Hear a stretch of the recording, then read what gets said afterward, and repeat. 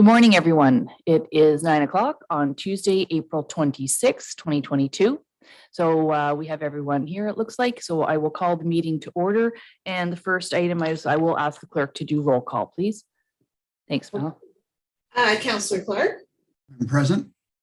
Councillor Donaldson. Present. Deputy Mayor Kennedy. Present. Councillor McKechnie. Present. Councillor Smith. Present. Councillor Wood Roberts. Present.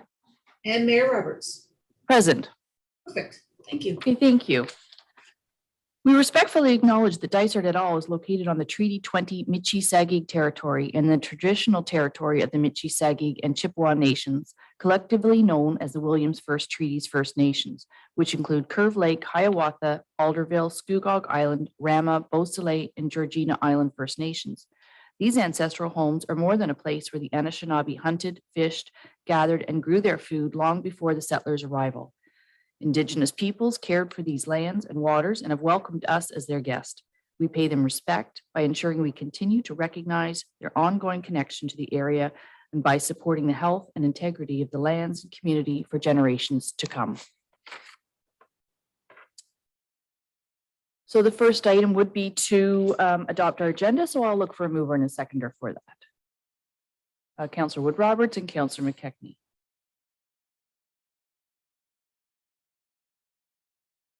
Be it resolved that the agenda for the regular meeting of the Council of the Municipality of Dysart et al. Held on April 26, 2022 be approved as presented.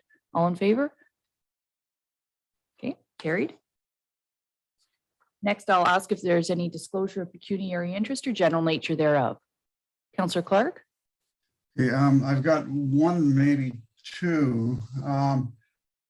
Item number 8I deals with a matter from last year regarding a license of occupation on Wonderland Road, which I'm a neighbor on that road. So I guess there's a few that there could be a possible there. So I've submitted a declaration of interest on that one.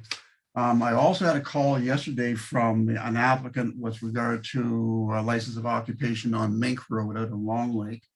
I guess the feeling there is because of the ones in my neighborhood are dealing with a similar issue here on Wonderland Road on Cache, that I may be somewhat biased, and they've asked that I recuse myself. I forwarded the request through to our solicitor to get their opinion on whether or not I should recuse myself, and haven't heard anything back. So I'll just kind of stand back on that particular item. Okay, thank you. Okay. So item I and item K under the J. planning section. 8J, yeah. 8J is the second one where I had a letter from the applicant. Oh, sorry, Jay. Yeah. So in light of, it's very difficult to get a response from the integrity commissioner that quickly. So in light of that, in the best case scenario, you've declared a conflict. Okay, and that's been filed with the clerk. All right, we will move on then. Thank you for that. And at the time when it comes, just you're to turn your camera off and not participate in the conversation. So next we have adoption of minutes. We have 3 sets of minutes. So I'll look for a mover and a seconder to adopt our minutes. Councillor Smith and Deputy Mayor Kennedy. Be it resolved that council approves the following meeting minutes as circulated. Regular council, March 22nd, special meeting of council, March 25th, and public meeting of March 25th, all in 2022. All in favor? Okay, carried. And next we have our mayor and deputy mayor's update, which we are my and Deputy Mayor Kennedy's opportunity to share things that are happening in and around the county and what we've been up to. I just have one item that I'm going to mention. Well, first of all, I have made it public that I am not running in the next municipal election. That said, there is a session tonight at the Legion at 6:30 p.m. that is open to all people across the county who are even contemplating running in the next election. And I remember going 4 years ago, and even though I'd been on council before, it was very beneficial. It really is a lot about the sort of financial side of it that could be a little bit daunting. If one is inclined to put their name on the ballot, they do get a package from the clerk, but hearing it from Fred Dean, who's a municipal expert in all things, really is helpful. So that's tonight at 6:30. And I don't believe you had to register, just show up. And just that's Legion here in the village of Halliburton. So then I will look to Deputy Mayor Kennedy to see if he has any updates. Thank you, Madam Mayor. Yeah, just the one tomorrow at County Council, the shoreline preservation bylaw is coming up for its latest revision. I'm sure to be a spirited discussion, so I encourage people to listen in. It's a very important bylaw moving forward. So that's about it for me. Thank you, Deputy Mayor Kennedy. And to clarify for anyone watching or for also Dysart Council, we are not voting on the bylaw tomorrow. There are 3 staff recommendations, and one of them is to send to a solicitor. There are some other recommendations that I'm sure will be up for discussion. So we're not, just to be clear, we're not voting on the bylaw tomorrow. The recommendation is right there in the County Council package, and it's to direct staff to, there's the legal aspect and also what would be entailed in hiring of staff, et cetera. So that'll be up for discussion tomorrow. Any questions to myself or Deputy Mayor Kennedy?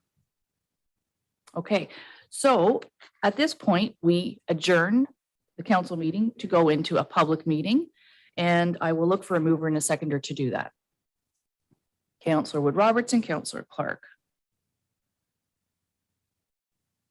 Be it resolved that council hereby adjourns the regular meeting of council at 9:06 a.m.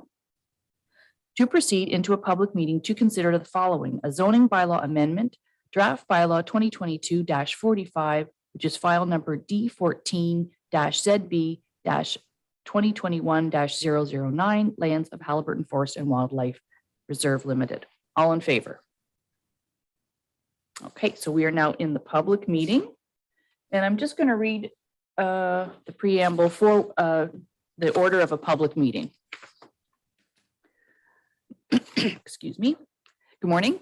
The public meeting will now come to order. Please note that all those in attendance at this meeting will be live streamed to YouTube and recorded. Note that the recording will be linked to the municipal website following the meeting.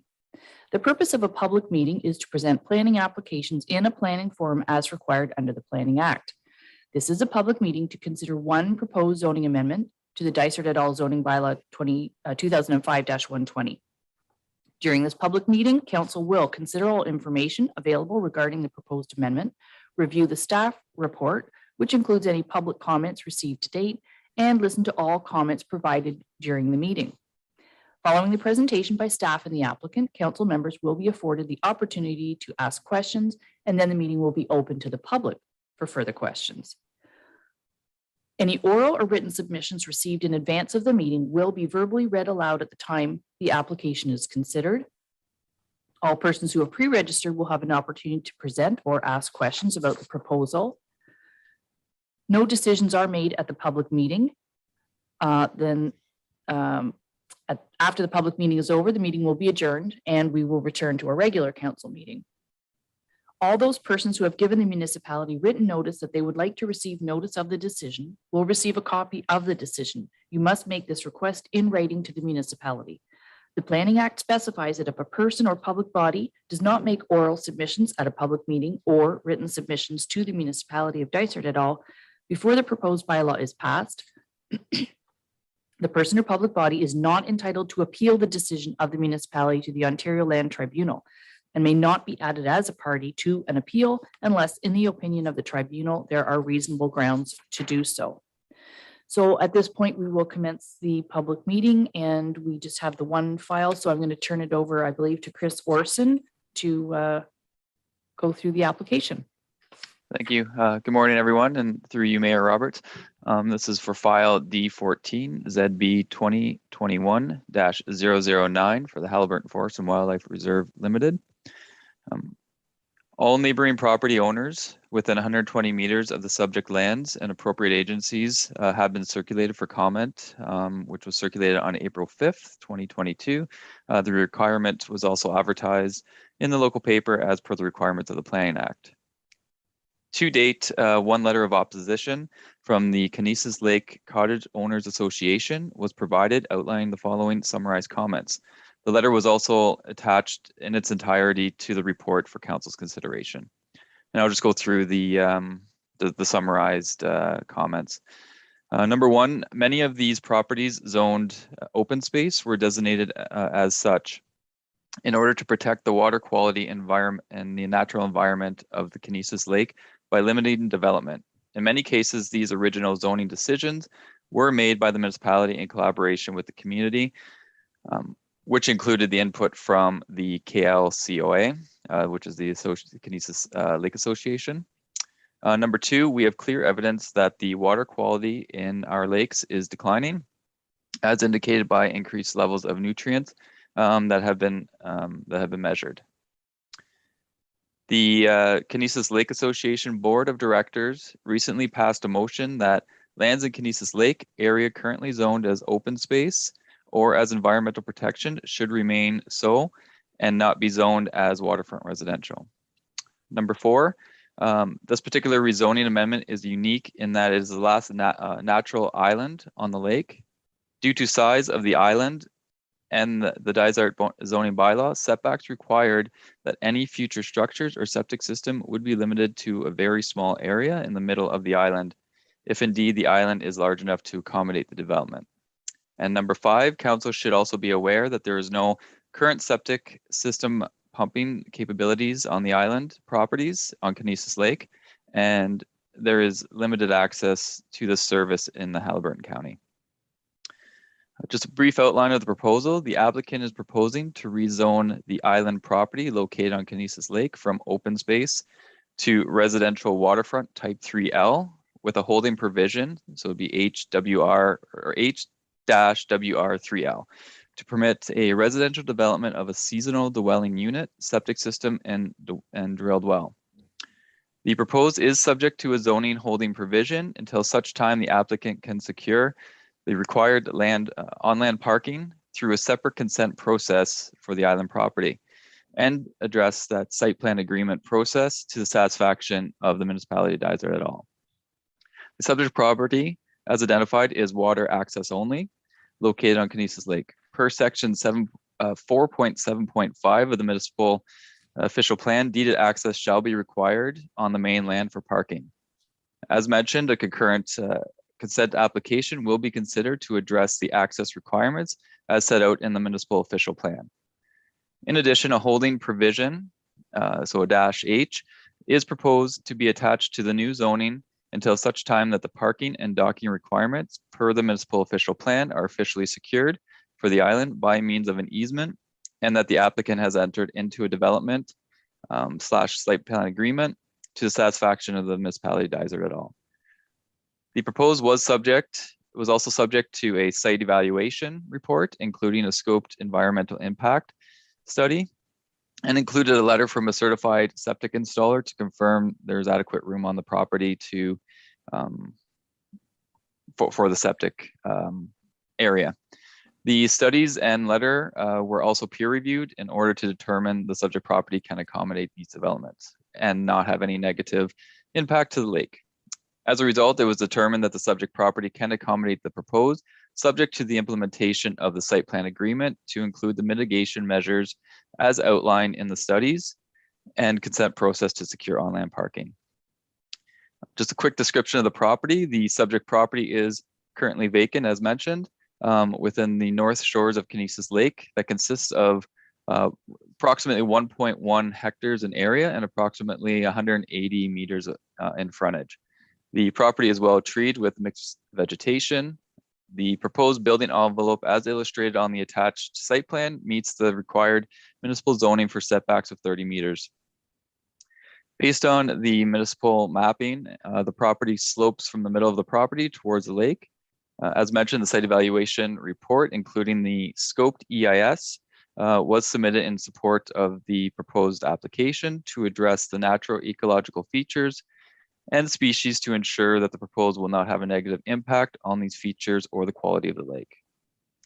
The proposed is generally consistent with the provincial policy and generally conforms to the municipal official plan.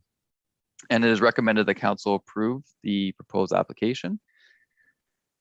That concludes the presentation, and I believe that the applicant is in attendance to provide further information related to the application. And upon the completion of the presentation from the applicant, council will need to address the outlined concerns as identified by the Kinesis Lake Association. So we can just go through that after the presentation from the applicant if they're in attendance. And that completes the presentation from staff. Thank you, Chris, for that. And I see Marie, you've just turned on your screen. That's great. Let you introduce yourself and just unmute and take it away and give us the details of the application. Good morning, Mayor and Council. My name is Melissa Markham, and I'm here on behalf of the owners of the property. I'm with Marie Poirier Planning at 44 King William Street, Unit A, Huntsville, Ontario, P1H1G3. And as I stated, I'm acting as the agent for the owners of the subject property. The owners are Lands of Halliburton Forest and Wildlife Reserve Limited. I'm not sure if I have the ability to share my screen, if that's okay for just a short presentation, some photos. Perfect. Okay, thank you very much.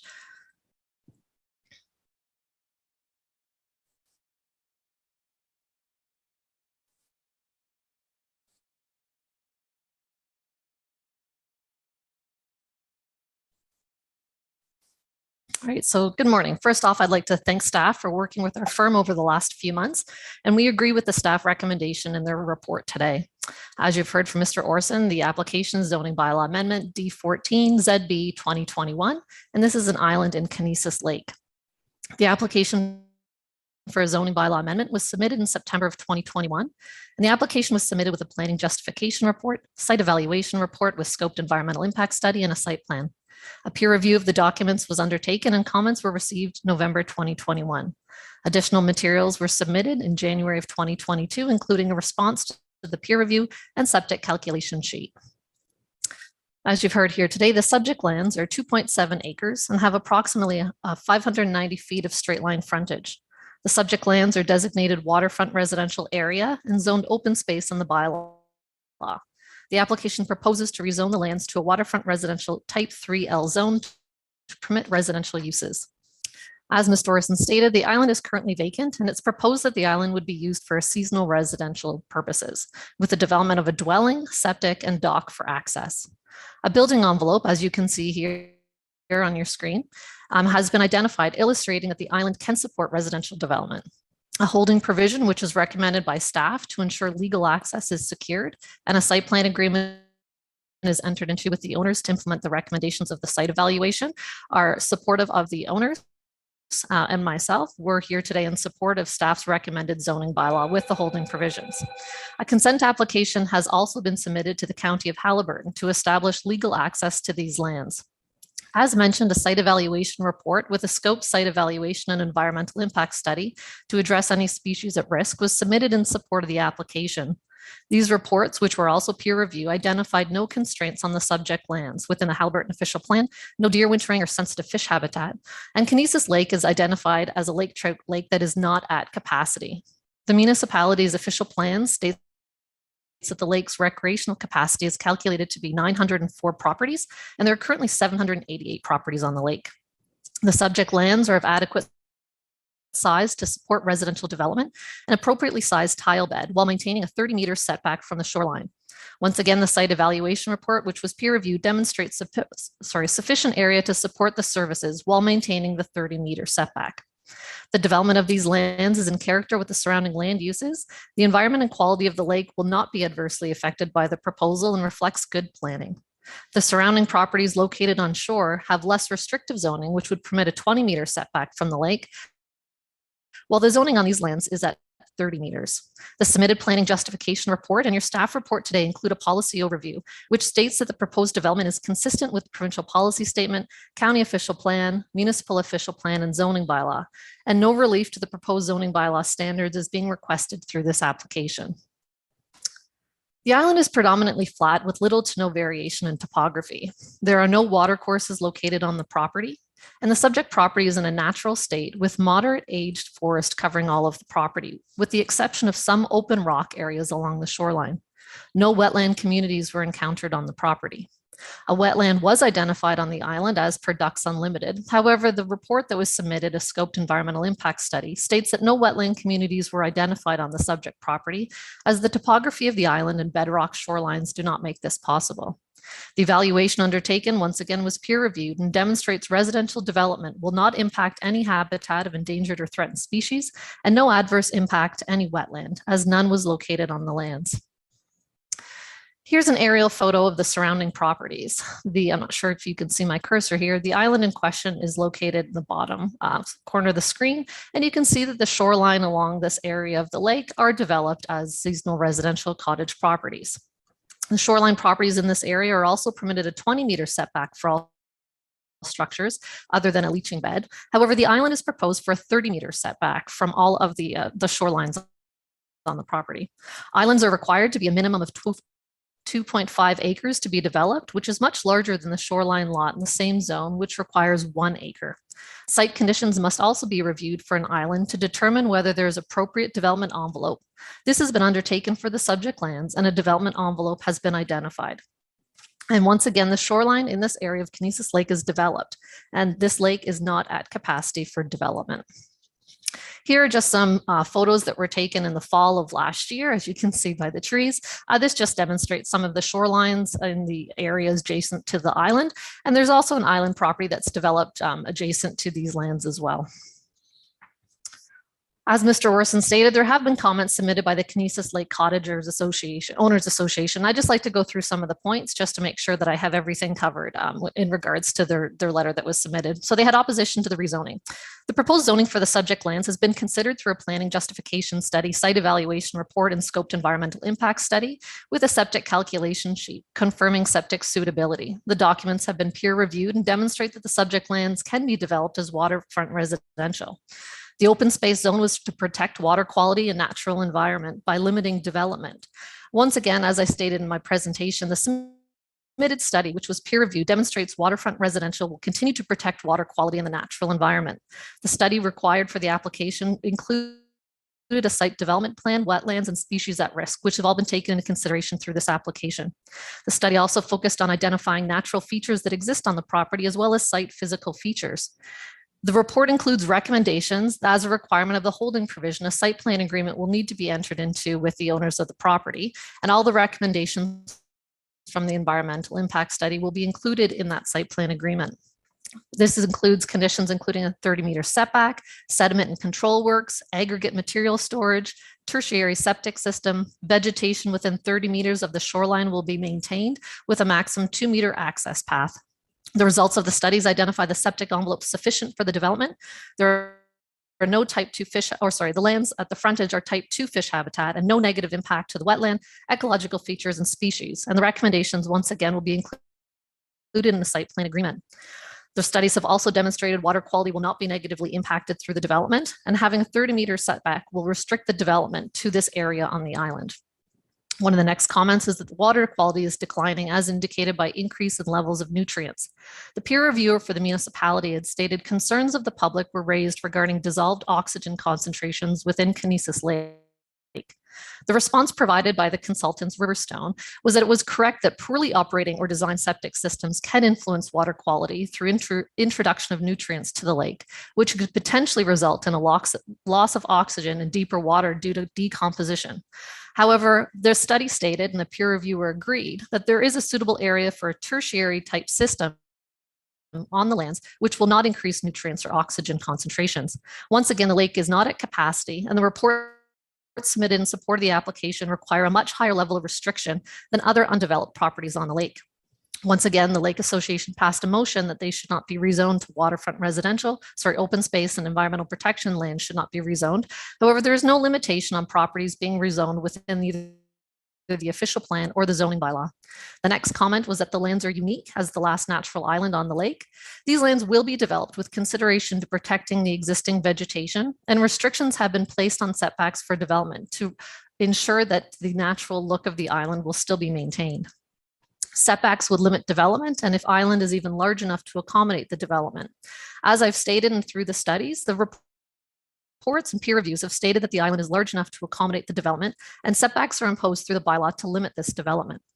One of the last comments is that the septic system pumping capability for the island properties is limited.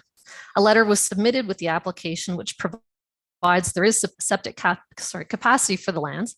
And there's also other islands on Kinesis Lake, which have their, other islands, which have their septics pumped out. We do not believe that this firm that does the pumping out is permanently on the lake, but they do involve bringing a barge and a suitable septic tank truck onto the lake in order to pump these out. There are a couple of companies that do water access property, and I believe if the island properties get together to have their septics pumped out at the same time, it would limit the number of times the barge would be on the lake. The last comment with regards to the the lake plan includes principles and recommendations to preserve water quality, natural shorelines, and lake viewscapes. Once again, the proposed development meets the intent of the official plan and zoning bylaw. The reference lake association plan is not part of the official plan. However, the property is proposed to be developed through preserving the water quality, preserving the natural shorelines, and maintaining the lake viewscape. I'll just go quickly. I do know there's a lot of applications here. Essentially, what we're looking at is application should be approved today as submitted. It's been peer reviewed. Staff are recommending that it be approved subject to legal access being secured and a site plan agreement be entered into. In overview, the property is large enough to accommodate the proposed development. A site evaluation report, which was peer reviewed, confirmed that the property can accommodate services without negatively impacting ecological features. The 30-meter setback proposed to the leaching bed and any other structure. The lake is not at capacity. A site plan agreement is required to implement the recommendations of the report to prevent any negative impacts to lake quality, and legal access is required for the island in order to secure mainland parking. Once again, the PPS has been reviewed and water quality will be maintained for the implementation of a site plan agreement, which includes recommendations for development. The proposal conforms with the official plan for the county and the municipality, and it's appropriate for the development of the lands and is good planning. I'm available for any questions. Thank you very much. Thank you, Melissa. That was a lot to cover in a short time. You speak quickly but efficiently. So if I may, I'm just going to ask one question, which is regarding the legal access on the mainland for parking. So it's actually, I'm going to ask staff is, so first of all, when we say legal access, that's registered on title. So that goes with the land in perpetuity, to confirm that. And secondly is how many parking spaces would be required? What would be the amount of space there? Because often people have seasonal properties and they have guests or they have a boat trailer, that type of thing. So maybe just open up with questions to staff on that one. Thank you.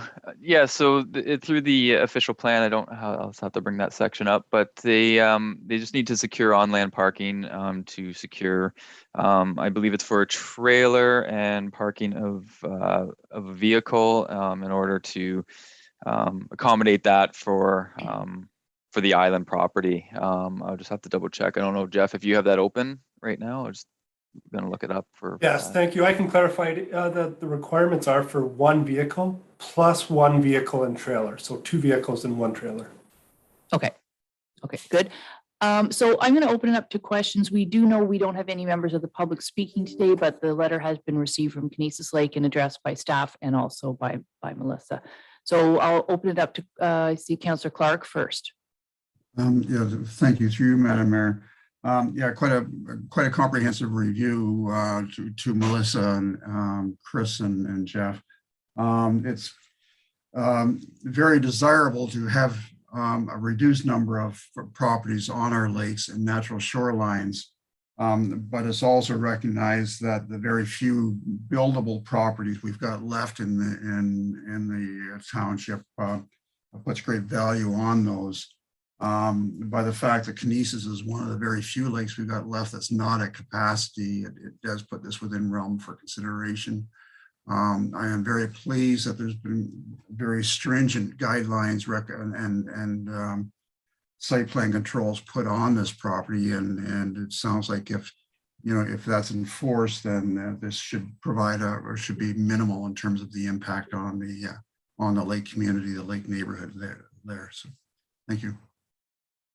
Okay, thank you, Councillor Clark. Further questions, comments? Councillor Smith. Yep, thank you.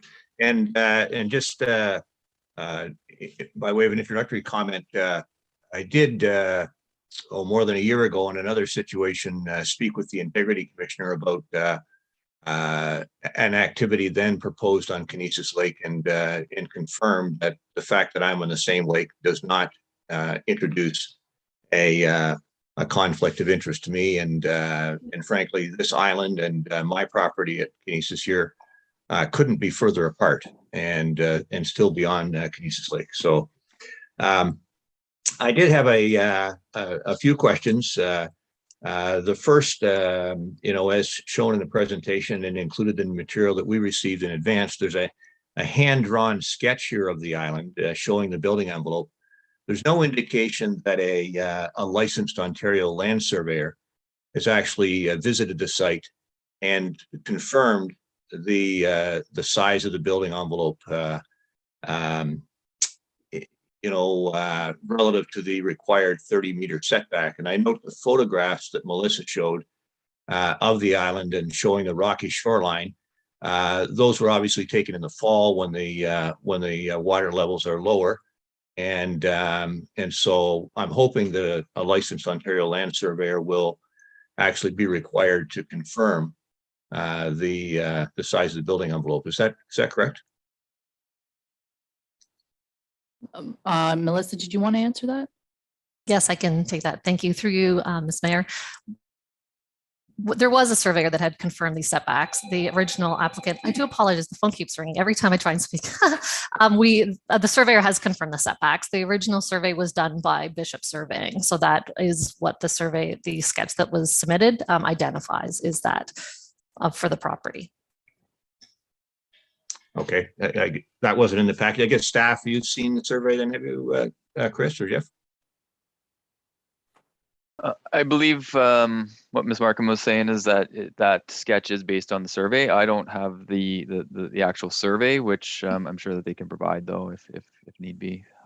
And if I guess we can always have that implemented as in the site plan control, that they need to ensure that they have that surveyed as well, or provide the survey to us. Okay, thank you. And so once you have that, and we confirm the size of the building envelope, will the site plan agreement also define the precise size or of the area where trees can be removed? So the report speaks to a very narrow path that will be created between the shoreline and the building envelope, a path that would also be used to later support a dock and access between the dock and the buildings. But it doesn't say how wide that is. Our official plan has the phrase in it, very limited removal of shoreline vegetation. But again, it's not specific. And so I'm hoping that the site plan agreement would provide some comfort to the prospective owner here and others on the lake, exactly what trees can be removed in terms of distance. Will that be defined in the site plan agreement? That's correct, Councillor Smith. Staff will implement the mitigation measures from the environmental studies, as well as provide links to documentation for tree preservation through the county, as well as anything else that council may consider needed for the development of the property, as well as through permit. I believe it's Jeff, you may correct me on this, is it 5 meter surrounding of the building envelope? I believe it is the 5 meters, but through development they're permitted a certain amount around the development of the envelope. Yes, I think through the county's tree preservation bylaw, you're allowed 4.5 meters clearance around something, a building that is being constructed via building permit. However, as per Councillor Smith's question, I think he was asking about the 2 meter path that was going down to the lake, and that will be included on a site plan for the site plan agreement. Yep. Does that answer the question? So they're still under the restriction of the county tree bylaw, and they're allowed to have trees away from the building, plus this 2 meter path, which is being proposed, is under site plan specific. Yep, I just want to make sure that gets precisely defined so that everyone knows. And that site plan agreement will come back to council for review and approval before the holding provisions are removed off this property. Is that correct? That's correct. One last question that maybe Barbara Slonell might be the best to answer. The Lake Association expresses concerns about lands that have been designated open space or environmentally protected. And it's possible that there are other sites on the lake that would fall into that category. In fact, there are other sites on the lake that fall into that category, but someone who owns those properties, may not want to hold that land forever, given they can't do anything to it. And, we've had another case, more than one, I think, over time in our community where people have decided to donate property to the municipality. And the municipality is in a position to issue a tax receipt that can provide some tax relief to that owner. And so I was looking for confirmation that that interpretation that I have, in fact, is correct, and that an owner of a property on this lake or any other lake in our community, for that matter, who wanted to protect land, could donate it to the municipality and receive that sort of tax benefit, and know that the municipality would then protect it as environmentally protected or open space designation for forever and ever. Is that a fair concept, Barbara? Barbara, before you answer that question, as chair, I'm just going to, because I'm chair, answer something first. There is a big misconception, and I would like Jeff to answer before Barbara, between open space and dedicated parkland and environmental protection. Open space was, I'm going to let Jeff answer that because that was one of the questions I was in to visit him with yesterday. So Jeff, answer, and then we'll go to Barbara if that's okay. Okay, I understand there's a difference. I understand there's a difference. There's a huge difference. So that's what. Yes, thank you. And as I mentioned yesterday, section 16.3.5 of the official plan alludes to this. And it talks about zoning of undeveloped lands. And it specifically states that all other lands will be placed in a development, open space, environmental protection, or rural zone to delay their development until council approves an appropriate development application for the lands. So there is a clear difference between environmental protection and open space. Many lands are placed in the open space zone until an applicant comes forward, provides a proposal for council consideration that complies with provincial policy, the county official plan, Dysart's official plan, and other legislation. So that's what's happening today. The property owner does have the right to make application for a zoning bylaw amendment. And they've done so today, and they provided evidence. And Chris has done his review, and now it's up to council to make a decision based on that submission. Thank you, Jeff. And now we'll turn to Barbara. If someone wants to donate land, and Barbara, correct me if I'm wrong here, they can donate land with a covenant, with a string attached. If they're doing the donation and reserve it, that would be different, even if it was technically a buildable lot. So what would happen in the event someone wants to donate land to the municipality? Yeah, so at this point, I actually defer on giving a comment because I do feel there would be background information involved in order to make that decision. Okay, fair enough. We do have cases, and we're in the middle of a case where someone is going to donate land with a specific use attached to the donation, and that's different. So, the open space we actually had on Kinesis Lake just last fall, I don't know, the time blurs, on Soap Pond, I believe, an area similar to this where it was under strict site plan control and had to go through every hoop and planning justification in order to develop the property. But open space was more of a parking lot for some undeveloped land. It doesn't mean that it wasn't ever meant to be developed. Does that answer your questions, Councillor Smith? Because I have something further, and I want to look to see if other councillors have questions or comments. I haven't got a specific answer yet in terms of the opportunity for a property to make a donation of their property to the municipality. It has the benefit of saving them the obligation to continue to pay taxes. It has the benefit of giving them a tax receipt like a charitable donation does. And as I said, we've done it elsewhere, as you know, and And I just was looking for confirmation that there's nothing about waterfront property that would prohibit someone from making the same sort of decision with respect to property they may have, whether it's designated environmentally protected or open space. Thank you. Okay, Tamara? I was just going to say, I would think council would be looking at these things on a case-by-case basis, like you mentioned, if there were strings attached, or what the purpose of it was for. Was it just to have land that we could sell later? Like, there would be a lot of things to consider, and I think it's not necessarily a simple answer if anyone can just donate land and get a tax receipt. And really, technically, this has nothing to do with the application, so I'm going to rein that conversation in. That's enough for another day. One of my questions, Melissa, was regarding, sorry, I've just that tickle still there. Regarding the building envelope, it's very tight and restrictive, and just to be sure that the applicant knows that any minor variance would likely not be granted. I'm not on the Committee of Adjustment. There's members of the public and members of council, but you know, it's going to be a very unique shaped structure to fit on there. And I can't recall, and maybe Jeff can answer, can a deck off of the structure encroach into that 30 meters? Because when you do blow up that sketch, it's 7.5 meters wide by 18 meters long, and 7.5 meters is really not that much. The zoning bylaw does allow decks to encroach 3 meters into a minimum setback area. Okay. Melissa, did you want to make any comment on that? Yes, to you, Ms. Mayor. So the applicants are aware of the envelope that's been identified through the site plan.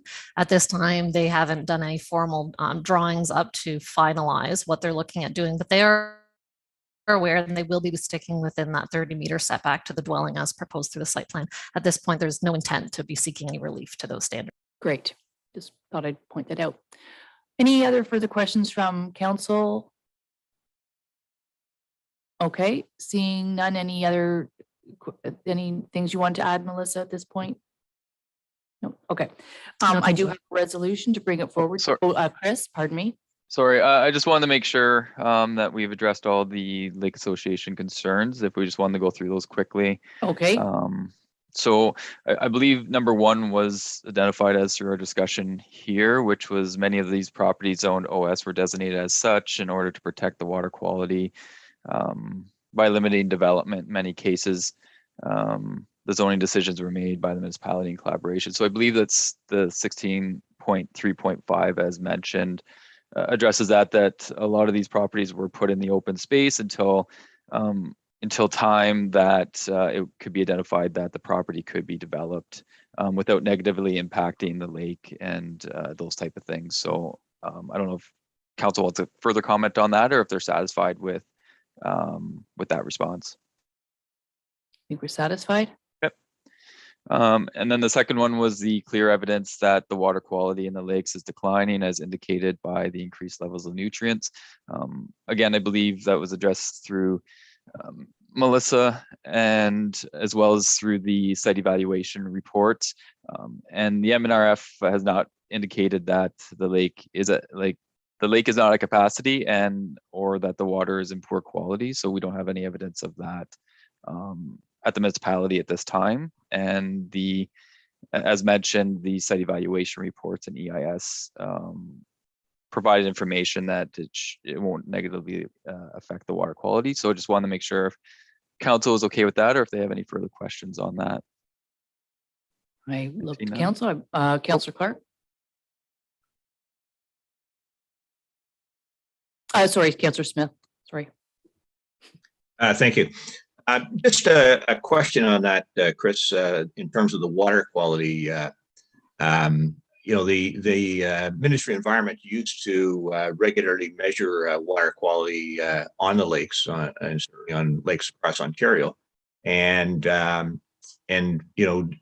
did file reports. In fact, I recall them coming to the Lake Association meetings from time to time and doing a presentation that showed water quality declining. You say the municipality doesn't have any record of that. And I know the Lake Association also on using a team of volunteers has continued to track water quality, as do a number of lakes across Dysart and even the county. Do we as a municipality not receive any of those reports or have a chance to review that data? Jeff, I know that you were looking into this a little bit yesterday.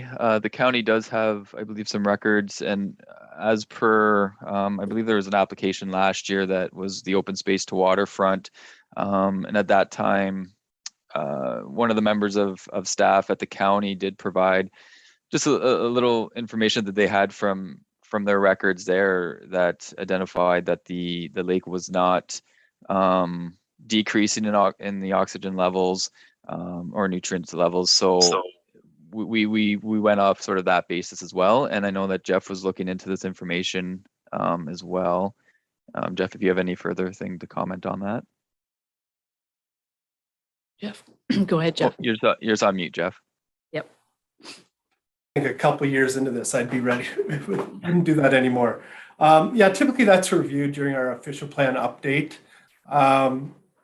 Typically when we're reviewing an application, we're looking at the Ministry of Environment table. And currently they provide that this lake is a lake trout lake that's not at capacity for development. There is a section in the official plan that does give council a bit of discretion if they want an applicant to provide more information with regards to lake health, and it's called a lake trophic state study. I haven't reviewed the finer details of this application, so I'll defer to Chris or Melissa whether that's been commented on in the site evaluation report or the environmental impact study. But council could ask for a study if they have concerns.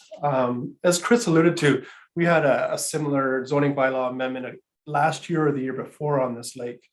At that time, some values were provided to us by the Director of Planning for the County of Haliburton, showing that the dissolved oxygen levels for Kinesis Lake were satisfactory and actually were improving.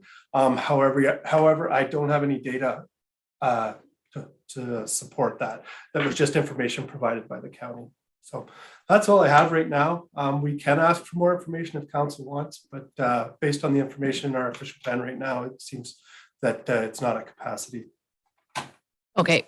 Yeah, I understand it's not a capacity, but I do think there's nothing more important to the future of our community than the health of our lakes. And I'd hope that council doesn't want to wait until a lake is in trouble before it actually has that data available and is able to use it in making decisions on a proposed development such as this. And so, Madam Mayor, I'd hope that not just with regard to this proposal, but that, as I said, council would make an effort to ensure that we have that data available and are making decisions on a fully informed basis, as opposed to we've got an objection there that the Lake Association says the water quality is declining, and we don't seem to actually have data to either confirm that perspective or, in fact, disprove it. And okay. Thank you. All right. All we can go with is that it is a lake that is not at capacity at this point. So I think that that concern, for the best of our knowledge, is satisfied. Do you want to continue to go through, Chris, the comments? Sure. And yep. And I can just add to that, just comment quickly as well, that all the studies were peer reviewed, and through the tertiary systems of the septic systems, they were identified that those are the best way to avoid any of the phosphorus loads and nutrient loads going into a lake. So that was identified through the environmental studies, the peer reviews, and everything else, that there will be no negative impact to the lake. So I just wanted to confirm that as well. Number 3 was the Lake Association Board of Directors recently passed a motion that lands in Kinesis Lake area currently zoned as open space, environmental protection should remain and should not be rezoned. And so as part of their lake plan, they've sort of identified this. And in the official plan, it does identify in 16.2 of the official plan that a lake plan is not a legal document if a lake association wish to implement a plan, it shall follow policies as outlined in 16.2, which would then implement that plan into the official plan, which then could be followed for such applications and things like that. So I just want to, again, see if council has any further questions on that comment.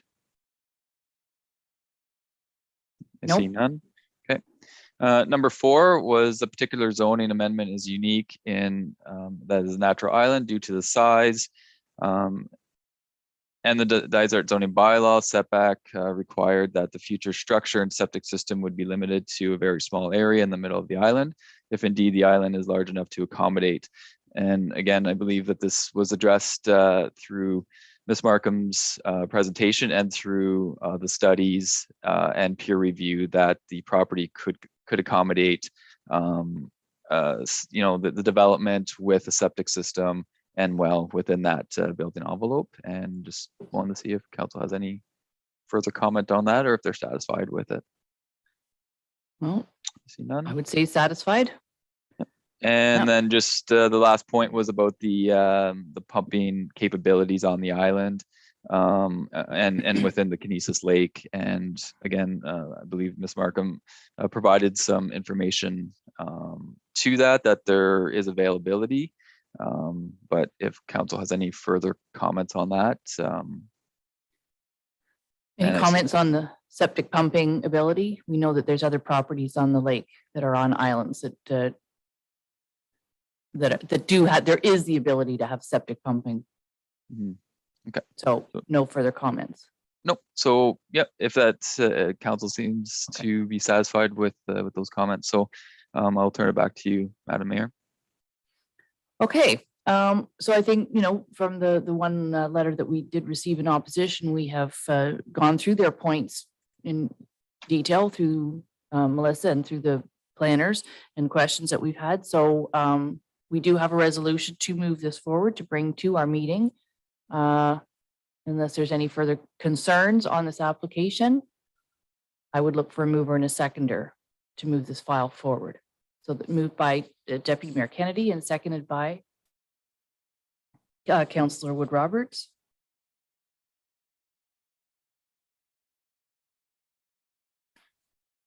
Be it resolved that the report for file number D14 zoning bylaw 2021-009 Halliburton Forest and Wildlife Reserve Limited, Kinesis Lake, which consists of part lots 15 to 16, concession 4 in the geographic township of Havelock, municipality of Dysart et al. Be received for information, and the council directs the bylaw be brought forward for consideration during its April 26, 2022 regular meeting, and the council recommends approval of the proposed bylaw 2022-45. All in favor? Any opposed? Okay, so that's carried. Because we received written notification from the KLCOA, will we reply in written notice? Even though this is viewed on YouTube, we can't assume that everybody has the ability to be watching this meeting. That's correct. Staff provide a notice of passing after the meeting, which will reflect the comments and how they were addressed at the meeting. Okay, thank you. I appreciate that. Thank you, Melissa, for attending our meeting today on behalf of your client, and we will adjourn this public meeting. So I'll look Thank you very much, everybody. Thank you. I'll look for a mover and a seconder. Councillor McKechnie and Councillor Donaldson. Be it resolved that council hereby adjourns the public meeting at 9:53 a.m. and reconvenes the regular meeting of council. All in favor? Okay, so we are back now in our regular council meeting. We'll say goodbye to our planners for now, but see you later. Get rested up. We've got a marathon with you guys. Okay, so next we'll go to reports and recommendations from local agencies, boards and committees. And while there aren't minutes, we will still like to hear from the councillors that attend these. So to Councillor Donaldson on your Harcourt Community Hall Board.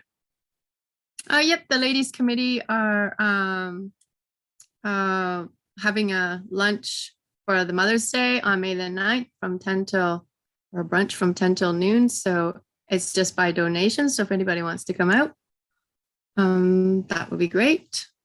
And that's all I know that's happening right within the month Okay. for now.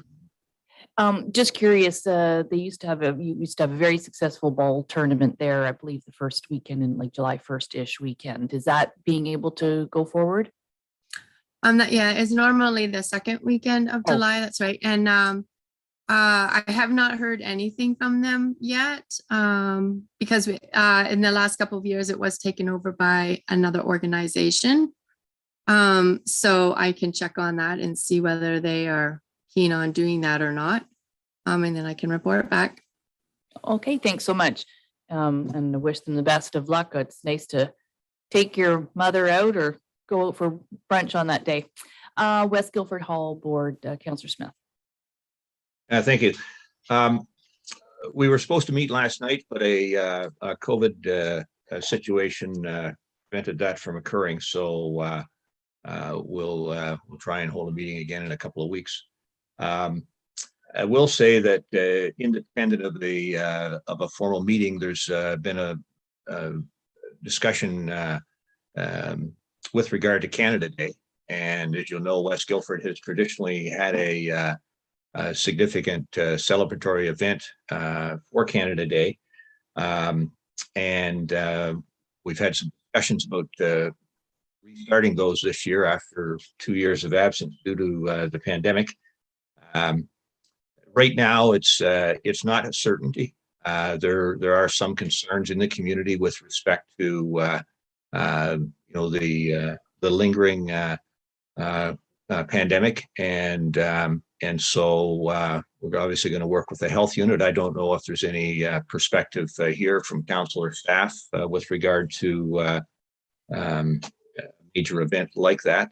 There's obviously the uncertainty creates a challenge with regard to fireworks that need to be ordered well in advance, and then if you don't use them, what do you do with the things? So it's an issue that we haven't resolved yet as a committee, I guess is the best way to put it. And we would welcome any input from council or staff that might provide some guidance beyond speaking with the health unit. Thank you. Mm-hmm. I see Deputy Mayor Kennedy wants to weigh in on that first. Go ahead. Yeah, I just think Councillor Smith, you hit it right at the last minute there was the health unit guidelines. But you'd also reached out to me about, and also one of the members of the board, about financial support for it. And I'm certainly in favor of council carrying on with the tradition of supporting fireworks at West Guildford in a financial way, and dollar amount yet to be determined. But I think it's something we've done in the past, and it's great to see us getting back to some kind of, use the word normal, but it's been done in the past, and fully support that if you want to bring it forward, Councillor Smith, when the decision is finally made. Well, thank you. If council, I won't ask today to formalize it through a motion, but in the past, I know I've asked previously for a $500 contribution from the municipality towards the budget of several $1,000s, and so if we'll know by next month, council, whether or not obviously we're going to go ahead, and if we are, I'd formalize the request at that point.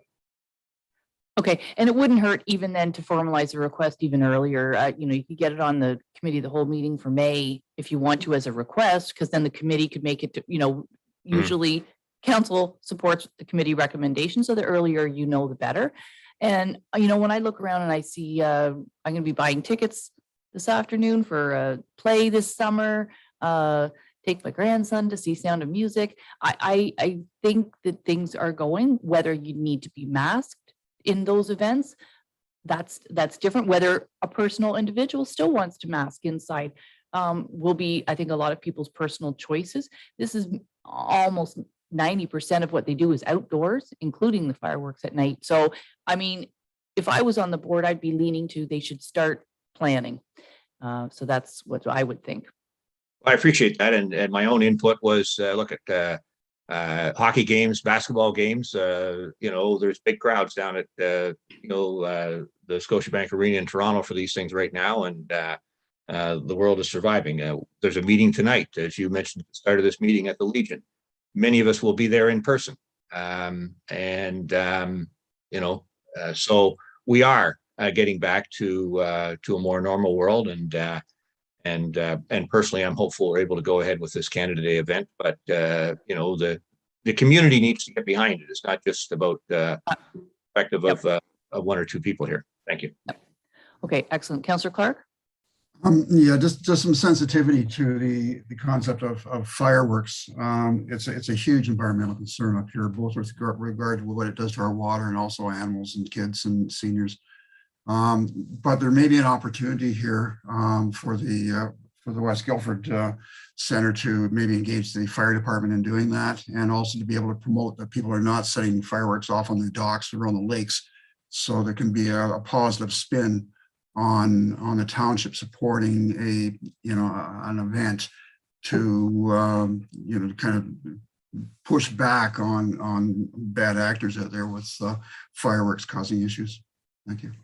Okay, thank you, Councillor Clark. We do have a firework bylaw. Maybe we can get promoting that through some staff as we enter into the season of the May long weekend, the July long weekend, etc. But also you have to be a pyrotechnic technician. You have to have a license to be able to do that, and they do have that in West Guildford. So I know who he is. So it's not our fire department, it's a pyrotechnic license. So okay, anyway, further we got lots on the agenda. So thank you, Councillor Smith, for that. And I think they should start planning myself and get that letter in as soon as possible. So Councillor Clark, you're up next with the report from Rails and Gallery. Yes, we had a meeting last week. Things are progressing well. They're planning for the Arts and Crafts Festival this summer.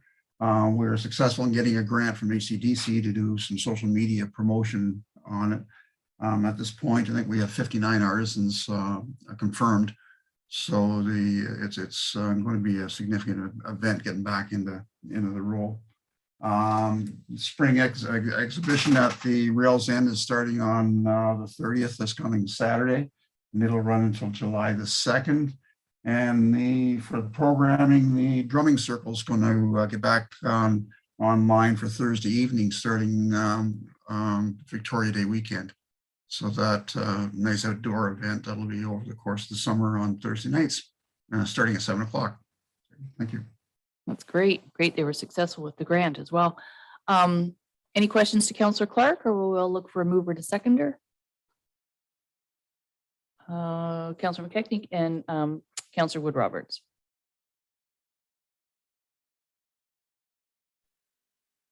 Be it resolved, the council acknowledges receipt of the April 2022 Rails and Gallery and Arts Center report. All in favor? Okay, carried. And next we have just where am I? Sorry, turn the page. Halliburton BIA. So I unfortunately wasn't able to attend the last meeting. They had it at McKech's, which I'm not very comfortable going and sitting, and I worked until 7 that night. I do believe they're getting ready for their, the flowers were all ordered. Hopefully they'll be beautiful again this year. Getting organized to get the snowflakes down, the snowflakes down and the flags up. And I believe our Parks or Roads Department helps organize that. So that's something to look forward to, that the street will be brighter and more summery looking. They're busy. There's some businesses moving from store to store downtown, and hoping that a couple of the empty storefronts will be filled up soon. Yes, and the banners are up. They look great. I haven't been out in the daylight on Main Street in 4 days. I noticed them yesterday. It was like, oh yeah, they're noticeable and they look great. We just need to get our I can say this because he's not on screen. We just need to get our roads department, get that sander and sweepers going. And yeah, there's a lot of that everywhere. Every road's a big sand pit. But anyway, it looks great. So, and yes, I see some stores are closing, and hopefully we get some new ones opening. It's the nature of business, but we will have the patios again this summer on the main street, so that's great. And Luke will be stepping down I'm not exactly sure of the date. I know his wife is happily retired, I think last Friday or this Friday. But yeah, so they're going to take some, he's going to step down from being the president of the BIA, and he's been a huge asset. So he will be missed. So Absolutely. Good for him. Okay, thanks for that report. Next, anything from Harvest Halliburton, Councillor Clark? Yeah, no meeting this month, but continuing to work with you, Links, and the Farmers Market Association on a project for agricultural assessment this year. So anyway, still working on Great. that. And when's the first day of the farmers market? When do they start up? I didn't get an exact date from them. I think it's usually about mid-May is when they aim for, but I haven't got a specific date at this point. Well, that's okay. Okay. Deputy Mayor Kennedy, source protection. I think you went to a meeting. Yes, although Dysart doesn't have any areas covered by source protection policies, we are the headwaters for a number of them, so that's why we're included. We're only included in 2 meetings a year, and the one was in March. The second one was last week when we ratified the annual progress report. So once I get the actual document, I'll put that in as far as to file it. We are progressing well on target. They have a number of new initiatives, and the Ministry of Environment is coming out with some items that, although they deal with areas within source protection zones, there are some good points in that we may want to consider ourselves in the future. So I'll just leave it at that until I get the actual wording of it. But next meeting is March 23rd, 2023. So that we're involved in. They meet quite regularly, but we're just there a couple times a year. Yeah, good for you. Good. Thanks for that. Upper Trent. Councillor Smith? Thank you. We haven't met since the last meeting, but I did want to, because this is important to so many of our lakes, Parks Canada has released a new draft of the Trent Severan Waterway Management Plan. This is their plan, their proposed plan at this point for the next 10 years. And it's open for public input from now until June the 30th. So anyone on a lake or a lake association may want to look at that. They're also going to have some online public information sessions late in May and early June. There's 5 different virtual public meetings, and information on those could be found on the Parks Canada website, where frankly, having looked there, it's a big, complicated website. It's very easy to find a link, though, if you go to the Coalition for Equitable Water Flow, so the CEWF website. This is their feature item right now, and it provides links to all of the Parks Canada information. You can register for the online information sessions, and again, provide your own input between now and June 30th before that plan is finalized. Okay, thank you for that. There's nothing from the Halliburton Village Bioenergy Corp. And so, Councillor Smith, you are the Dysart rep. I sit as the county rep on this committee, but I'll let you speak to this if you wanted to. We did have a meeting on Friday, Earth Day. We did have a meeting on Friday, as you note, and I shared the minutes of the previous meeting with the clerk, and Mallory suggested that we wait until next month when she can include those minutes in our agenda, and I can provide a more extensive report then. But as councilors know, this is an advisory committee only, and we had a robust discussion on Friday morning on Earth Day, giving Corey, the county's climate coordinator, some thoughts, and she had brought in an expert in building. Education is going to be a big part of the go forward activity, and as I said, you'll get the minutes as part of next month's agenda, and I'll provide a more comprehensive report then. Thank you. Yeah, that's a great idea. Yes, it was robust. That's a good way to put it. There's some very enthusiastic people on that committee. Corey had to kind of rein it in a couple times because we were, and it was really good in an agenda. She put a time frame to each segment, except we go past that. So thank you for all that. Next up on our agenda, we have recommendations from the committee of the whole. They're in there. I have a resolution. Anyone would like to move that? Deputy Mayor Kennedy, and seconded by Councillor Smith. Be resolved that the recommendations from the April 12th, 2022 meeting of Dysart et al. Committee of the Whole be adopted by council. All in favor? Okay, carried. Public Works, we have two bylaws. We already had the discussion at our committee meeting, so just approving the bylaws to go forward. So I'll look for mover and a seconder for those. Councillor Clark and seconded by Councillor Donaldson. Be resolved that bylaw 2022-41 being a bylaw to authorize the execution of a batteries services agreement with Call to Recycle Canada Incorporated, effective April 26, 2022, be read a first, second, and third time, passed, signed, and the corporate seal attached hereto. All in favor? Okay, carries. And the second bylaw is the hazardous special products agreement. Again, just looking for mover and a seconder on this one. Councillor Smith and Councillor Wood Roberts.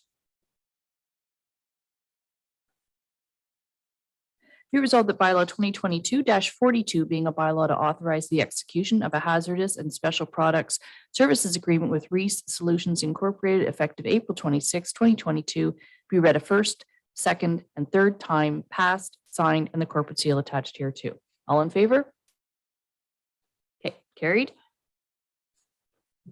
Under finance, again, just some bylaws. We already had the discussion at our last meeting, so we're just and keep rolling with movers and seconder, please. Deputy Mayor Kennedy and Councillor Donaldson. Be resolved that bylaw 2022-43 being a bylaw to authorize the lease agreement with Halliburton Vision Care at 7217 Gillert Road be read a first, second, and third time, passed, signed, and the corporate seal attached thereto. All in favor? Okay, carried. And the second is with the lease with HCDC. Deputy Mayor Kennedy, you were declared, so just don't turn your camera off, don't vote. Mover seconder? I'm not looking at you. Councillor Clark and seconded by Councillor McKechnie. Be it resolved that bylaw 2022-44 being a bylaw to authorize the lease agreement with Halliburton County Development Corporation at 710 Mountain Street be read a first, second, and third time, passed, signed, and the corporate seal attached thereto. All in favor? Carried. Great. Administration, the corporate climate change adaptation plan is next. I'm just going to look to council to see where we're at. If we can finish these things, then I suggest we take a break before we go into planning because okay, if we can finish these three items and then we'll take a break. Let me just find it on my agenda, pardon me. I'm not sure who's speaking to this. Corey isn't available today, but I did see if council had questions to bring back to her that I would note them and send her an email. But we already reviewed a draft version of this plan and gave comments, or council did. So this is just approving the climate change plan now, is what this item. Yeah. That's what I think. Any questions or comments, or just a motion to approve the plan? Okay, so I'll look for a motion then to approve the plan. Councillor Smith and seconded by Councillor Clark. Be it resolved that Dysart et al. Council approves the County of Halliburton Corporate Climate Change Adaptation Plan. All in favor? Okay, carried. Great. Pass that on to her. And authorization of sale of land. This is kind of exciting. The closing date is this week. Yes. So that's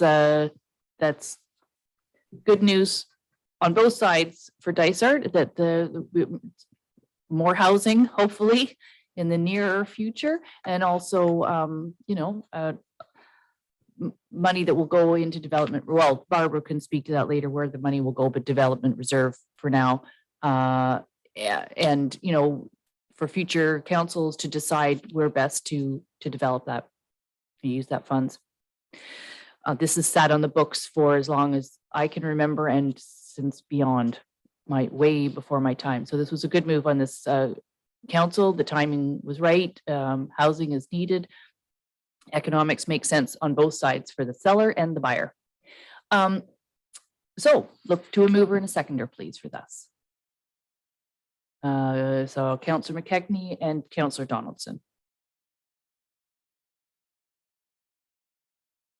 Be it resolved that bylaw 2022-38 being a bylaw to authorize and confirm the sale of lands described as part lots 31, 32, and 33, concession 10 being lots 1, 2, 12, 13, 14, 15, 17, 18, 19, 20, 21, 22, 23, 24, 25, 29, and 30 in Plan 607 in the geographic township of Dysart, United Townships of Dysart et al., known as Wagon Wheel Subdivision, Harbor Road, Lands 2, 2009339, Ontario Incorporated. Be read a first, second, and third time, passed, signed, and the corporate seal attached here too.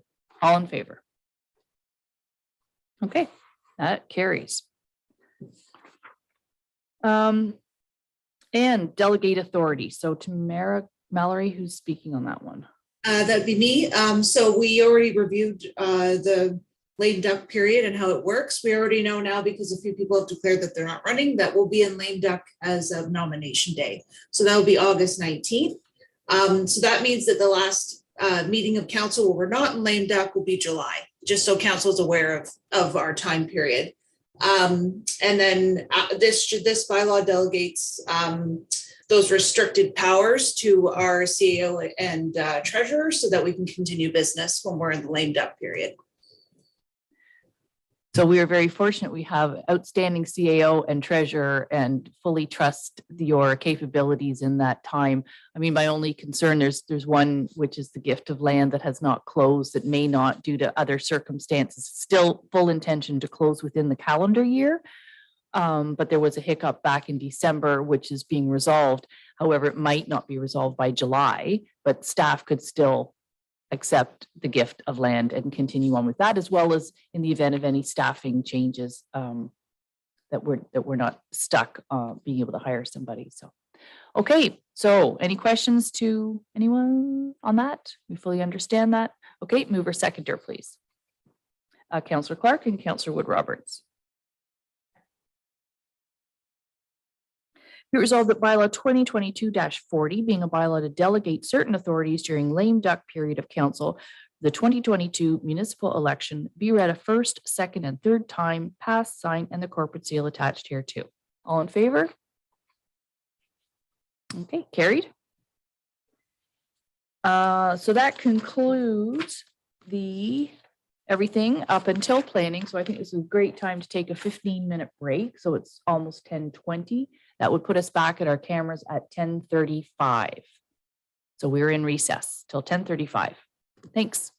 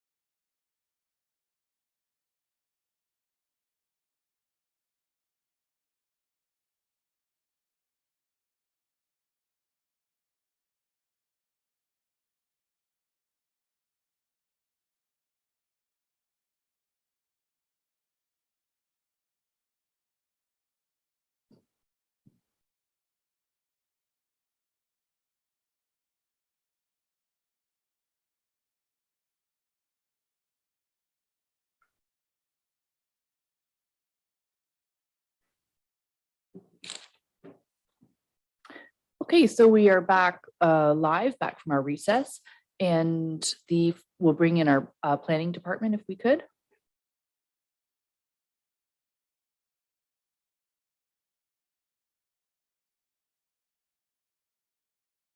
This is luckily there's only so many letters in the alphabet, because we could have kept going in the planning section.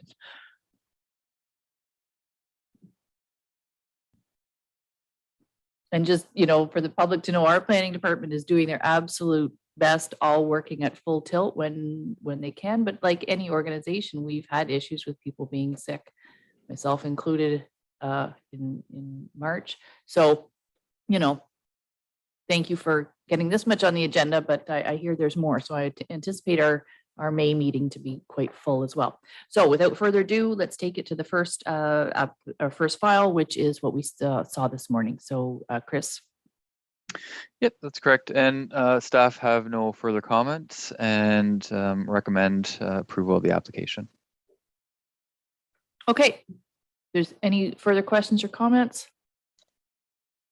I will look for a mover and a seconder then. Councillor Wood Roberts and Councillor Smith.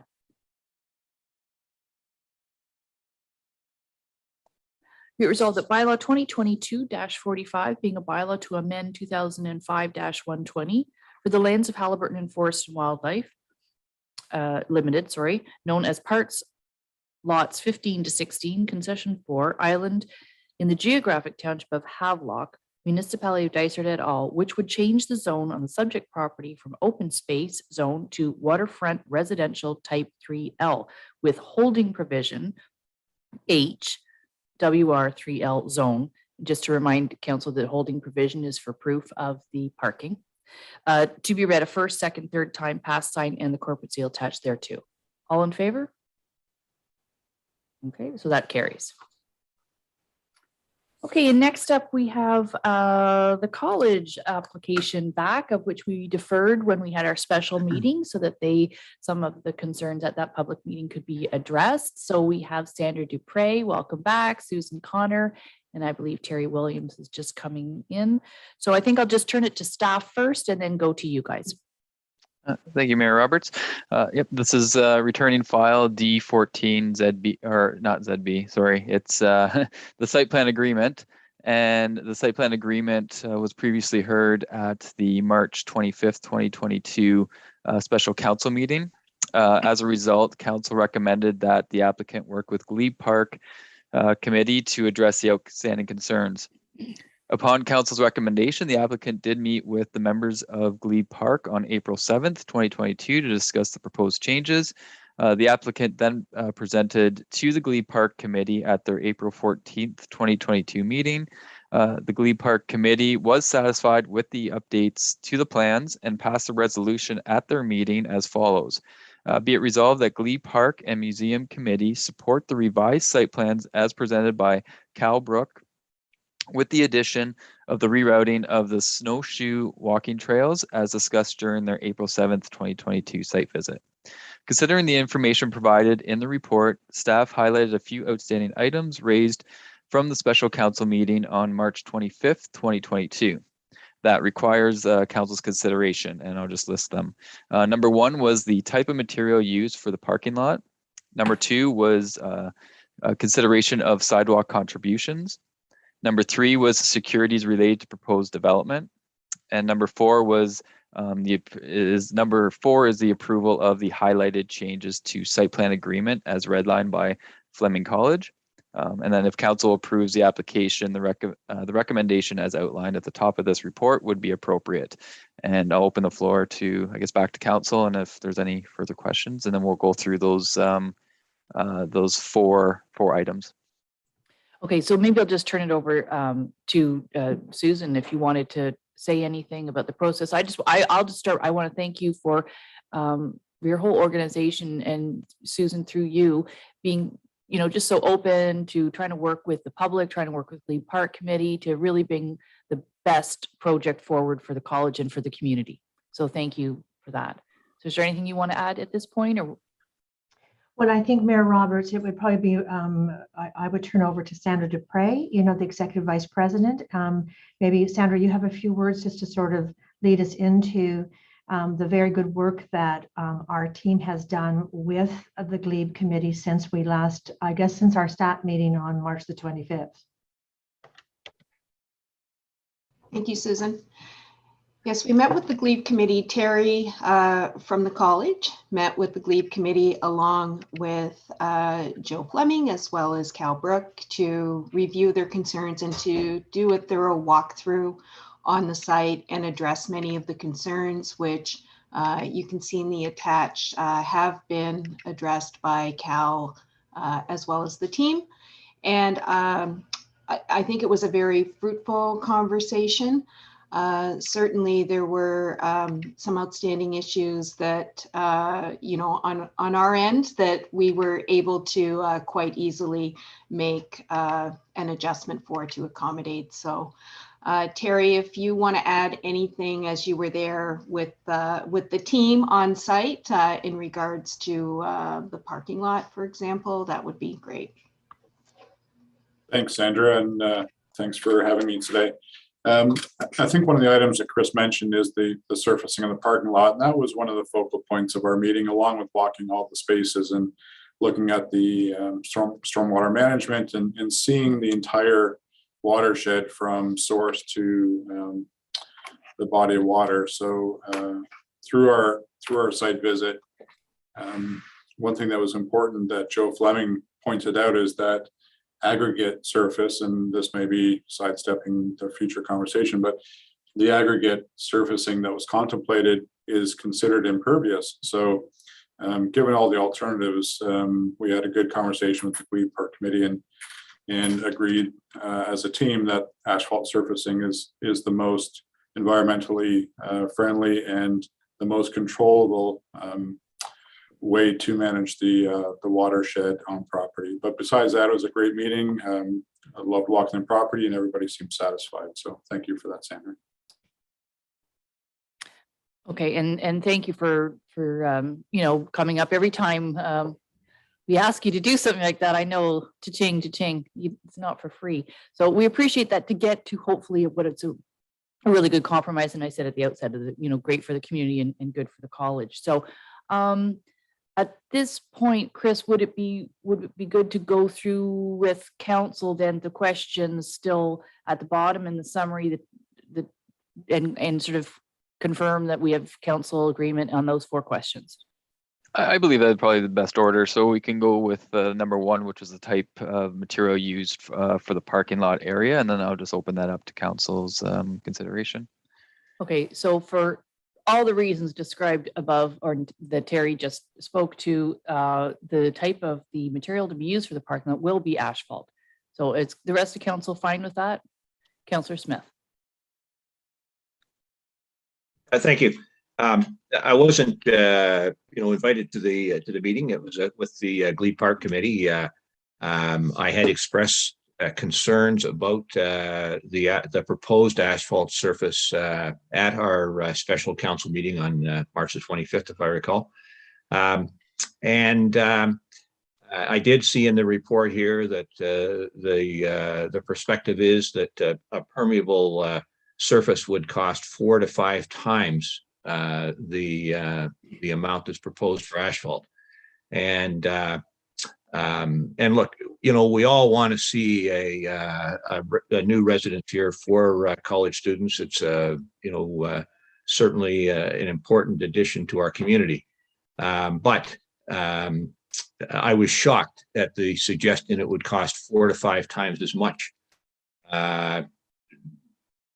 That much greater to put a permeable surface in as opposed to asphalt.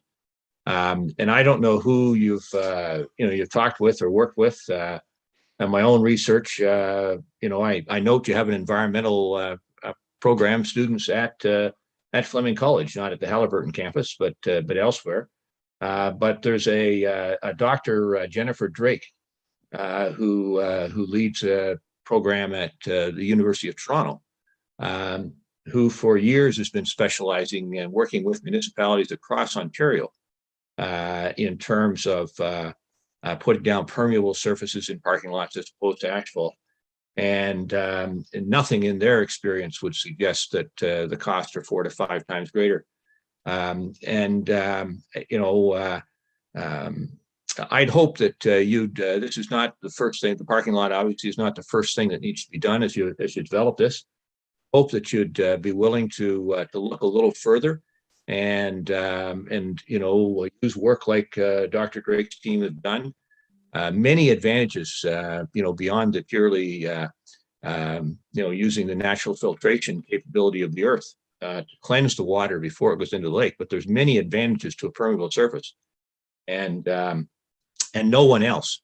It's my understanding that Home Depot, for example, has made a commitment to put a permeable surface in all of the parking lot that has in the Lake Simcoe area. Most of the shareholders of Home Depot rather wouldn't know where Lake Simcoe is, and sure wouldn't want to spend 4 to 5 times as much to deliver on that. But as I said, there are communities all across Ontario that are putting down permeable surface parking lots nowadays, and it's working for them. It's not at all clear to me, why Fleming College would find that great a cost differential when no one else has, and so I'd hope that your conscience would weigh with you, and that you might even ask your own environmental students to look at the matter for you and come back with a recommendation. Okay, so Councillor Smith, that is one opinion.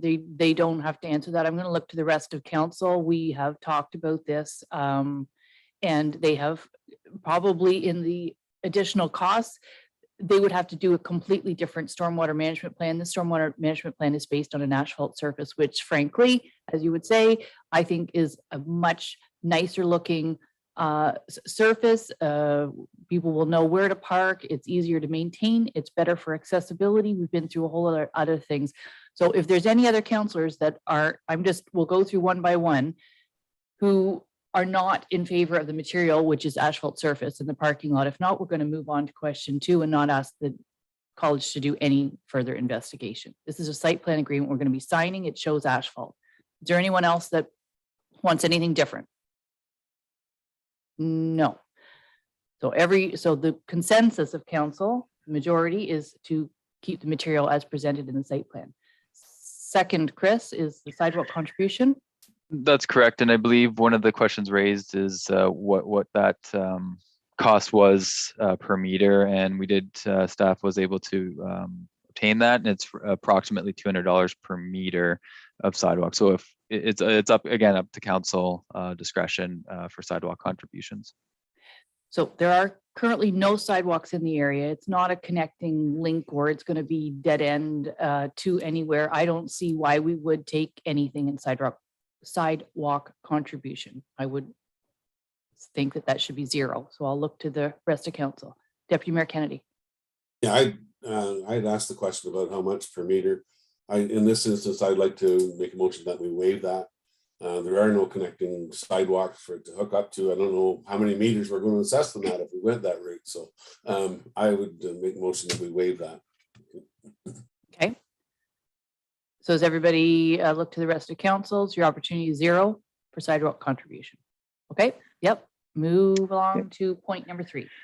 Point number 3 was securities related to the proposed development. Staff also looked into this and the previous site plan application. Jeff, correct me if I'm wrong, but did not require securities for the proposal or for the site plan agreement. That's correct. For the previous site plan agreement with the college, we did not take securities. Yep. Except Jeff, you told me yesterday that they offered in the 25,000. Correct. Okay, in this draft Susan, agreement before council, there is some securities within the agreement for a total of $25,000. I'm just scrolling to see what for. I believe it was internal and external. Okay, so internal and all other internal site works comes to a total security due at signing of 25,000. And my reference, which is back to the previous, there was a question from council, last council meeting for this application that asked the question if there was securities taken for the previous when the college was, I believe when the college was constructed. So we did look at that and there wasn't securities at that time taken. Okay, Susan, I know you want to weigh in on this, please. Well, and thank you, Mayor Roberts. And so absolutely concur with what Jeff and Chris have both said. In fact, the original agreement did not call for securities, and it's very likely that the reason is rather obvious. I mean, this is a college that you can see will be spending close to, if not greater than $19 million if all 4 phases are complete. And so, you know, to think about what would be in a reasonable amount of a security for things that are only going to occur on the college property to service the college students, it's almost a question of principle as opposed to what the amount is. And I know we've had several conversations with with Chris and Jeff on this, and certainly with our own legal counsel. You know, we could have put 0%, you know, as sort of like the message that, you know, there's really not a percent that works for the college. And so the amount was just to say, if it needs to be sort of a symbol of good faith, then that's okay. But at the end of the day, we really want to know what council's concern would be if we did or did not put down a security for things that have to happen if in fact we're going to service students in a student residence building.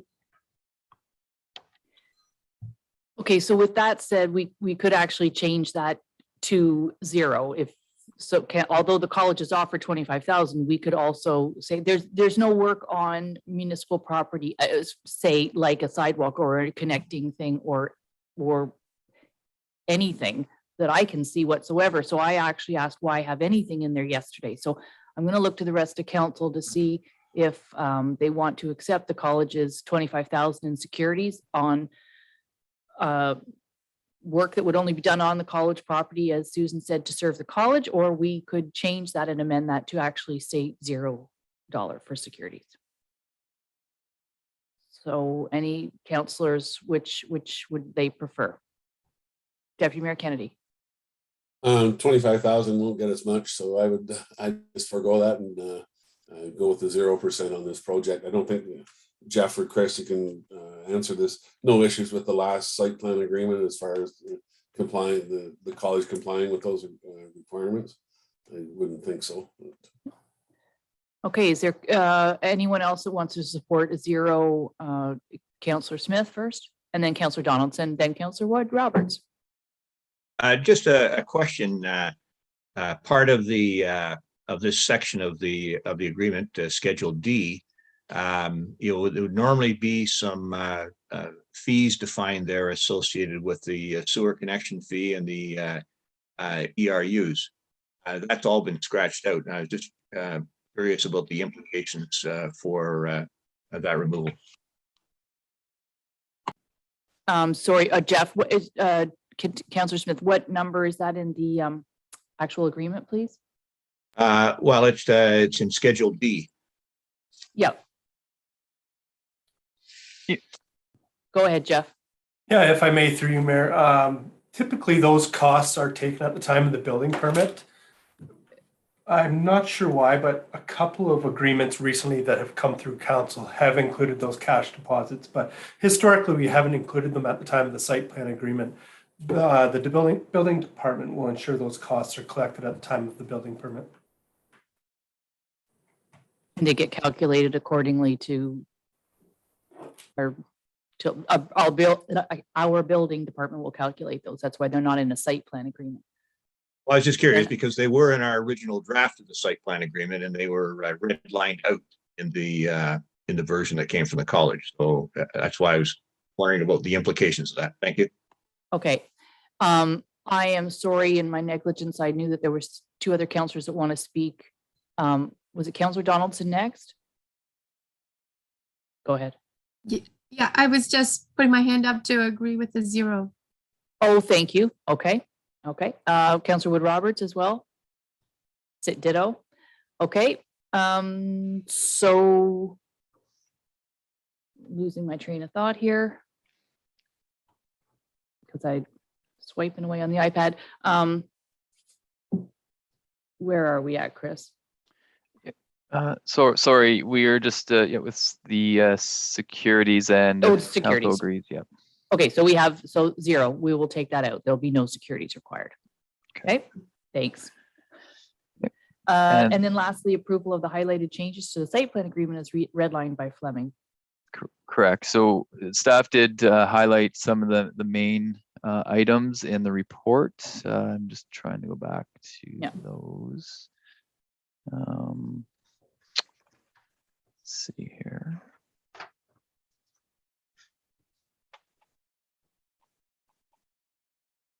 Back up to the report. Okay, so number 1 was deletion of precondition. So it's for 3.0 1D. There's just deletion of the wording, and then sort of the description as to from Fleming as to why it was not required. I guess I guess we can just go through that first one, and if council is in agreement with that change. If you're looking at it, I'm not sure if everyone's looking at that right now or not. 3.1D. Yes, well, in your staff report, even on page 2, we can follow along there, correct? Yep, that's correct. Yeah, so we're following along with that section. So any concerns for that change? I don't see any. No. Okay, so the number 2. No concerns. Okay. And then number 2, which was be the 3.1E. Similar is the deletion of the consulting engineering letter, and then description of that. I'm not sure if council has any questions or concerns with that deletion. I don't see any concerns. Okay. I'm looking to the screen. No. Okay. No. Okay, and then section 1.4, which is the cash deposits, developers' obligations. Municipality is entitled to the required to the cost covered. I believe we've discussed that a little bit, and if council has any concerns with number 3. Sorry, I'm just writing at the same time I'm doing all this. Yes, that's okay. I don't see any. No concerns there. Oh, Councillor Smith wanted to speak to that. Well, that and there's a few other changes here that I guess I'm wondering what is the criteria that would exempt the college from being responsible for any legal fees that we incur. They may not be substantial, but to just arbitrarily waive a privilege that we have as a standard in our agreements, without having a particular rationale for it, other than, well, it's a college. Why does that exempt them from? We don't even know at this point what legal fees we may incur, and so I'm curious as to the rationale. Yeah, and maybe I'll defer that to the college to speak upon that. Okay. Yep. Susan? Well, thank you again. So first of all, our understanding is this is the legal fees for Dysart's legal counsel, outside legal counsel, specific to the site plan application. So if it's specific to the SPA, one would think that you have an idea of what those fees are as opposed to uncertainty. Again, we didn't get into the amounts. Again, it was a principal thing because the college has its own legal counsel that it's actually incurring costs with. And, I think that I've had a few conversations, well, our team has with both planning staff and with the mayor in terms of, the college has invested and spent to date over 2 times what the board of Fleming actually approved to invest in the zoning and the SPA process. So we've actually accommodated, because of the priority nature of this project, to the college and to Halliburton to actually go back to the board on 2 occasions to increase the amount that we could invest to date.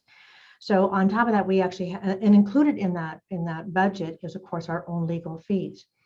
I think that our feeling is, well, it's very, very standard across all municipalities for residential developers and others alike, commercial developers, et cetera, to do that. In my own experience, I have not seen that for institutional developers such as the Fleming College. And it's our protection to the college for ever increasing costs, which is what we've had to go back to the board on 2 occasions with, as well as to protect the college for uncertain expenses as we're trying to manage within a board approved budget. So that's really our rationale for that. And that certainly satisfies. I'm fine with that. Is the rest of council fine with that? An understanding, but the college is committed already. Okay. Well, I'd also note that the taxpayers of Dysart have made a significant contribution here in terms of providing the land for the residents at no cost. And so I'm just looking to understand where we're going to draw the line in terms of what our local property taxpayers are responsible for.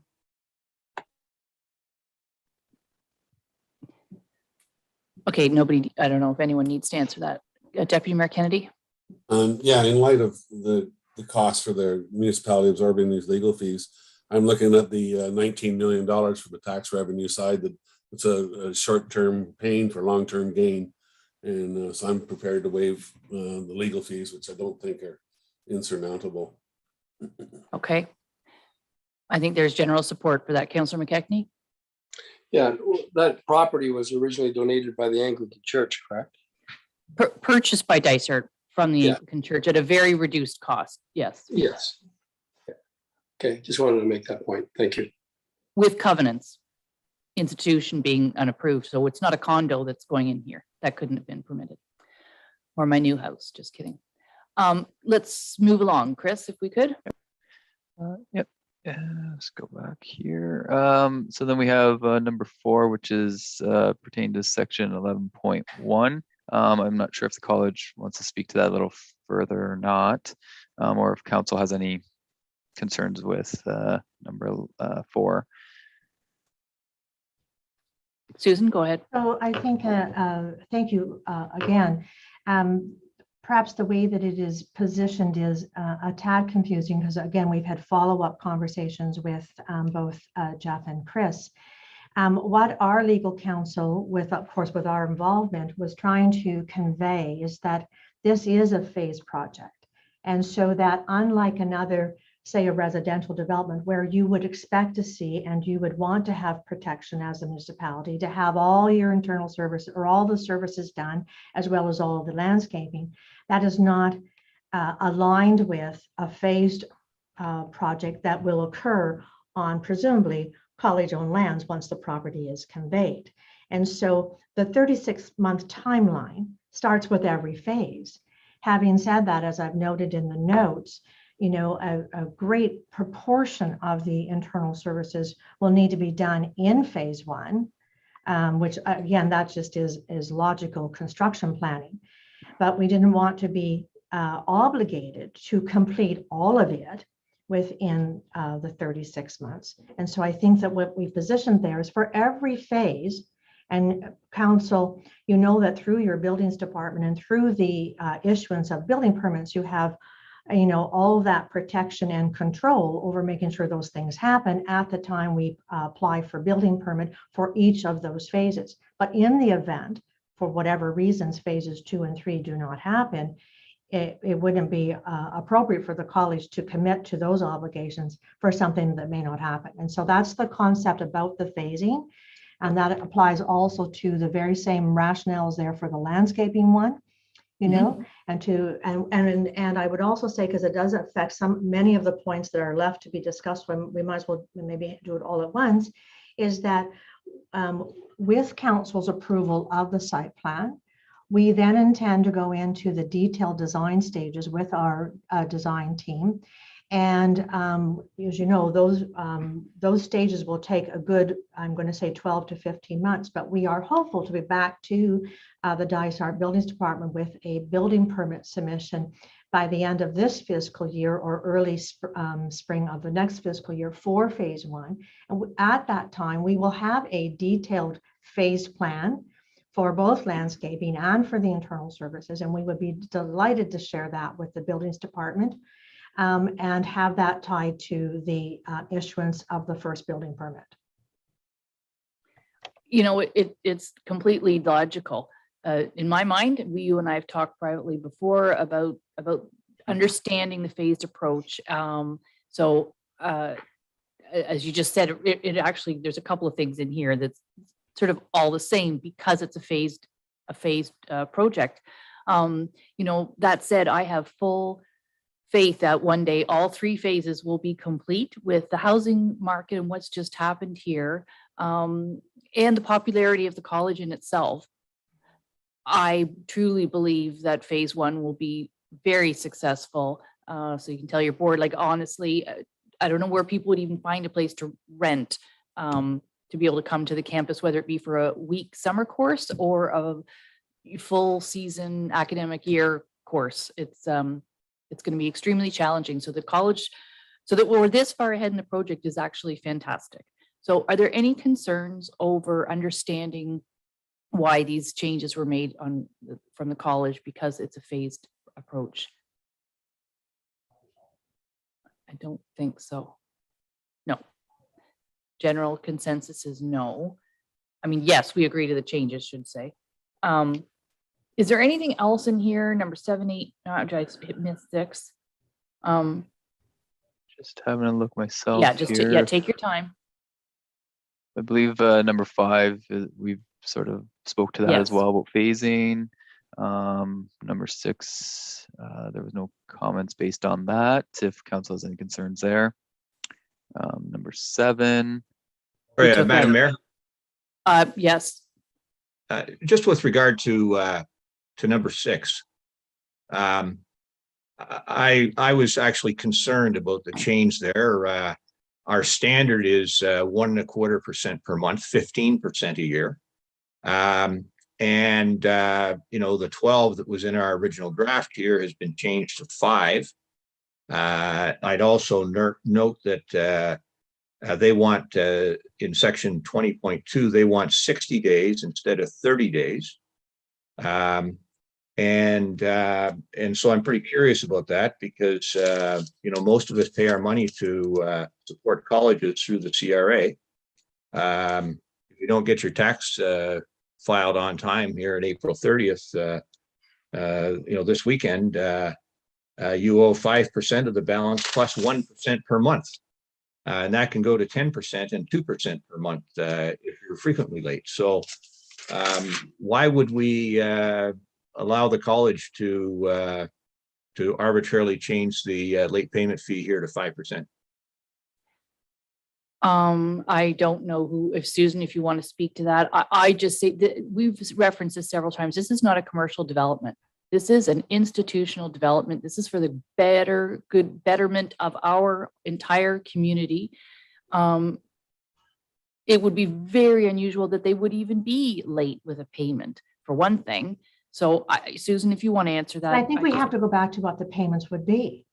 Yes. So for example, and what obligations you'd be holding that we would be reneging on. So, and I can completely appreciate, or our team appreciates, that if in fact there was work being done on municipal lands that would impact the broader community, and for some reason the college did not honor all of those obligations, I think we'd be having a different conversation. But the obligations for this project will be contained within college-owned properties for the sole purpose of building student housing. And I think, I'm sure I'm speaking on behalf of Sandra and Terry, first and foremost, we'll be making sure that all of those obligations to have safe housing for our student population, we would never renege on any obligations. So you have the protection that everything that we do will be to make sure that we have safe housing for our students. Again, whether it's 5%, 4%, 3%, whatever it is, we thought that 12% was really on the upper end of very high. But since the risk is so low of what we would renege on in terms of our payments, because we don't even know what those payments are, we put 5%. And okay, is there general the 30 to 60 days again?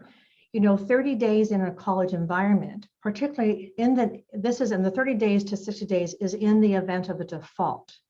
And again, we're assuming that the college would in any way ever default. So let's put that aside for a moment. But in the event that there would be a default and the college management would need to go back to the board for direction to solve, 30 days can pass in a heartbeat. And so, if, we felt 60 days is not unreasonable, considering that you have a volunteer board and board meetings are set, and the president of the college may not be in a position to make unilateral decisions without going back to her board. Again, all in the context in the case of a default. Sandra? Just to add on to Susan's point, the board does meet every 2 months. So they're not even meeting monthly. So 60 days is reasonable. And I don't even know what they would, just as I said, I don't know what they default on. So if there is general consensus for that, I'm going to move on. Yes, I see there is. So items 7, 8, and 9, Chris, have you had a chance to sort of review that as we were talking about? Yep. So yeah, number 7 relates to scheduled D securities, as identified in the dark text, was identified by municipal solicitor, and then in red was the response to that by the college. So if council has any concerns with what's outlined in there, can be discussed, or if the college would like to further elaborate on that, they certainly can do that as well. Other than we suggested that we would take 0, we will change the 25,000 offered to 0 securities. So that needs to be reflected in before the agreement signed. Okay. Okay. Number 8. Yeah, and that comes with the emergency access easement. If there's any concerns there with what's outlined, and or Jeff, I'm not sure if you have any further comment on that one as well. I guess my one question, I haven't looked at the draft R plan and I apologize. Does it show the location of that easement? My concern being if it doesn't, we want to limit the location of what where that easement is so that the municipality doesn't have a general easement over the lands. Do you know if it shows that? I'll have to look back at that. Unless anyone from the college may speak Susan to that. might. Well, again, I think let's look at the way this again was a comment that came from Dysart Legal Counsel. And apparently the Dysart Legal Counsel was not aware that a draft R plan actually had been prepared by our surveyor and submitted as part of our package. So then the question is, his question was twofold. One was an R plan prepared? And the second one was about the easement. Now, as I've said in our collective response, the easement agreement, we're actually waiting for the municipality to prepare that and send that back to us for consideration.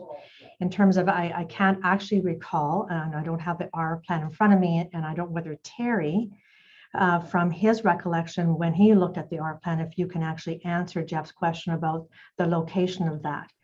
I don't believe it's reflected in our plan.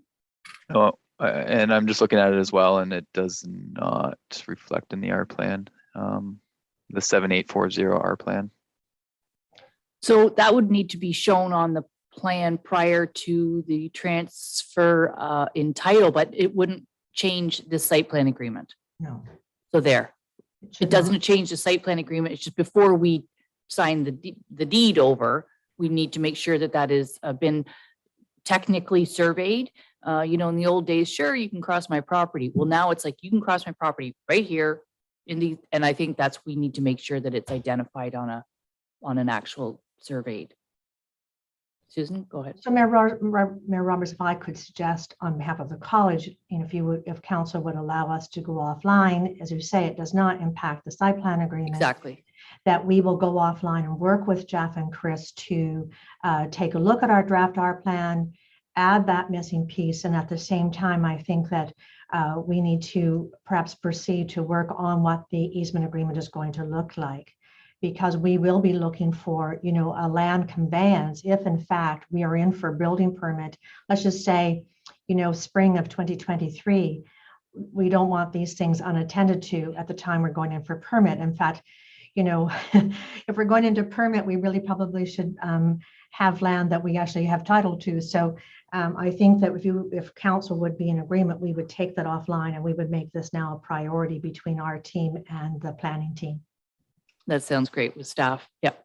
Okay. So Tamara as well involved in that, and our planners we'll set that up.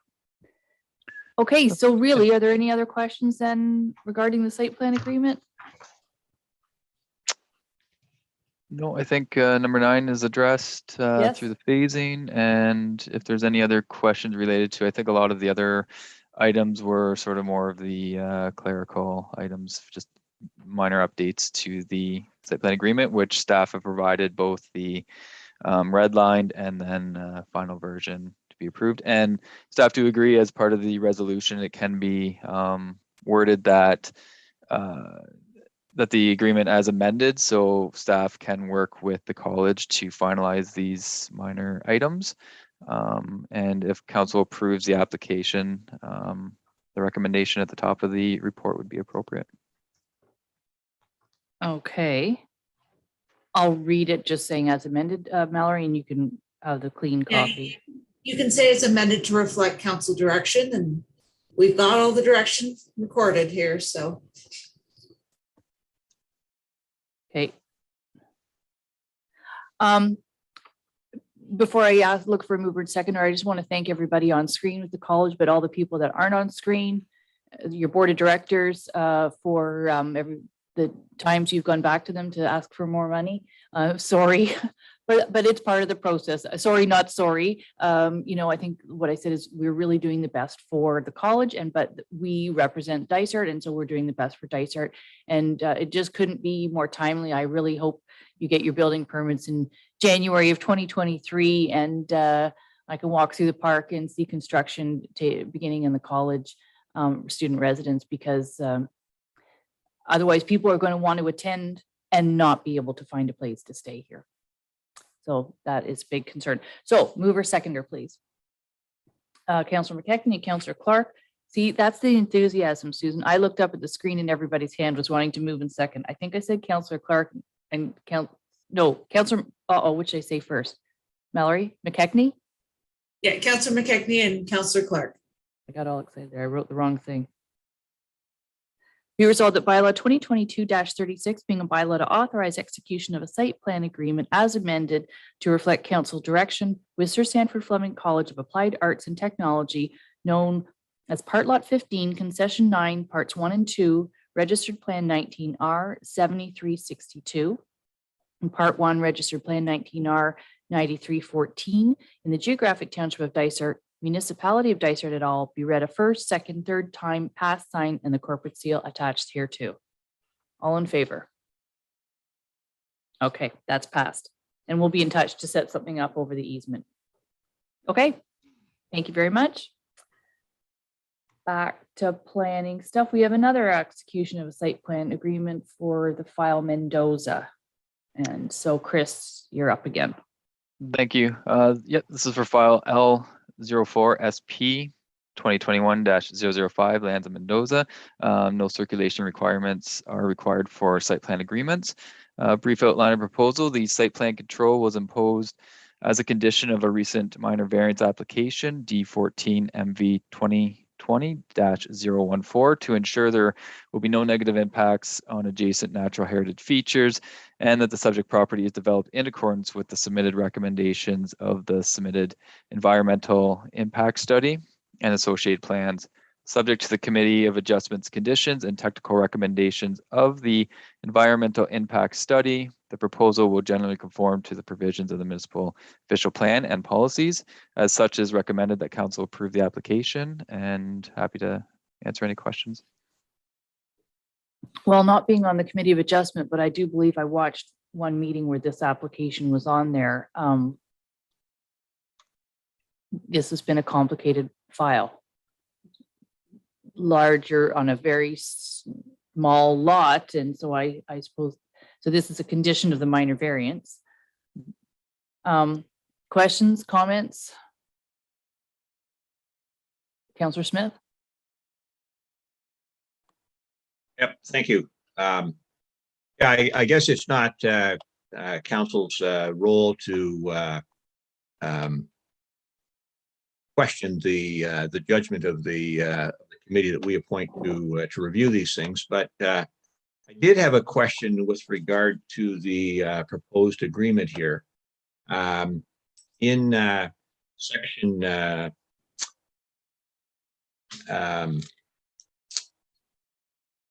2.1D, and again in 2.4B, there's reference to approval from the health unit for a sewage system.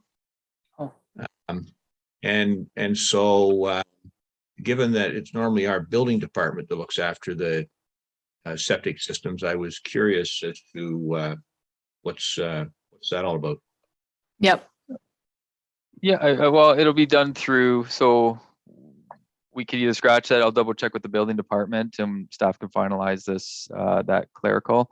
My understanding, just that was the wording that was given from the building department, but I'll loop back to them on that to confirm if it's, everything is done through the building department, and if they send that off to the health unit, I'm not sure. So I'd have to double back on that. But if that's just a minor clerical wording, that can be removed and staff can work on that if need be. Yeah, there's nothing going to the health unit. Counselor Smith is right in catching that it is all within Dysart. So that'll be a clerical, and we can reflect as amended. And what was the other point? There was 2D and then what was the other one? Well, that's the two different places they talk about the health unit and its sewage system. And as I said, that was inconsistent with my understanding of how these things are reviewed and approved, and it's up to our building department. And also noted here in the report that in addition to the legal non-compliant cottage near the water, they had illegal unapproved structures with a shed and boathouse. And and this is frequently occurring where people are coming forward looking to do something, and we go and investigate and we find out there's a variety of illegal structures that are in place already. And we're going to see more of these as we go through the different files today. It leads one to wonder if we need a more rigorous process or steeper penalties for people who choose to ignore the laws and then eventually catch up with them. But was this not addressed at the Committee of Adjustment? Well, and so folks get told to take down, or remove an illegal structure. But if there were greater penalties, one might come to the conclusion that fewer people would break the law. And it's the lack of significant penalties that cause people to so frequently appear to ignore the law. And so what if I get caught a few years from now? I'll take it down then. Well, if there was a significant financial penalty, maybe they'd have more respect for the laws that are in place, or take the time to investigate before they go and build something. Yeah, 9 times out of 10, it's inadvertence. But anyway, so does staff want to reflect on these other structures? I'm sorry, I can't find that quickly in where they are. Jeff, do you want to? Yeah, I can comment on that. Thank you. During the Committee of Adjustment or the review of the minor variance application, we reviewed the entire property for compliance. And as you can see from the Committee of Adjustment decision, there are 2 conditions that say prior to the issuance of a building permit that shed and boathouse are to be brought into compliance or removed. So we've tried to address it that way, the committee's tried to address it that way. With regards to penalties for doing so, staff would defer that to the bylaw department. Okay, so they've been addressed in the Committee of Adjustment, and they will be addressed prior to any issuance of a building permit. This is regarding a condition of the Committee of Adjustment, which is to have a site plan approval, which is great because it's able to restrict the development of a very small property. I think it's probably some of the neighbors had concerns, and so this is, I think we're just looking at the site plan agreement really for today. That's correct. And related to those structures, as Jeff noted, that it would be an enforcement item. So if they haven't brought them into compliance or removed them, then it'd be an enforcement through the bylaw. Okay, so we have tools. Any other further questions on the site plan agreement itself? Okay, so I guess anything else from staff before I look for move? No, I think other than the one point made by Councillor Smith, we will make those minor changes. Yeah, we'll make those amendments. I'm going to write in as amended. Okay, and maybe not because there's probably no building department watching this right now, if we can communicate that to the building department to have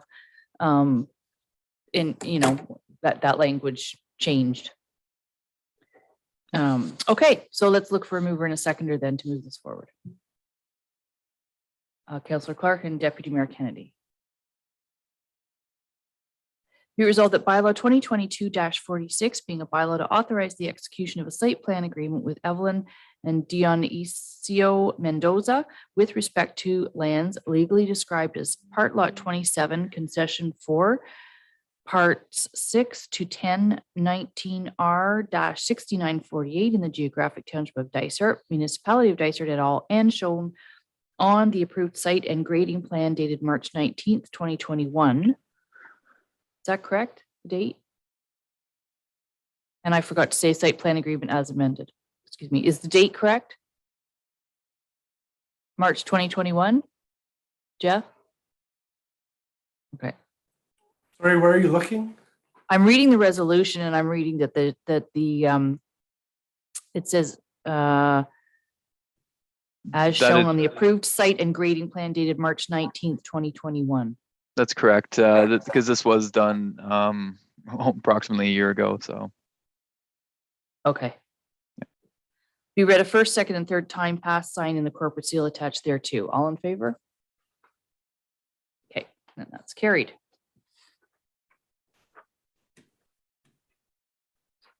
Next are the lands of Turpin and Doucette, another site plan agreement.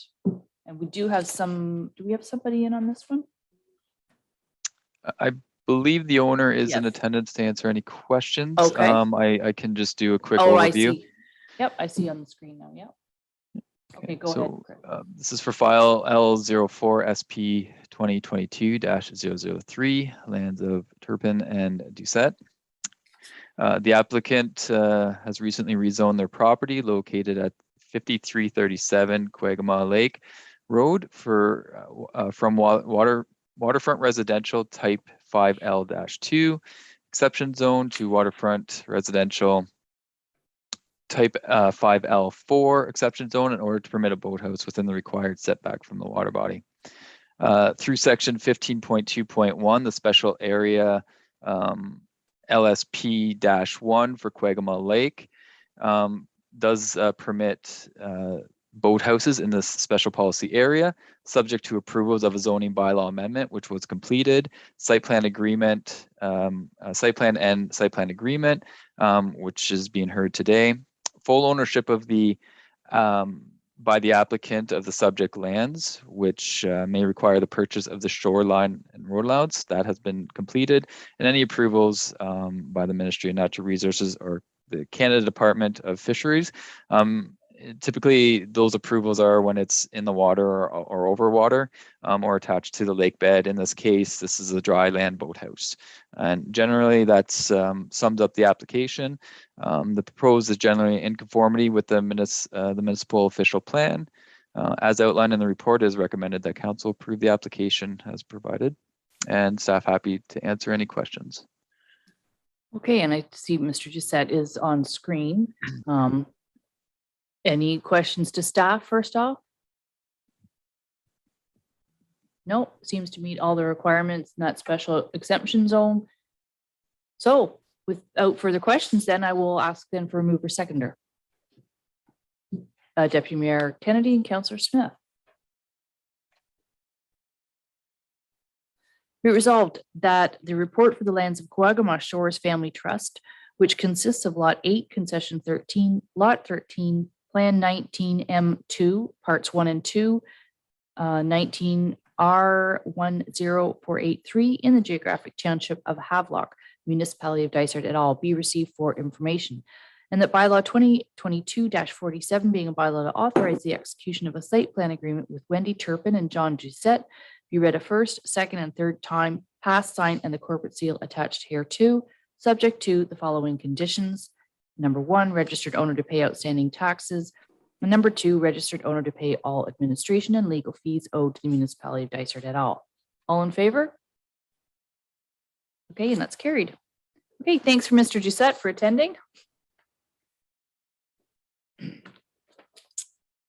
The next we have is Lands of Coombs, Halliburton Auto. This is me again. This is for file L04SP dash 2022-005 Lands of Coombs for Halliburton Auto. A brief just outline of the proposal. The owner wishes to construct a new addition to the main building of Halliburton Auto in order to place a commercial unit on the main floor and a dwelling unit on the second floor of the proposed addition on the subject property. The property is subject to the site plan control bylaw 2019-46, which requires that all proposed commercial development shall enter into a site plan agreement with the municipality. Section 16.9 of the official plan outlines the objectives of the municipality in exercising the site plan control. That is to improve the treatment of the site plan detail and maintain consistent municipal standards in the site plan control area, which includes this property. It also allows council to implement and request specific elements and amenities for development through this process. As such, if council chooses to approve the application, the recommendation as outlined in the report would be appropriate, and happy to address any questions. Okay, so I'll look to the rest of council, see if there's any questions, comments. I did check in yesterday in terms of sufficient parking spaces because they're adding use. It's already a little bit tight. You come up a hill, you know, there's parking at the top, and it meets the parking requirements. Is that correct? That's correct. They've provided that, and that was one of the requirements that they need to ensure that the proposal does meet the zoning bylaw requirements, which they have. Okay, well, certainly adding that second story dwelling is going to, you know, I think this mixed use and that kind of thing that we're going to see more and more of, and it's good, as we just talked earlier about the need for housing. Councillor Smith, you had a question? Well, the staff report kind of lays out the question of, you know, does council want to request any landscaping or changes to the building facade? And that doesn't get addressed, you know, by the motion that's there now, or the proposed motion. So I was curious as to what recommendations or direction that the staff might have been referring to there. Well, as per 16.9 of the official plan, it does list various items, being landscape, you know, other amenities and elements that council may consider that they would like to see implemented into the site plan or site plan agreement, whether it's articulation to the building, to the facades. So I guess staff will direct that back to council if they would like to see further articulation, if they would like to see more landscaping for this property, and those type of items and amenities. So I'll defer that back to council for discussion if they have any thoughts in mind that they would like to see. Okay, it's from the rendering, which is not in color, mind you, but and showing the front elevation to the county road. You know, they're doing an addition, so it looks like, in my mind, it's going to be quite similar to what's already there. It'll look like it was always there. I would imagine they'll continue the color siding. They have I believe, like red lettering and that type of thing. So I can't see adding anything to that. It's very difficult to put vegetation that's up high on a hill. So anyway, I personally don't needing to add too much. Councillor Clark. Through you, Madam Mayor, yeah, this is a fairly unique piece of property. You drive on Industrial Road, you don't even know it's there other than the driveway that takes you up the hill. So I think the same standards as to what we'd want in terms of a view on with a street level business are a little bit different for this one. So I think we can cut them a little bit of slack in terms of some of the landscaping pieces, because people are not going to see it. Well, landscaping is generally used for screening or, you know, just aesthetic value as well. And there's nothing to really screen this new section from. So, you know, I imagine it'll be as tasteful as the rest of the building, similar to the way Halliburton Lumber wanted to tie in when they did their addition in the middle. You'll never know when it's all almost finished, and you know the siding's the same color and So I imagine it'll be, they'll do as much to match what is existing there already. So is there anything we could think to add? Oh, it is visible from the county road. This, as staff provides in the report, this is an opportunity as part of approving a site plan agreement. It's not just about the color of the siding on the building. You could ask for some vegetation that would, provide some screening to the building. Councillor Wood Roberts? I think the proposal is fine the way it is. It's in a commercial zone, so I would not expect that they have to add vegetation or anything any different than any other commercial zone along that strip of road. I'm fine to move it forward just the way it is. I think that they will do the residential part of it tastefully. They take pride in their business and all those things. So I'm prepared to move it forward. Okay, so I'll put you down as the mover then. That's okay. And I'll look for a seconder. Councillor Donaldson.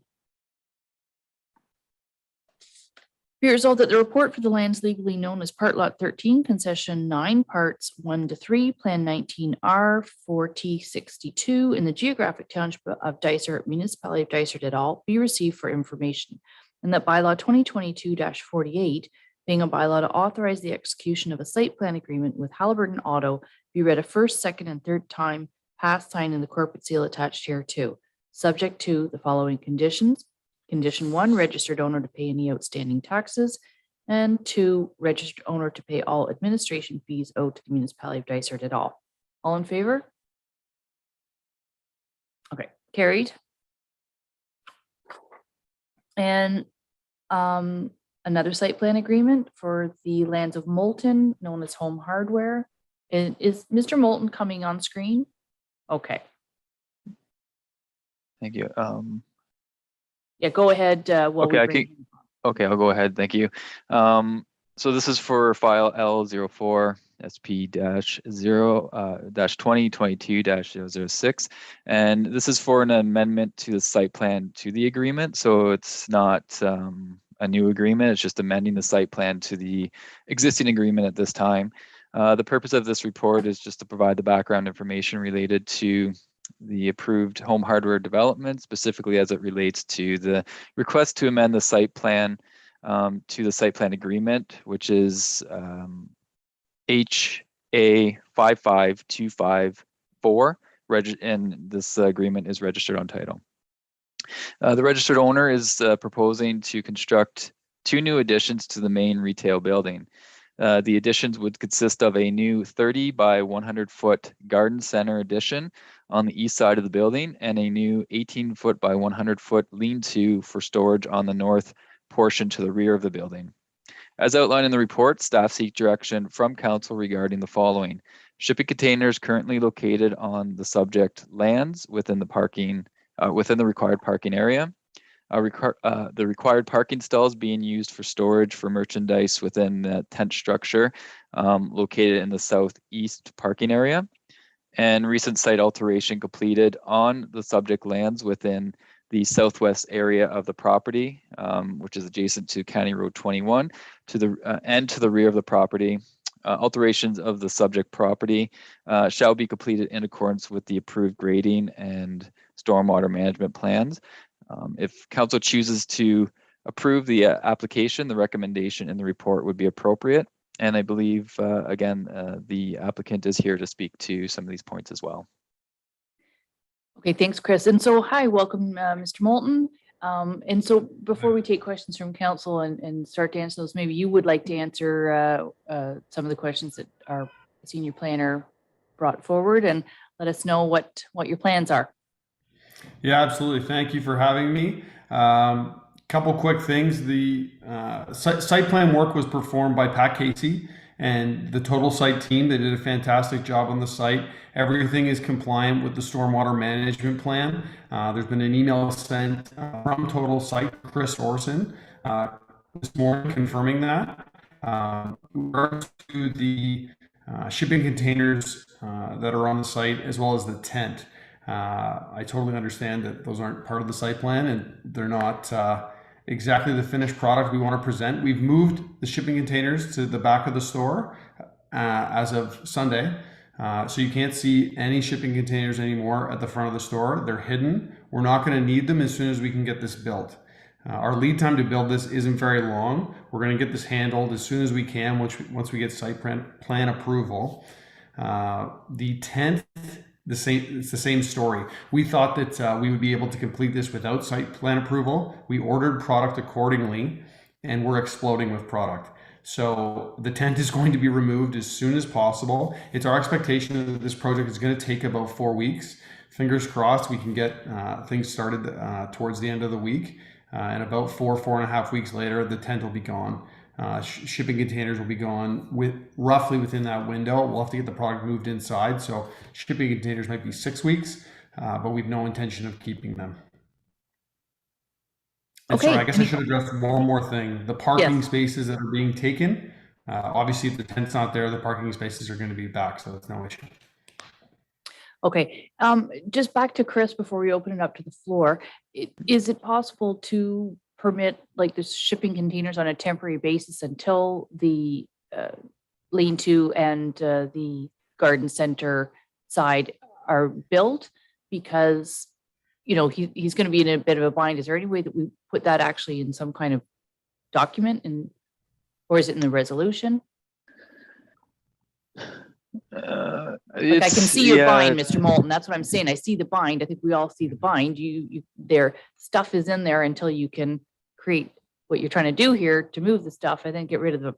So, but in the event that, and not to be personal, but things have happened before and then the shipping containers are still there. So what teeth do we have to enforce that? Fair enough. As it's not a permitted use or permitted, typically that would be something that would be through, I guess, a zoning. But I believe that if council is in or considers this, they may be able to put that, I guess, into the resolution that maybe they put a bit of a time frame on it that upon completion of the addition, the 2 additions, that these items need to be removed. And if they're not, then I guess enforcement would then take place after that. But I'll leave that up to council's sort of discretion.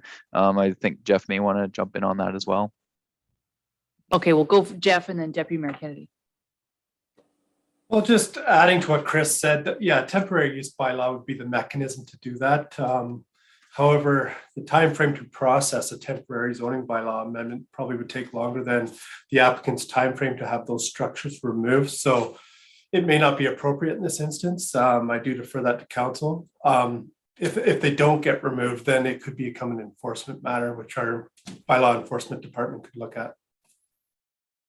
Okay, Deputy Mayor Kennedy and then Councillor Wood Roberts.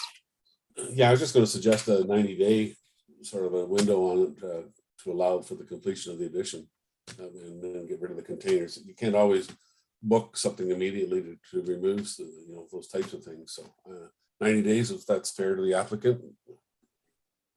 That would be great. We'd really appreciate that. Thank you. Yeah, and I think Jeff just said, I don't think there's time to do a temporary bylaw. I just think council's aware, we know. But when you appoint fire chiefs and bylaw officers, we appoint them and then they have to do their job. So sometimes we have to have some kind of documentation that council is aware and is giving temporary permission so that he doesn't enforce the zoning infraction by having temporary storage there right now. Councillor Wood Roberts, what's your thoughts? Well, my thought was the same, because this is a site plan agreement, could it not be worded into the site plan agreement that they be removed upon like the final inspection or whatever that's done by the building department, that they then have X number of days to remove them from the date of that final inspection? Yeah, I don't even think we have to reference what they are. It's just that the property be brought into zoning compliance. Yeah. Chris, what's your thought? Sorry, as this is just an amendment to the site plan to the agreement, it's not actually opening the agreement to change the agreement, because the agreement is still applicable to the property. It's just amending that plan to the agreement. So adding wording in, I guess that then we'd have to open up the site plan agreement and everything else. So probably a condition to this application is probably the more appropriate way. But again, I'll defer that to council. Well, what I was going to say, what about if we add a condition to number 4, which would be that upon completion of construction, that the property is to be brought into zoning compliance or something like that. And that says everything. And then we just, because we know it's not in compliance right now. That's the problem. Mm-hmm. Which I think that would be appropriate. Okay, Councillor Smith, what are you thinking?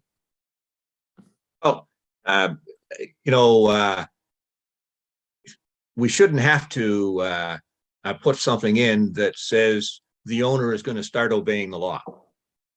Because what we have here is like I referred to with the previous waterfront property, people have chosen to ignore the law.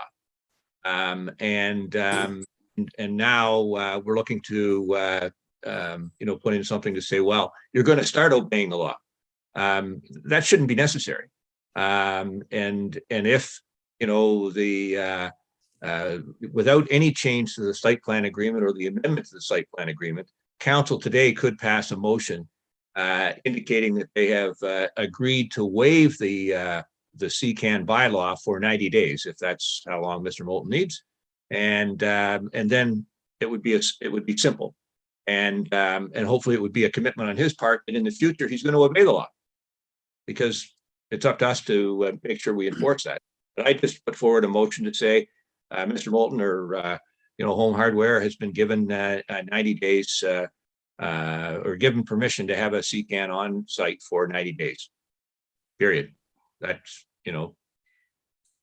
Okay, so my suggestion was a number 4, which is registered owner to bring the property into all zoning compliance upon completion of construction of the additions.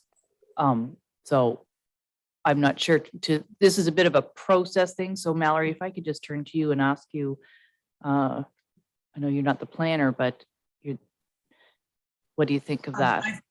I think we'll go to Walt first, but. Oh, I'm sorry. It's hard. Yep, Walt. Councillor McKechnie?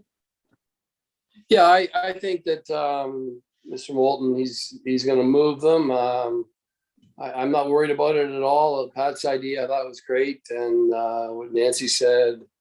We've got a huge investment already, and he's making it bigger and better, and it's going to be great. And let's work with the gentleman and move forward with this.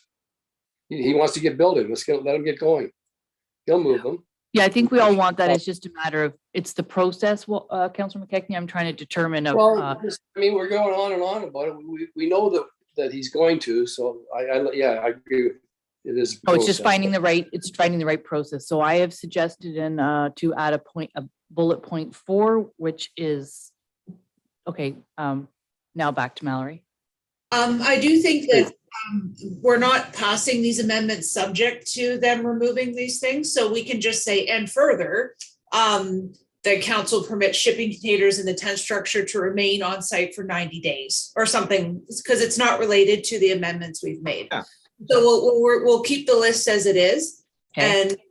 And then we'll just add a line under that says, and further, that council gives permission for the shipping containers in the tent structure located on site to remain there for 90 days. Okay, that's all I was trying to find out, is the correct process to permit that. That says we're aware. Good.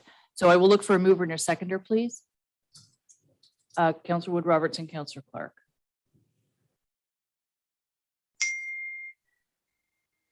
Be it resolved that the report for the lands legally known as Part Lot 13, Concession 8 to 9, Part 2, Registered Plan 19R8849 in the Geographic Township of Dysart, Municipality of Dysart et al. Be received for information, and further that what Mallory just read. I was going to put that at the end, but yeah, we can do that. So do you want me to just read the rest of the resolution? Does that work? You bet. Okay, and that council accepts the amended changes to the site plan related to the registered site plan agreement HA 55254 for the proposed addition, subject to the following conditions. 1, registered owner to pay all outstanding taxes. 2, registered owner to pay all administration fees over the municipality of Dysart et al. 3, registered owner to provide a letter from the county of Haliburton confirming that the county is satisfied with the proposed amendment. And further, that council gives permission for shipping containers and the tent structure located on site to remain there for 90 days. Okay, you've heard the resolution. All in favor? Okay, so that carries. Thank you, Mr. Moulton, for attending, and welcome to Dysart. Thank you You very have a much. busy summer. You have a busy spring and summer. Yeah, we're very excited to be here. So great to see you all. Thanks so much. Great, thank you. Bye now. And thanks for your assistance there, Mallory. That's all I was trying to find is due process of where to put that in to acknowledge what we know. Where are we moving along? Item G, shore road allowance. Is that Jeff? That would be me. Thank you. Mr. Faitner and Mrs. Winstanley have made application to purchase the shore road allowance in front of their property on Redstone Lake. The dwelling's location, which is partially located on the shore road allowance, is recognized pursuant to the official plan. A work order has been issued for the attached screen porch, which the applicants constructed without a building permit.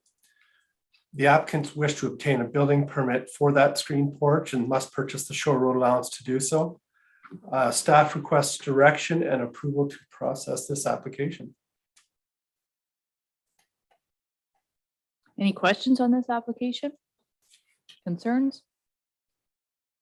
Seeing none, I'll look for a mover seconder then.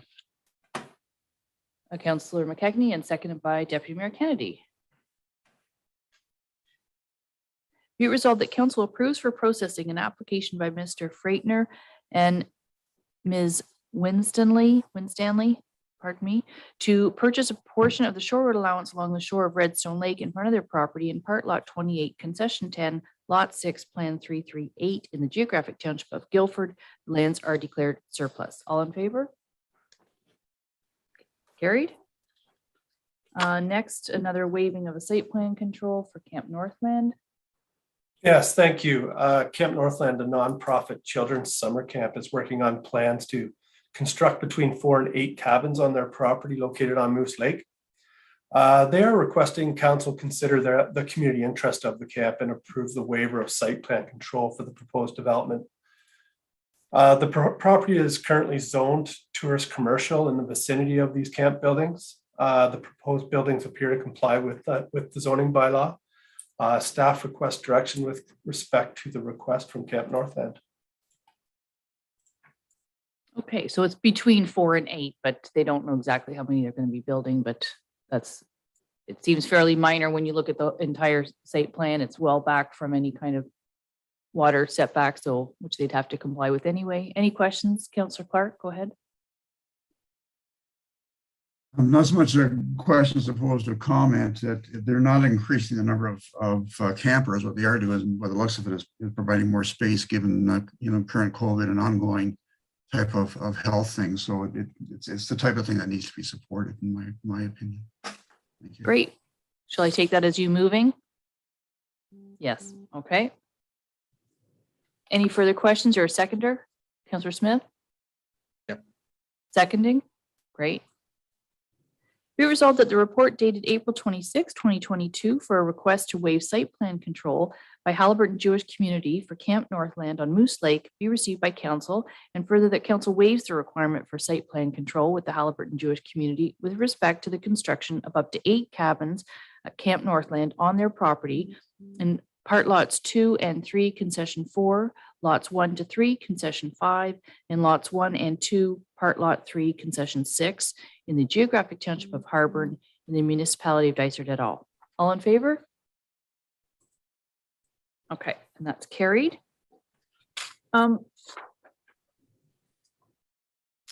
Just looking at the agenda, and I know it's only just 12, and we did take a 15-minute break at approximately 10:30, but I'm going to look to the rest of council. We have too much to get through without taking a break.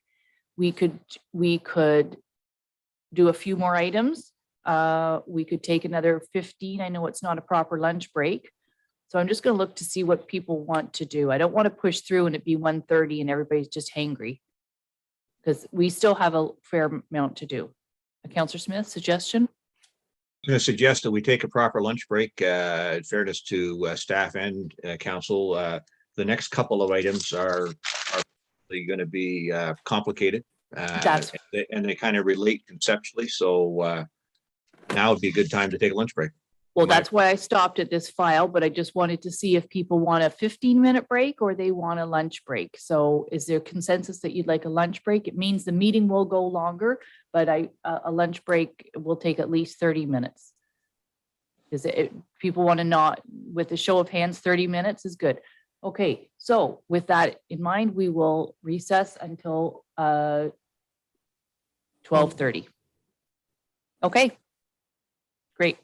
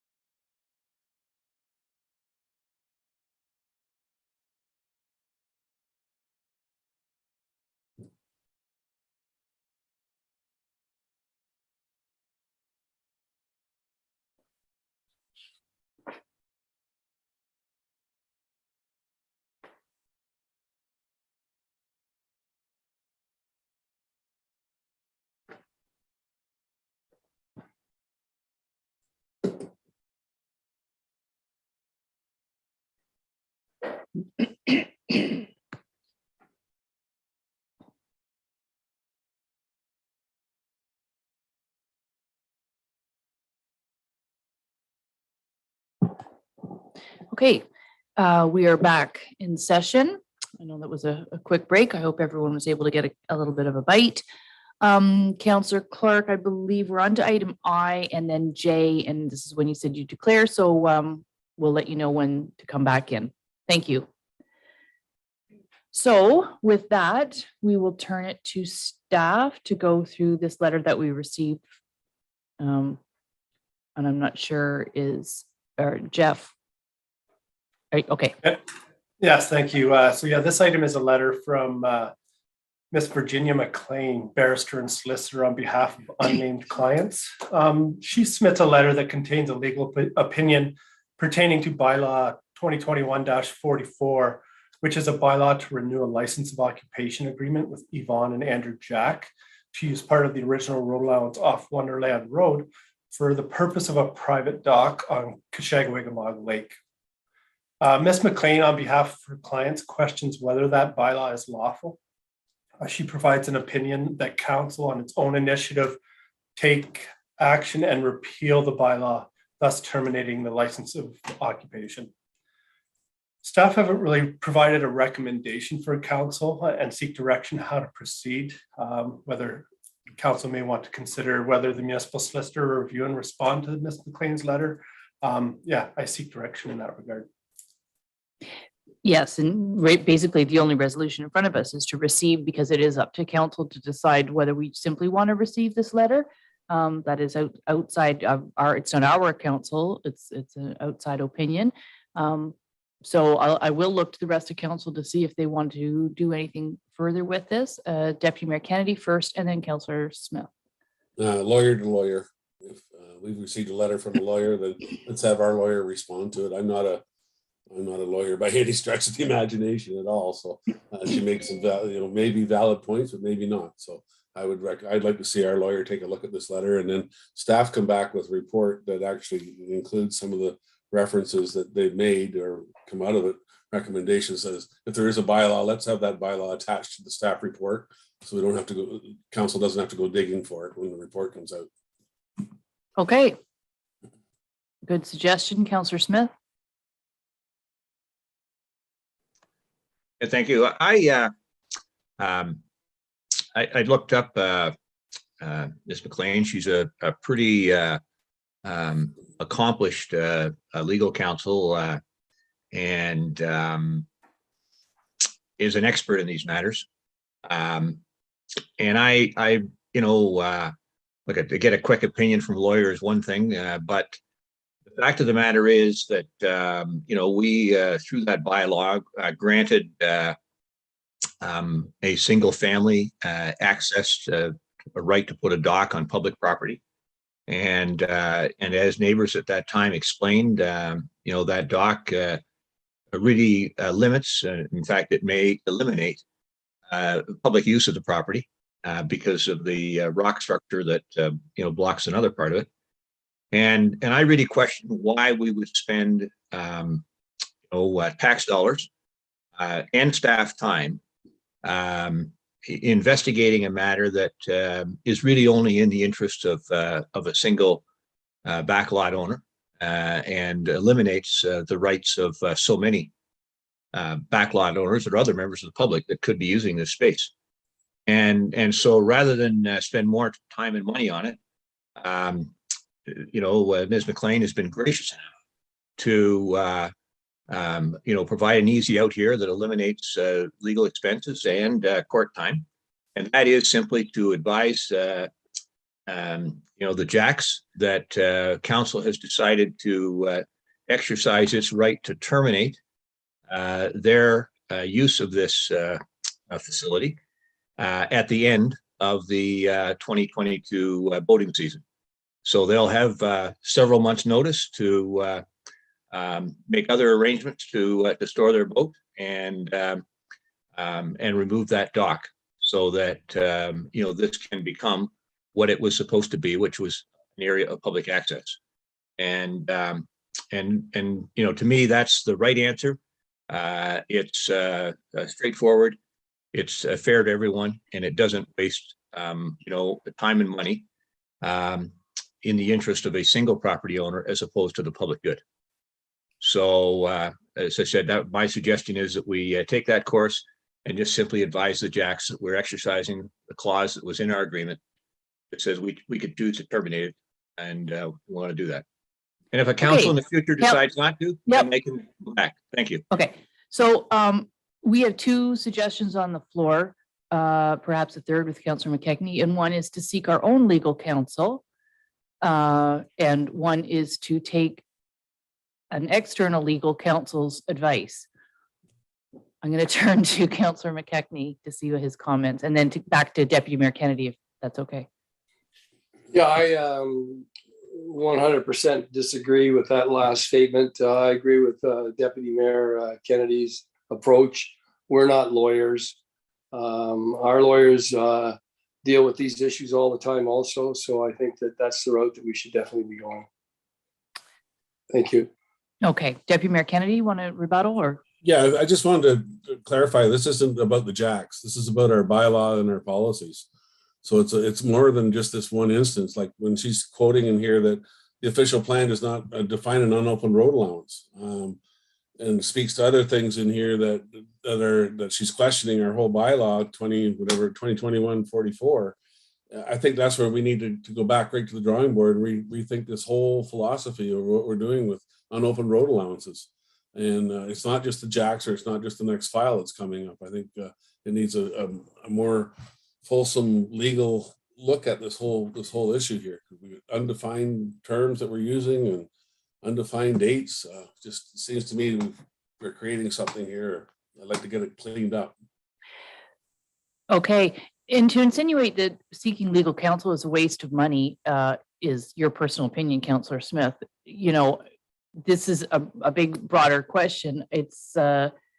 We never waste taxpayers' money. If we need to seek legal advice because we've received legal advice from an external counsel who doesn't represent us, that's her opinion. She may be the most talented lawyer, but we also have a municipal solicitor on file.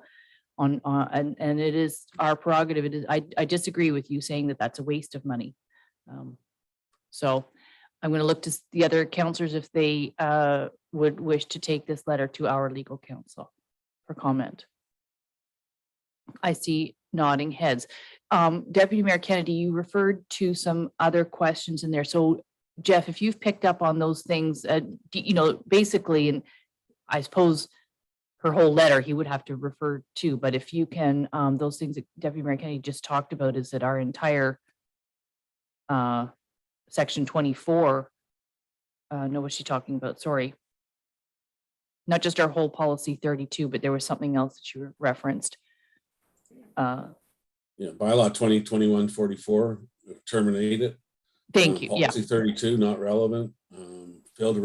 Council failed to represent the public and consider the well-being and the interests of the municipality and the Municipal Act. Oh, and definitions. Yeah. So Yeah. it's a whole look at the whole thing.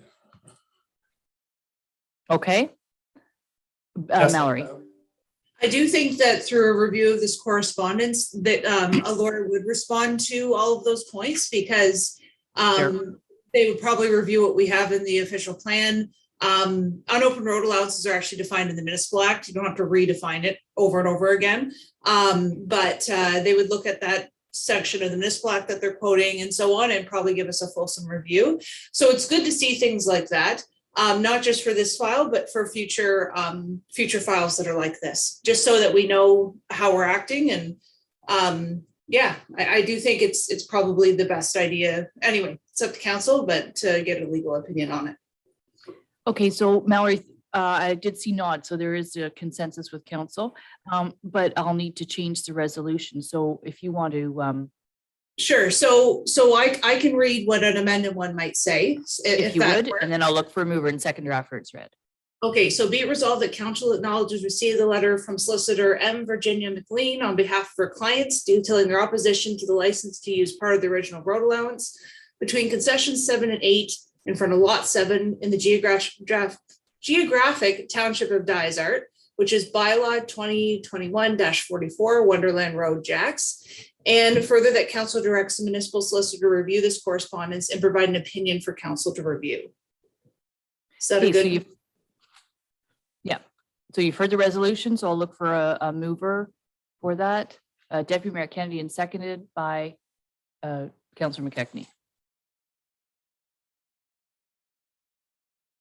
Okay, all those in favor? Okay, opposed? Okay. All right, but it passes. So then we'll move on to the next thing, which is Mink Road, Mink on Long Lake. And with someone coming in on this file. Correct. My understanding is there's 2 applicants are in attendance today, just in case there's any questions. Okay, we'll just wait.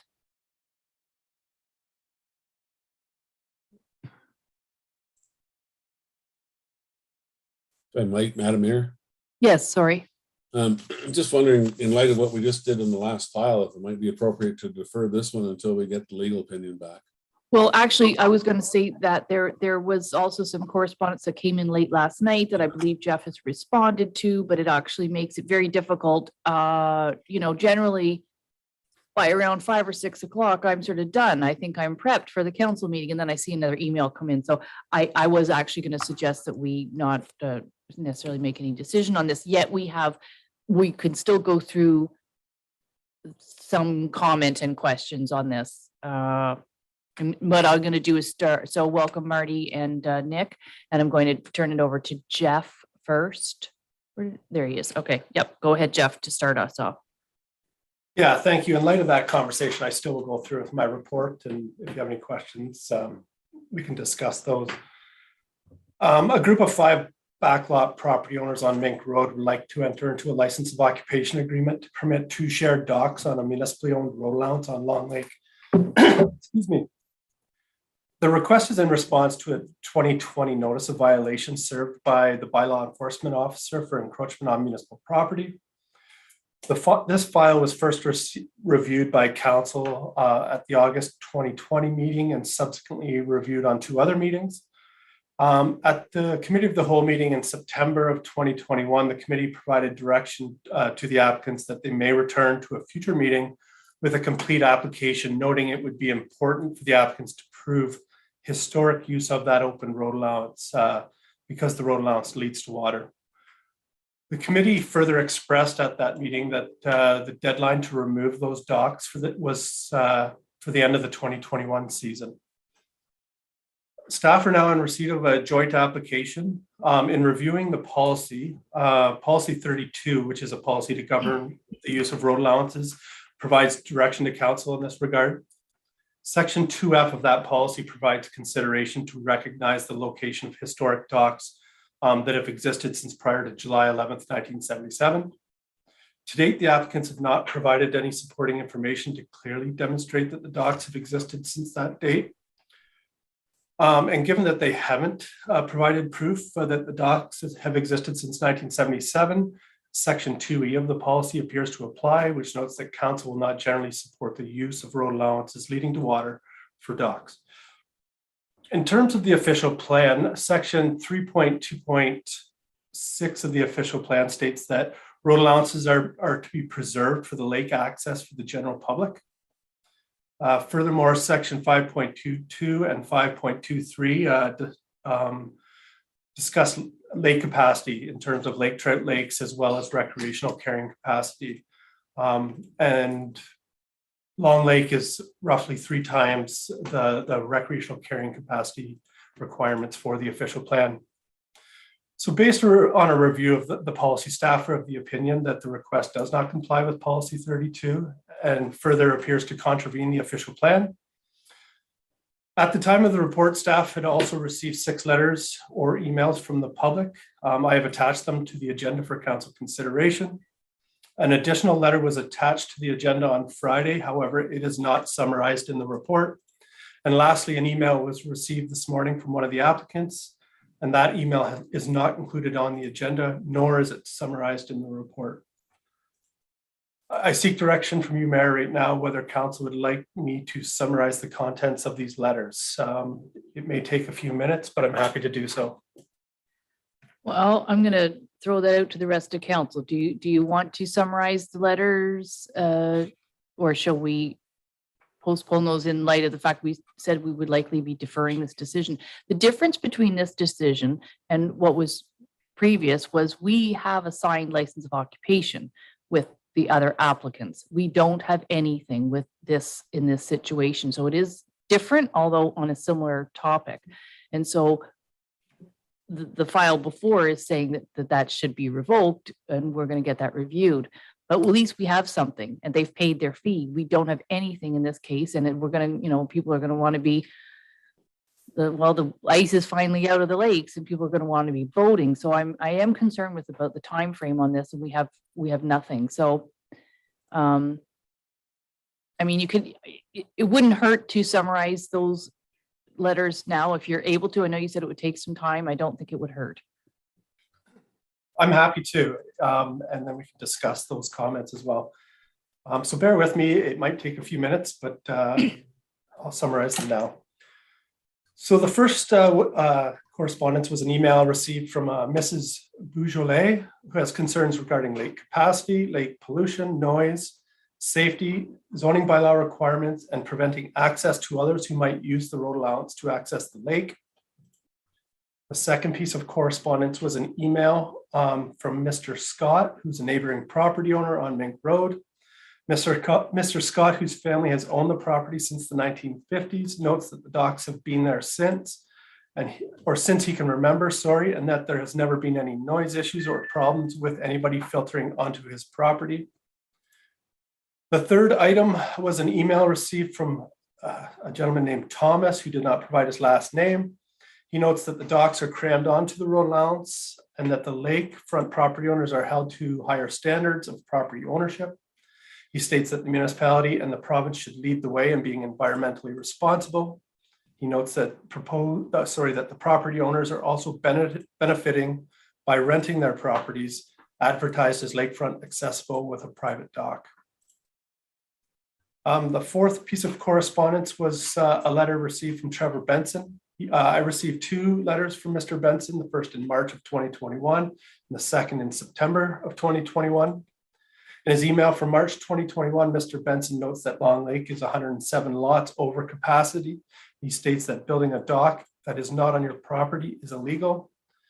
Mr. Benson outlines concerns related to the environment, including impacts on shoreline, vegetation, motorized crafts, swim rafts, and pets in the water. He notes that the current issues related to blue-green algae and shoreline preservation and water quality should be considered on a lake that is 3 times above capacity. He summarizes in this letter concerns related to liability, enforcement of bylaws, lake impact, safety, communication, and that any plans for the road allowance should be made to benefit all 15 backlot owners on Mink Road. In Mr. Benson's second email, he clarifies that Long Lake is above capacity and outlines continued concerns related to blue-green algae blooms. Adding more docks to a lake at capacity is an environmental concern. He has concerns about the impacts of increased people, pets, watercrafts, noise, wildlife, and fish. He provides that the value of a recent land sale for a nearby waterfront property, stating that the low cost for a license of occupation for similar enjoyment of the waterfront is incomprehensible. Lastly, he states that if the municipality is considering a license of occupation, that he respectfully requests a license of occupation for all residents on the west end of the lake where the lake is shallow, to provide them access to deep water for their boats. On Friday, staff received a letter from a Miss Tessa Barclay. Miss Barclay outlines the enjoyment the dock brings to her father. So she appears to be a daughter of one of the applicants. She outlines the enjoyment the dock brings to her father, who recently retired and purchased one of the back lots. She notes that the assessment provided in the staff report lacks the big picture, precedent-setting opportunity that this presents to council as the region faces extraordinary ecological challenges, the continued squeezing out of salt of the earth Ontarians, and the commodification of lakes by short-term rentals. Ms. Barclay further notes that the back owners agree that the lake ecosystem and beauty of the region must be preserved and see this as an opportunity to serve as a beacon for ecological stewardship on Long Lake and beyond. She urges council to allow the backlot residents to install new docks on the cutting edge of ecological technology with parameters specified by council and environmental experts, to tax them fairly for their use and reinvest those funds in programs, education, and the cleanup of lakes in the region. Lastly, she states that given the dangerous, inaccessible shoreline on these public lands, if the backlot residents' application is denied, council should consider the installation of a public boat launch and swim zone in the area for all members of the community to use safely. The last piece of correspondence was received this morning from Mr. Andrews, who's one of the applicants. He provided a copy of satellite imagery and states that the docks are not actually located on the original road allowance leading to water, but in fact located on the shore road allowance in front of the adjacent property. Although he is not the agent for this file, he appears to be asking the municipality to ignore the dock encroachments and notes that they will instead try to seek permission from the adjacent property owner. He further states that the municipality, if they wish, may obtain a survey to confirm the location of the docks and whether they are on the original road allowance. So that concludes public comments. I thank you all for your patience, and I look for direction to proceed.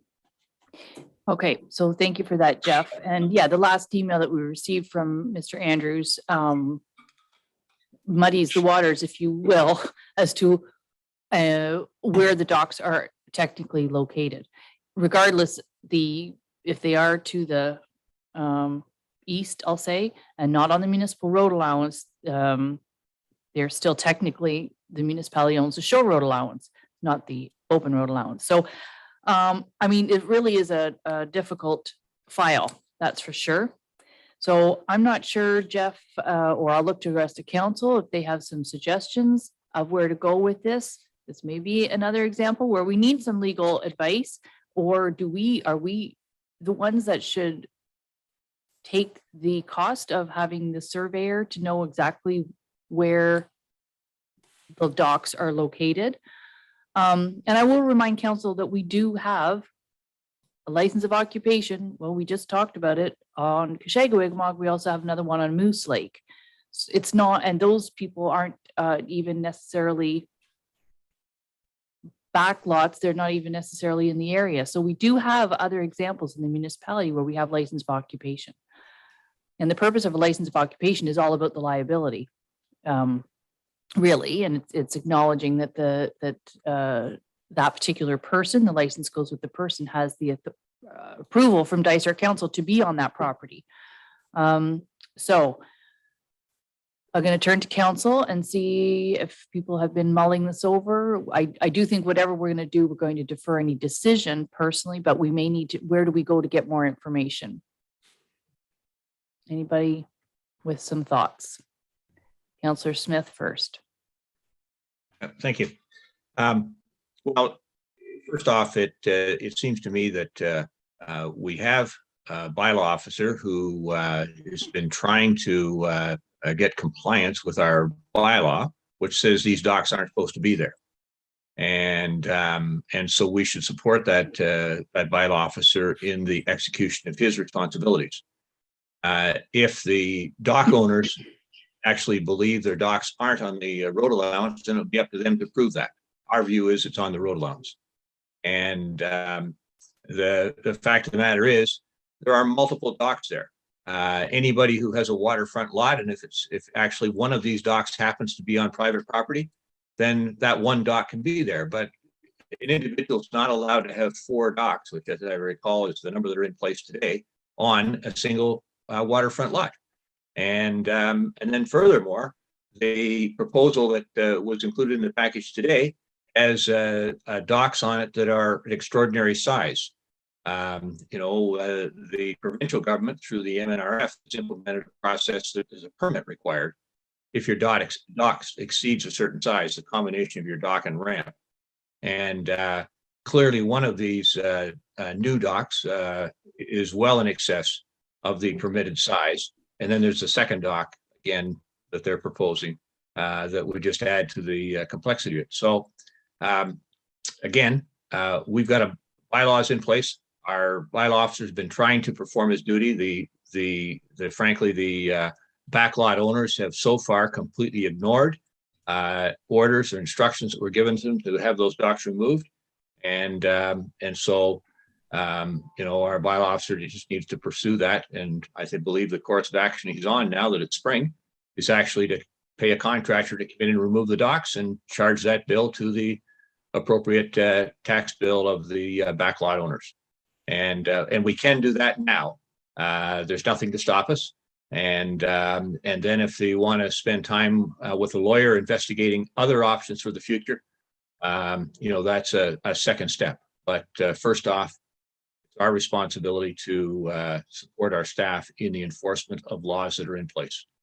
Okay, and I see Mallory, you're there, but Councillor Smith, they've not been ignoring. They were asked to get a license of occupation and they are trying to get that. What they haven't done in terms of staff's opinion is meet the requirement of the license of occupation, which is the continual use since July 11th, 1977. They are not doing, they're not doing nothing. So they're here today. We asked them to come back. I'm going to turn it to Mallory. Sorry, they were instructed to remove those docks last fall. That there was a deadline established by council. Can't recall if it was the end of September, but there was a deadline established and nothing happened. They didn't follow through in terms of the orders that had been given to them. And as the report explains, staff let that ride over the winter because they consulted with a contractor and he said, I can't do much during the winter when the ice is there and the docks are frozen in place. The ice is gone now. Okay, Mallory, and then to Marty. Yeah, my question was for Jeff, actually. And Jeff, I don't know if you looked this up. Does the neighboring property owner own their shore road allowance? Thank you. No, they don't. So staff reviewed our that records. point is moot, just so council knows. We won't discuss where the docks are physically located because it's all our land.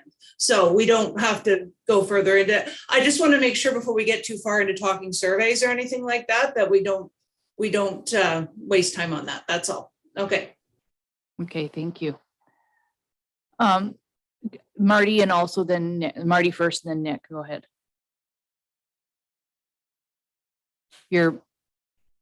Marty, you don't appear muted, but we can't hear you.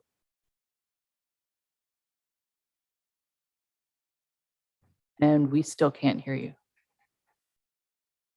Try again. So when we see, it shows that you've unmuted, but we can't hear you. Might be something audio in your Zoom. What I'm going to do is see if you can figure that out. And Nick, we'll go to you first. You hear me? Yes. Hi. Good afternoon, Madam Mayor, Mr. Deputy Mayor, and member of council and staff. First, I want to thank you for allowing me to be part of this meeting. My name is Nikolai Niak. I'm the owner of the property on 1112 Mink Road. I represent myself and the rest of the applicants for the license of occupation to install floating docks on the end of the road allowance located between lot 5 and 6. The reason I'm here is to clarify a few points regarding this application, and I hope it will help the council reaching a decision to clarify some. I'm going to elaborate, with your permission, in 4 points. Number 1, just a short history. At the meeting held approximately 2 years ago in 2020, the council agreed to issue a temporary license of occupation for 1 year, followed by a permanent solution, like buying the adjoining lot number 5 owned by municipality or some other license options. Based on this, we applied in 2021 for the permit.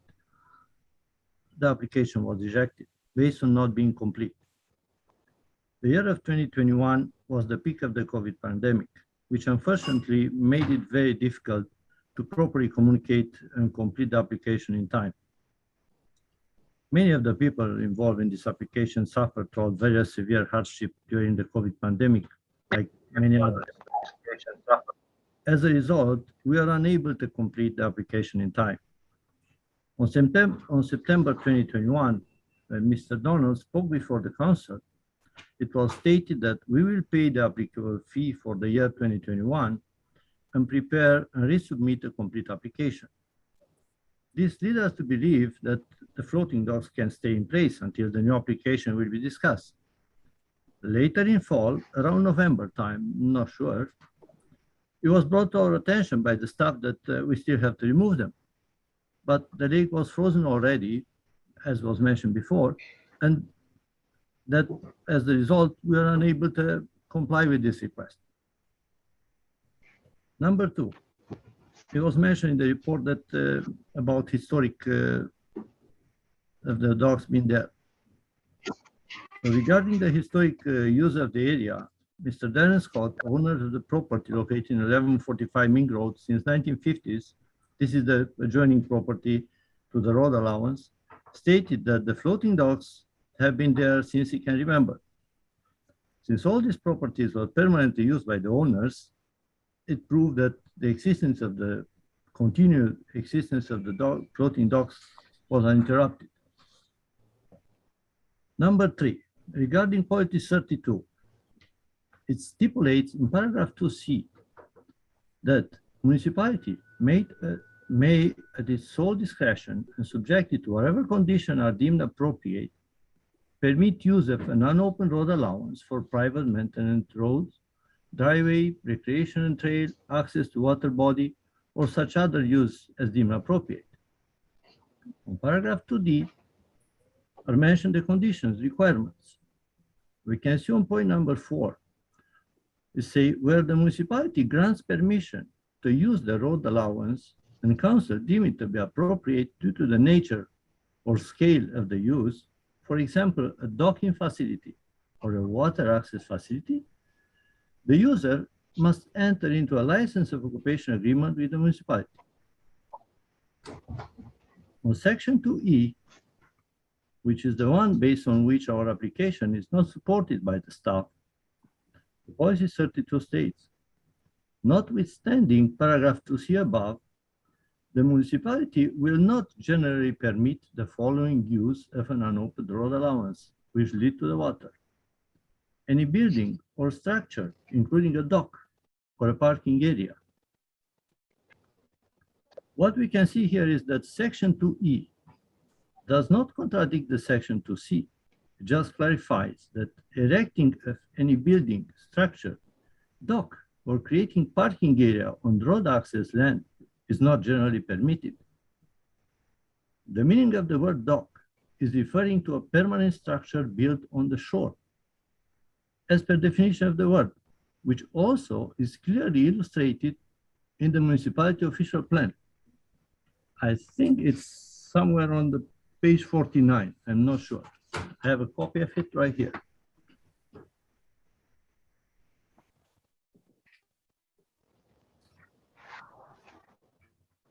So our application is for a license of occupation for docking facilities, also known as floating docks, which do not affect the shore in any way. It is not and will not be any formal structure erected on the shore, which make the section 2E not applicable in our case. In order to minimize the shore contact, we are planning to build and regroup the floating docks so that from 140 feet length of the shore, we will use only 8 feet. The rest of the shore is going to remain untouched. Also, we will comply with all the applicable policies stated by the municipality, and will pay, no questions asked, the fee retroactively for the year 2021. On number 4, the staff reports prepared by the planning department includes 5 letters. Lately, apparently there are 6. From some email addresses, but only one of them is clearly signed by the sender. I'm talking about the 5, which they are on file. So the one which is signed has the name, address, identified. That is the one written by Mr. Scott. The other 4 have no addresses, just the email address and partial name. If I may, we can ask ourselves, are these people living on Mink Road? Are they owner of the properties on Long Lake? How are they affected by this application? So there are a couple of questions here.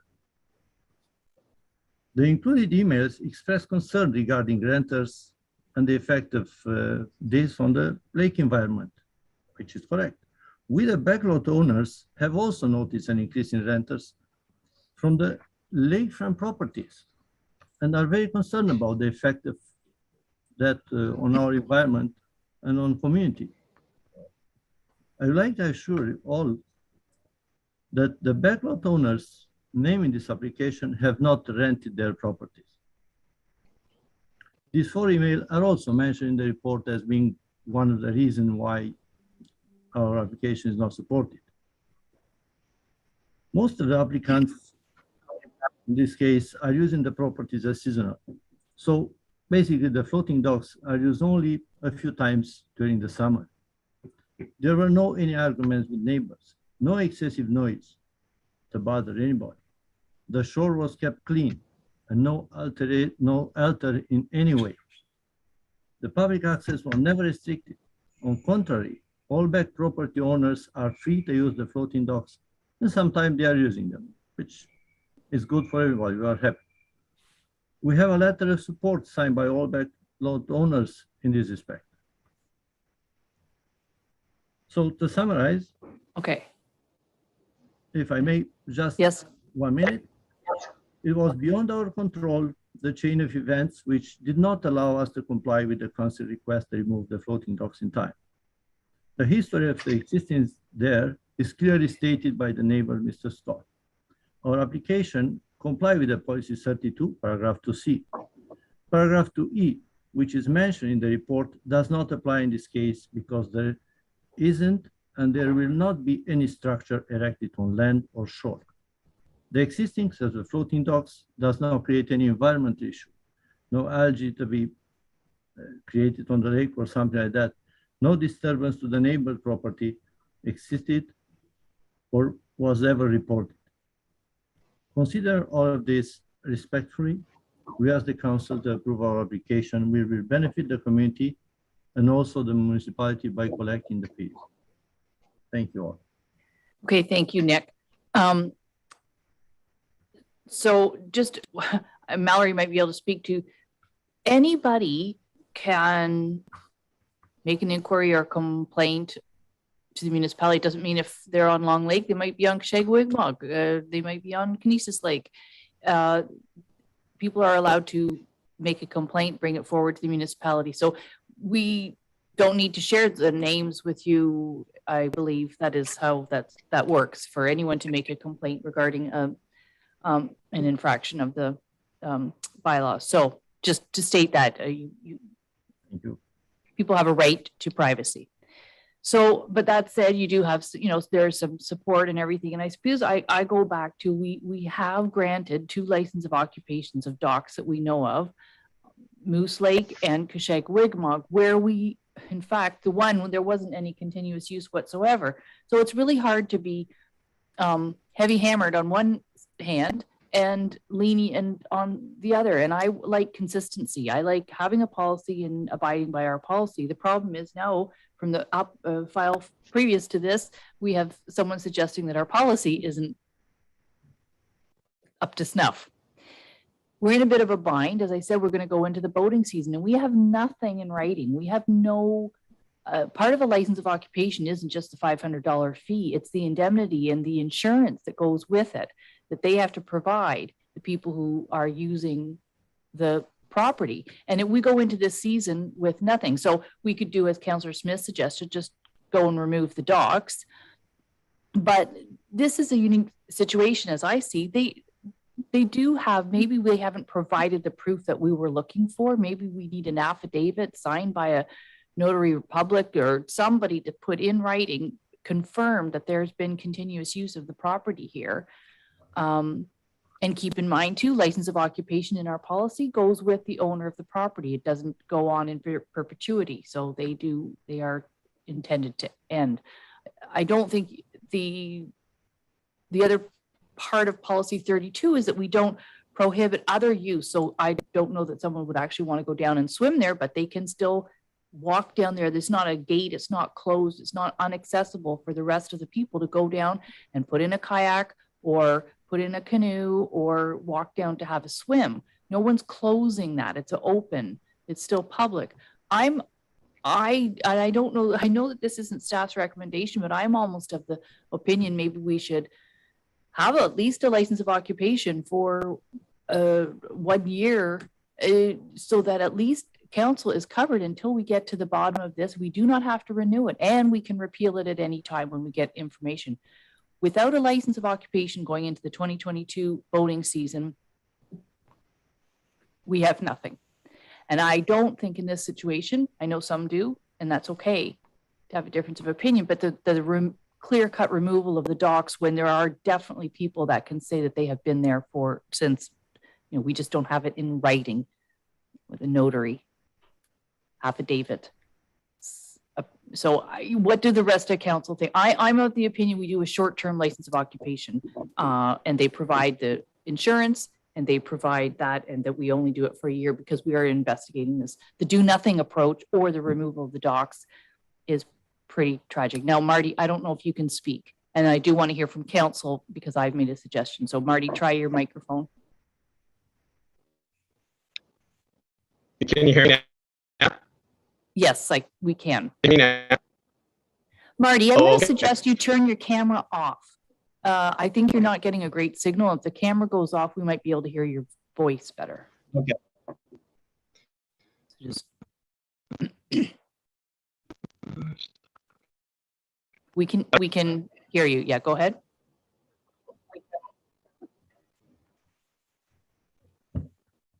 Okay, can you hear me now? Yes. Can you hear me now? Yes, we can. Okay. Okay.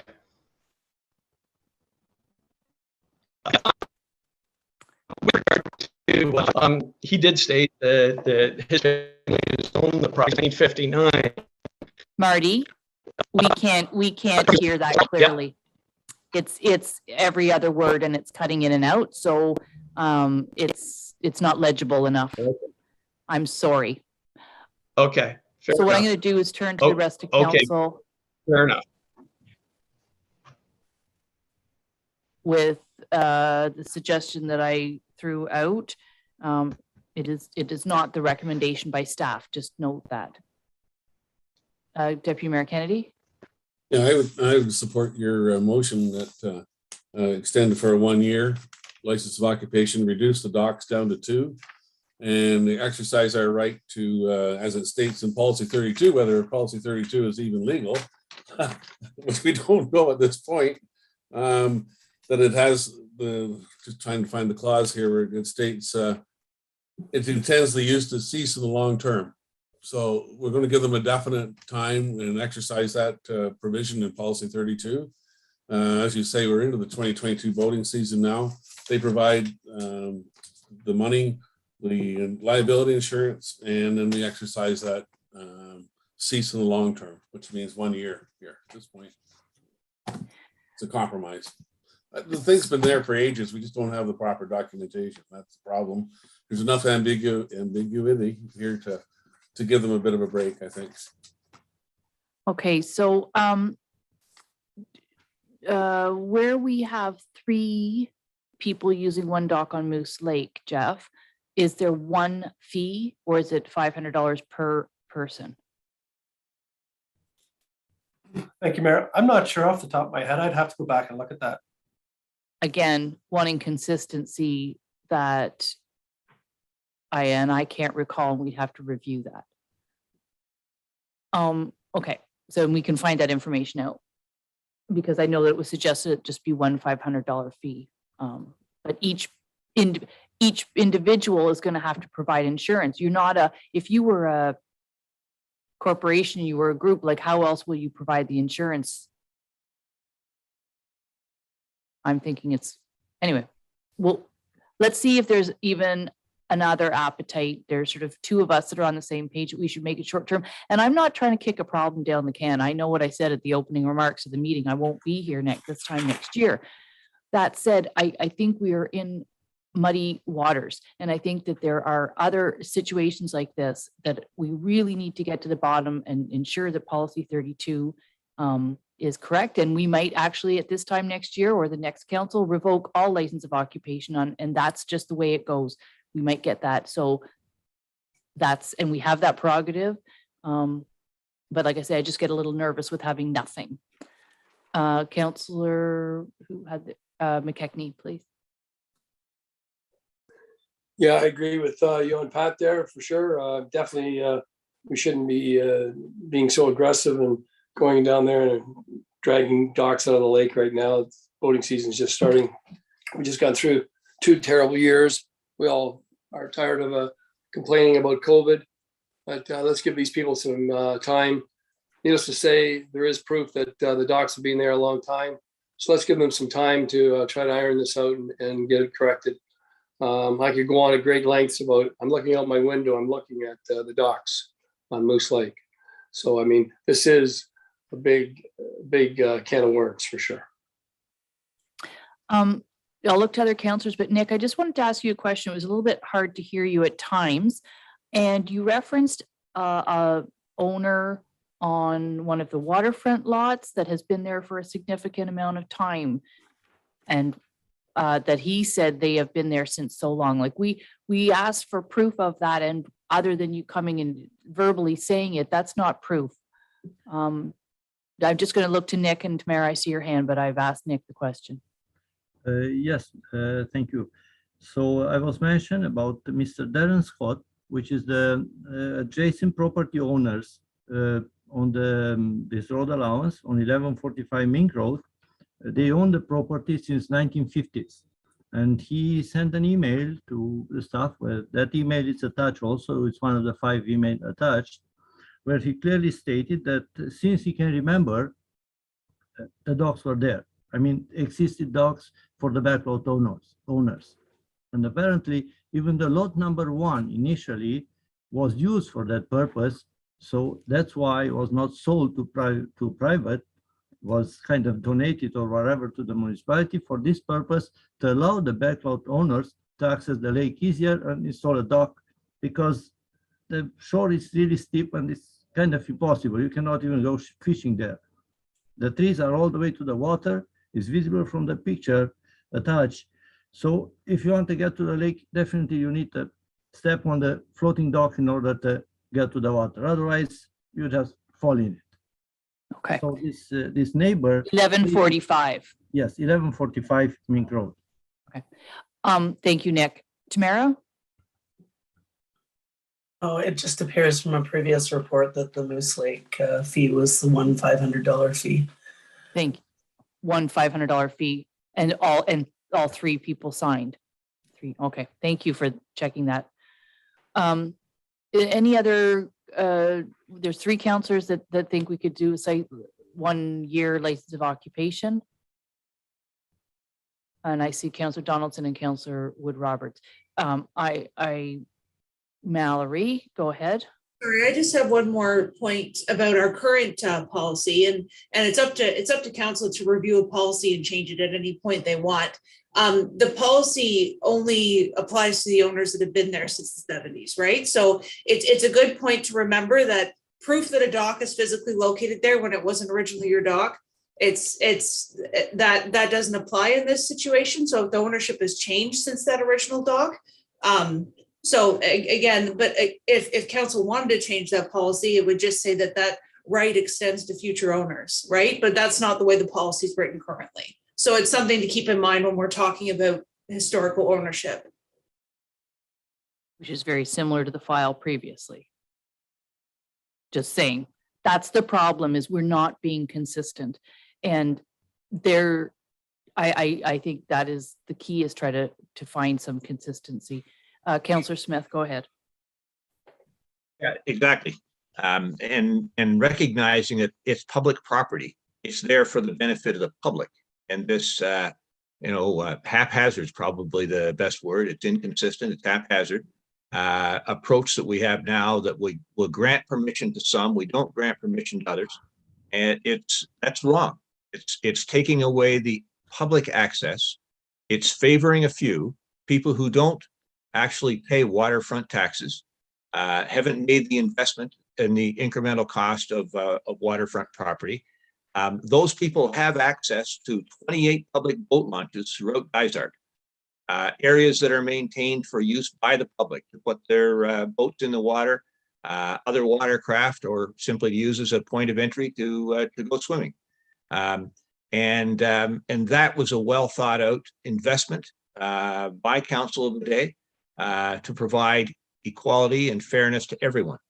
And for reasons unknown, as I said, in a haphazard and inconsistent fashion, we've gone out and now are approving agreements that allow special privileges for a few, frankly, at the expense of the vast majority of people. And that's the thing that I don't think is fair. And the best way to bring some fairness and equity to this process is to say, no, it's a public road allowance. It's only there for the public use. Thank you. And that's why I think it is not a waste of money to seek legal opinion on the review of policy 32. As mentioned at the previous file, it's going to be money well spent, because this is not an uncommon problem. But in the light of the fact that we have a liability, I'm actually trying to protect the municipality and be fair to the people who have had docks there for some time. How long and who owned what, we don't 100% know, but they certainly weren't put up there in the last couple of years. So in that case, that is why I'm proposing that we do a license of occupation for 1 year while we review policy 32, get the legal opinion. And this time next year, further council could say there are no docks on open road allowances to the water. Simple. So we would then have a different resolution. There was, I believe, 5 councillors that were in support of that. So I would need to slightly change the resolution, Mallory, that I have in front of me. I would suggest I can read something, and I just want to make sure that Jeff has my wording correctly. Is that okay, Jeff, after I read it? Sure. Okay, so what I've written is, be it resolved that the report dated April 26, 2022 for file L07-LO-2021-002, being a request for a license of occupation for the use of the original road allowance for roads between lots 5 and 6, concession 4 in the geographic township of Dudley be received, and further that council approves the request for a license of occupation agreement for use of the original road allowance for the road between lots 5 and 6 in concession 4 in the geographic township of Dudley for a period of 1 year, with the requirement that the number of docks be reduced to 2. That's what Deputy Mayor Kennedy had suggested. So that's what we currently have. Does that make sense, Jeff, or would you reword something?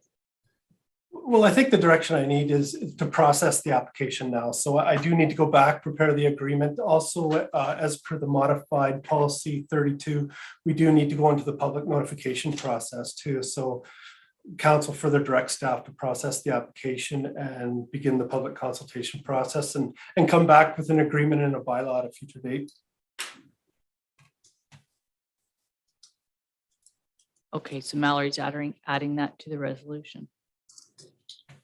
So, and further that council directs staff to process the application. Is that what you said, Jeff? Yep. And you said, and notice and provide public notice? As per Yeah, policy. and begin the public notification process as outlined in policy 32. Marty, I see your hand up, but you might type in the chat box and we might be able to see that better. We just don't have your audio, whether your screen is on. So if you just tap the chat box, type in there, I believe something will, yep. Can you hear me? Yes, we can. You can hear me now? Yes, it's just very choppy, so do your best. Okay, I'll speak slowly.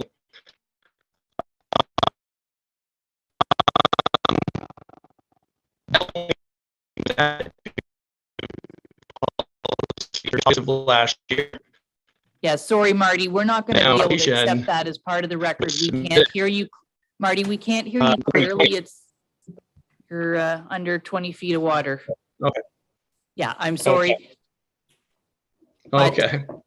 I think there's enough direction really, I think we have the resolution on the table as amended. An addition, Mallory's read it out, so then I will look for a mover and a seconder. Councillor McKechnie and Deputy Mayor Kennedy.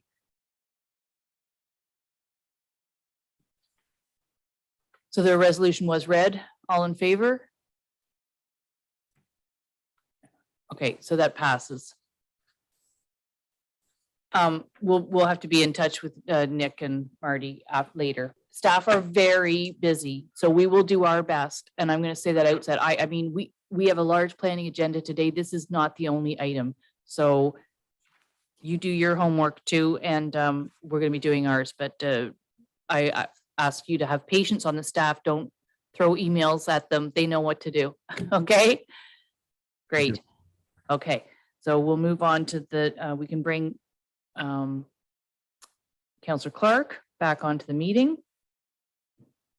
He probably had a really nice lunch. Had lots of time there.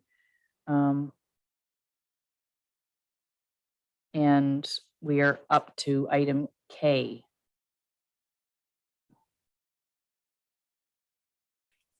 Yes, thank you. I'm just trying to find my paperwork. Yeah.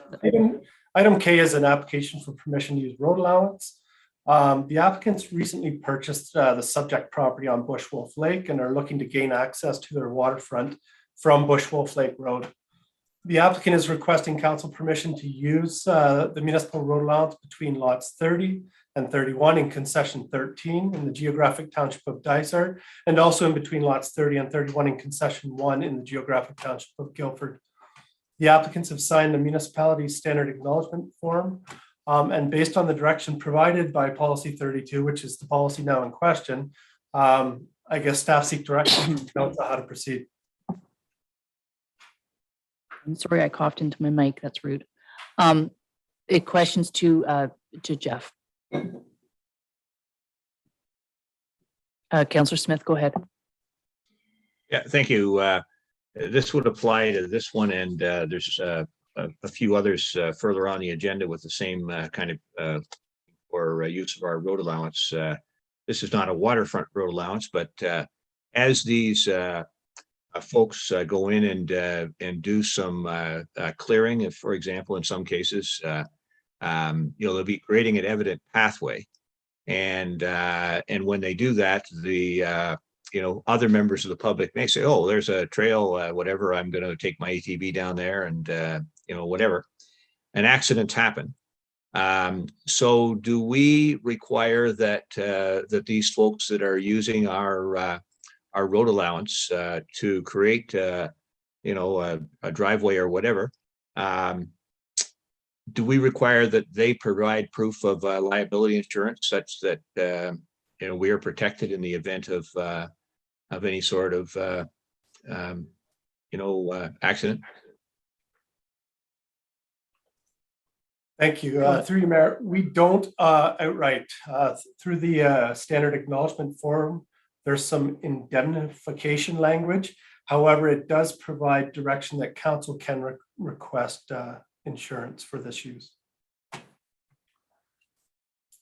Yeah, I saw the clause in the agreement. It seems to me that, you know, where in, you know, I mean, as I read the report here, it seems like these folks are going to be creating some sort of trail along our road allowance. And that as a result of that ongoing use, you know, having some sort of liability insurance in place would, you know, potentially better protect the municipality and consequently other taxpayers. We've done this several times. Did we not just do it up on Musquaby Lake? Again, looking for consistency. I don't know that we've asked for that before. Or was that we sold it? I think we sold it. I think we just need, you know, consistency in how we let people use when the grant asks for permission to use the unopened road allowance. They're, you know, they're opening it up to be able to drive a vehicle, and no doubt if they want to be building something on that property, they'll be having to construct it at a level of the trucks and whatnot. I see Deputy Mayor Kennedy's hand up, so go ahead. We just did this with Dome Street in Halliburton. Yeah. Road allowance there. Also, if policy 32 is still relevant, I want to qualify my comments. 2D, where it states the municipality will request an annual license fee and require the user to maintain liability insurance to the satisfaction of the municipality covering use of the road allowance. So it's in the policy. Whether it's been exercised or not, I can't comment on, but it is in there. Jeff, did you want to comment to that? Yes, sorry, Pat, what bullet was that under 2D? 2D, page 2 of the document says where permits use of an unopened road allowance pursuant, the following conditions will apply. It doesn't say may, it says will. And then the fourth bullet down in 2D, it says where we do grant permission and council deems it appropriate to use blah, blah, blah. The municipality will request an annual license fee and require liability. Correct. Excuse me again. Correct. So there's two different approval mechanisms happening here. And the key thing there is it says, and council, where they say due to the nature or scale of the use deems it appropriate that they get into a license of occupation. So if council for driveways historically hasn't deemed those permissions the scale required for a license of occupation, an annual fee, and insurance. Historically, they've been granted through that standard acknowledgement process. But yeah, if council so chooses, that is an option available to them. Deputy Mayor, did you want to? Just for consistency, if we're not doing anything with driveways previously, then why would we do it on this one? That's what, yeah. Okay, any other comments from councilors? I see you, Councillor Smith, but I'm wanting to make sure that other councilors have an opportunity to weigh in. Okay, go ahead, Councillor Smith. Well, you know, though we may not have done it in the past, you know, there are other behavior traits that we change based on new experiences, and you know, and the world has become, fortunately, one where litigation occurs more often. You know, we had that case where somebody had an accident on the shore road allowance, and their lawyer tried to argue that we would be liable because we still own the shore road allowance. And so I hadn't thought about this previously, but in reviewing the reports for today's meeting and noting a number of these things, and noting one here where this one in particular triggered it, where they're going to be clearing land that is not cleared now, it's opening up a new risk. And so I asked the question, Based on the discussion so far, I think it's something that we should be looking at going forward, that we in fact do ask that an insurance or demand that an insurance liability provision be put in place to protect our taxpayers in the event that some misfortune does occur. And we have that ability to be able to do that, correct, Jeff? Correct. Policy 32 does give direction to council to enter into a license of occupation and request insurance for any permission to use road allowance or any license of occupation for that matter. So in this case, though, would there be a fee for license of occupation, or we're just looking for the liability insurance, which is, I think, what Councillor Smith, I don't see why we'd be charging it a fee, but it's the insurance risk. Yeah, and that's at the discretion of council. Council can pick and choose what they would like, what conditions they'd like to include. Even if they don't want to get into a license of occupation, council still can include a condition that the applicants are required to provide insurance. Okay, I'll turn to Councillor Clark to see what thoughts. As Deputy Mayor Kennedy has identified, this is a huge issue up here because we've got hundreds of properties where people are not able to drive directly down onto their waterfront, and in many cases are either going over a neighbor's property or over through an open road allowance or something. So I think before we do anything substantial or lock down, I think we have to know how big this problem is, how many people are going to be affected, because that could very much determine how this policy is written and how we're going to enforce it or do whatever with it. It may not, it may not hurt to look at this relative to if policy 32 is going to be reviewed. Should that also, the requirement for the township to property to find somebody crossing the property as a driveway, should that be included in there? That may need to be done as Jeff has identified. If somebody's going to have a thing of insurance or a policy of insurance, they may need some kind of paper to define as to that they've even got a right to cross it, let alone have to insure it. So there's a lot of complexity to this that's going to need some, I think, a little bit of investigation. Okay, but we do want to move forward with files and not get too bogged down. So I guess the question is, do we pass it as is, or do we add a requirement to have insurance in this case? Thoughts? Councillor McKechnie? Yeah, I think definitely in this case, we should be asking for insurance. And then address this issue like Larry says, it's a pretty big issue. But we should deal with this right now because it's summertime, and I'm sure the people are going to agree with it. And not speaking for them, but I'm sure they will, because I'm sure they want to use the lake. Okay, so Mallory? So the way this resolution is written is that there's a lot of directions kind of in it. So my suggestion is that if we do want to do this, we would just add a line onto the bottom. Right? Yep. It would say the user is required to maintain liability insurance to the satisfaction of the municipality covering the use of the road allowance. And then that would just be another direction in this long resolution. Direction. Okay. Yeah. All right. So I think there's a concurrence to do that. So at this point, then I would look for a mover and a seconder. Councillor McKechnie and Councillor Clark. So I'll read the rest of the resolution. Be it resolved that council grants permission to the registered owners of lots 27 to 30, concession 12, lots 26 to 30, and concession 13 in the geographic township of Dysart to cross and use a portion of the road allowance road. Well, that was double printed, excuse me. I'll cross that out.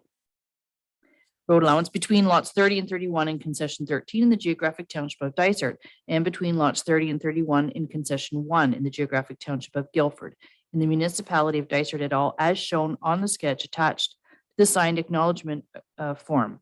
Use is restricted to a driveway. Permission extends to heirs, executors, and invited guests, and is subject to the terms and conditions outlined in the municipality's standard acknowledgement form for use of a road allowance. Use is restricted to normal vehicle and pedestrian traffic associated with uses permitted by bylaw 2005-120 as amended. And the And, last the part, user is required to maintain liability insurance to the satisfaction of the municipality covering the use of the road allowance. okay, so we've heard the resolution. All in favor? Okay, carried.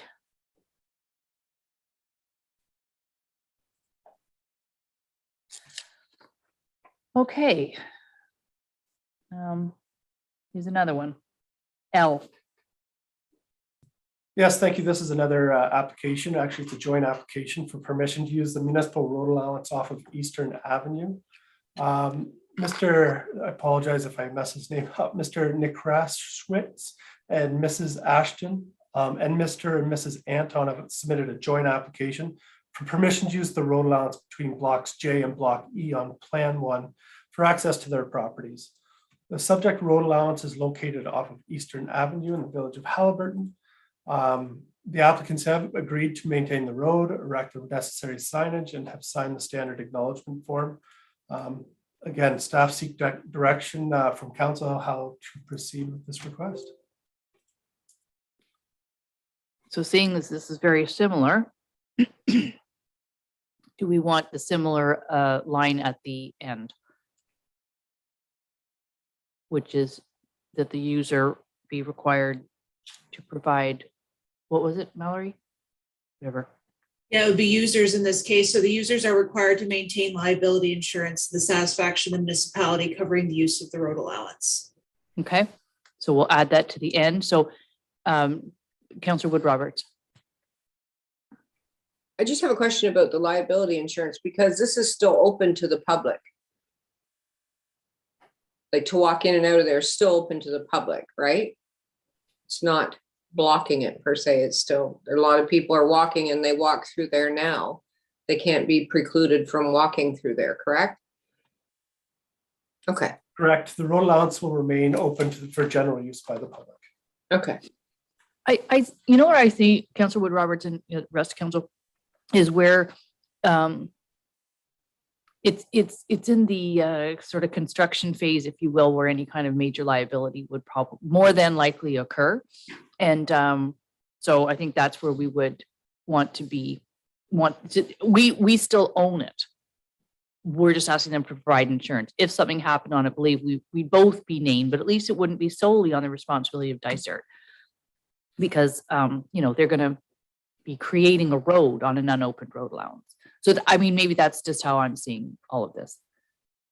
But I think I see nods.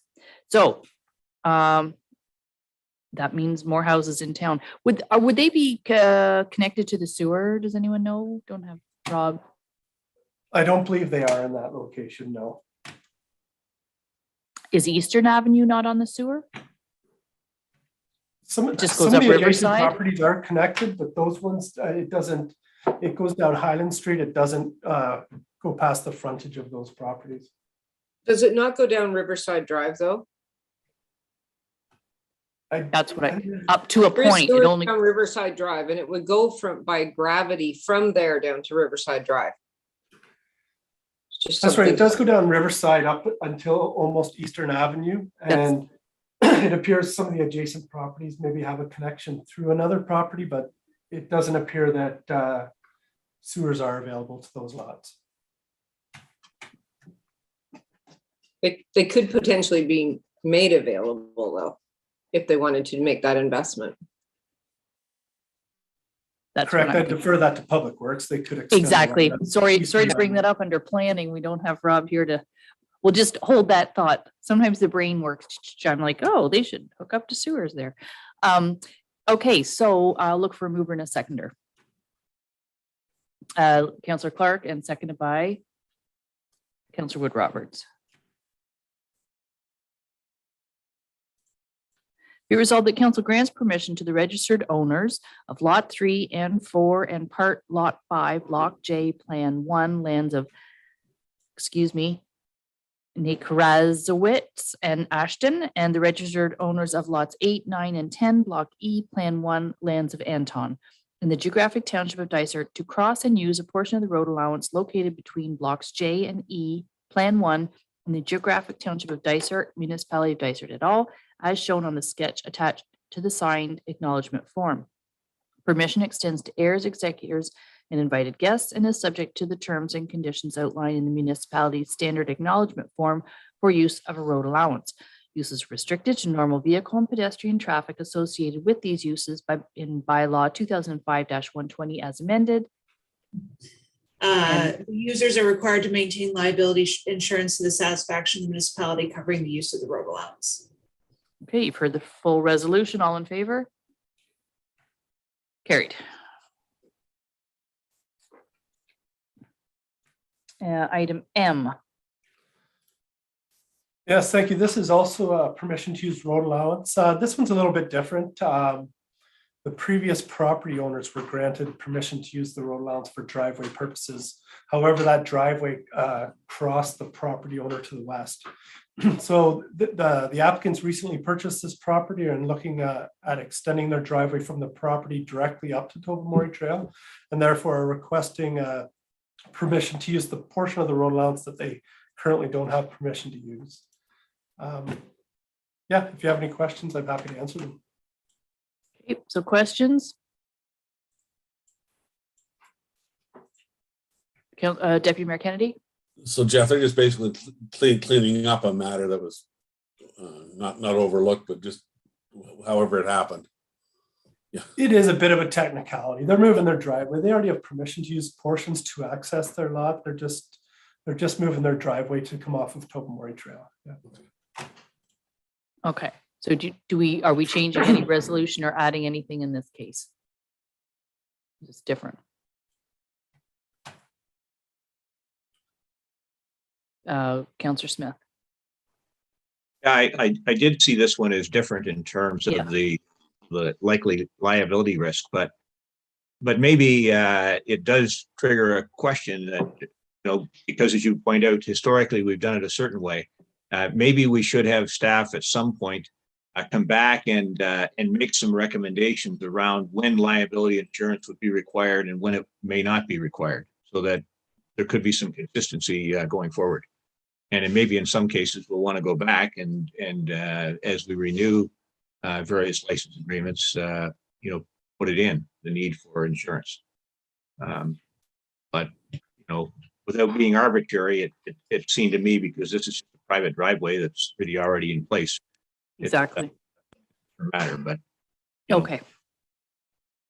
Okay, so that could be a further discussion, but in this case, I don't think we need to add anything to the resolution. So I'll look for a mover and a seconder then to Councillor Smith. Seconded by Deputy Mayor Kennedy. Be it resolved, the council grants permission to the registered owners of roll number 060-000-07200 lands of Tansy and McKay to cross and use a portion of the road allowance located between lots 20 and 21 in concession 1 in the geographic township of Havelock, municipality of Dysart et al., as shown on the sketch attached to the signed acknowledgement form. Permission extends to heirs, executors, and invited guests and is subject to the terms and conditions outlined in the municipality's standard acknowledgement form for use of a road allowance. Use is restricted to normal vehicle and pedestrian traffic associated with uses permitted in bylaw 2005-120 as amended. All in favor? Okay, carried. N.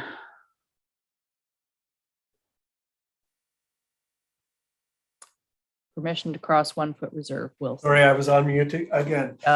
This one may look familiar. It is a permission to use to cross a 1 foot reserve. I believe it was at last month's council meeting. Council granted permission to the 2 adjacent properties to cross the same 1 foot reserve. So the property owners recently purchased the subject lands and are looking for the same permissions to install a driveway. Okay, maybe this is an easy peasy one. Anybody want to move and second this? Councillor McKechnie and Councillor Clark. Be it resolved that council grants permission to the registered owners of lot 50, plan 564 to cross the 1 foot reserve shown on plan 564 at a location shown on the attached site plan. All in favor? Okay, carried. So we almost ran out of alphabet letters. Would have had to go AA. We're at O. Aha, letter of intent with the places for people. So I'm going to get staff to walk us through this. Yeah, so at the council meeting in March, council reviewed the draft letter of intent. Since that time, it was provided to the applicants whose legal counsel have provided a response. In addition, the municipal solicitor has reviewed the comments provided by the applicant's legal counsel. So I provided both legal opinions for council consideration today. Staff seek direction related to those comments. We really are, or at least appear to be getting down to the final details of this license or letter of intent, sorry. So I do seek specific direction with regards to the wording in section 2F. First right of refusal, the exclusivity period, binding effect, and the potential agreement of a purchase, the potential agreement of purchase and sale. I'm happy to go through these comments if you like. I'm not sure how you'd like me to proceed. Well, I think we should go through, you started at 2F, but there was section 2A that we should be, addressing? Well, I can address each of their comments, correct? Yes, I think so. I think that's how we should, we'll see if we can come to consensus on each one. Go ahead. So the first comments provided by the legal counsel for places for people related to the clause that outlines the maximum of 48 units. As per the municipal solicitor's opinion, the letter of intent notes that 48 units is the maximum development allowed on that property. So he's of the opinion that this doesn't need to change, whether they do 15 units, it doesn't matter. It's going to be, the idea is to rezone it for 48 units, and then later in the process through the site plan agreement phase, and when more studies are required to proceed, that's going to determine how much the property can actually handle. Okay, so is everyone in agreement with keeping in the number 48 for now? Yep, I saw nods. So we can move on. In the second bullet, there was actually two comments. The first one is they questioned, there was a clause that staff provide policy guidance in the larger context of the Wallings Road site. And they were looking for direction of what the larger context of the Wallings Road site truly meant. And it didn't really mean anything. It appears that the intent of the section was just to clarify that we will provide policy guidance to them during this process. If the additional wording in this section causes concern to the applicant, it can be removed entirely or simplified. Staff will continue to provide policy guidance regardless of whether that clause is in there. Okay, I turn to council on this one, but I'm just looking at the last line. Is this your writing, their writing? Please confirm that we will receive the first right of refusal on these additional lands since we are responsible for rezoning the entire parcel. Is that the second part you want to talk about? Yeah, sorry, I was just waiting for a response to the first part. On the first part. The second. Well, you always provide, I mean, that's what our planning department does, is provide assistance. I mean, we can't, yeah, we're happy to spell it out for people, but that's part of what you do. So Councillor Smith, do you want to comment on that? Yeah, I don't think there's any need for us to change that. To me, when I look at the wording that Jeff developed and our lawyer left in, it's consistent with his job. Somehow they've interpreted the larger context of the Wallings Road site to mean something more than the property that we're gifting to, or proposing to gift to Places for People. And they're kind of making this to think of the adjacent community and other properties on Wallings Road. And, we can't offer any perspective on the other properties on Wallings Road. We don't own them. And we've got, we'll be waiting for applications to come from prospective developers there. So, I think it's just, they need to maybe have somebody state that to them. There's certainly no need to change our letter though. Okay. Everybody okay with that? Okay, so then to the next point that's in there that I just referenced. Yeah, and what they said might lead into this next point where they're requesting first right of refusal. So it appears the applicants are seeking direction from council with regards to the remainder of the subject lands, being the portion that's we've reserved until council decides where the roads are going to go in the future. So I think they're looking for direction from council with regards to those remaining lands. And they're requesting first right of refusal to ensure that that land will be provided to their clients first. Does anyone have a problem with that? That was always the intention all along. Councillor Clark? Yeah, I would support that. If they're going to be investing in a multi-use type of a facility, it would only make sense that if there's going to be additional properties that we put on the market at a later date, that they have a chance to expand their operations and amortize their investment over a bigger property. So it's just being reasonable, and it doesn't cost us anything. Well, like I said, it was always the intent all along. It's just now we're having to do it in a slightly different phased way. So I don't have any problem with that. So rest of council is okay? Okay. Okay. Bullet number 3 was with regards to the exclusivity period. The applicants are asking that period be extended 1 year due to the timelines that are typical for approving zoning bylaw amendment applications and the currently circulating petition against development in this area. So there's concerns that that process might not be able to be completed by the end of this calendar year, and they're requesting a 1-year extension. Does anyone have a problem with extending a 1-year extension? The way, and it's no reflection, this is not criticism to staff whatsoever. Things take longer in the planning world, in the building world, in development world, is in council. So I don't see that extending that is any problem. Again, this was the intent, it was meant for housing. That's what we had identified this property as. So I can see their concern, particularly when people will be quite a few different faces at the table. So can we extend that to December 31st, 2023? Okay, everybody nodded. So that's a yes.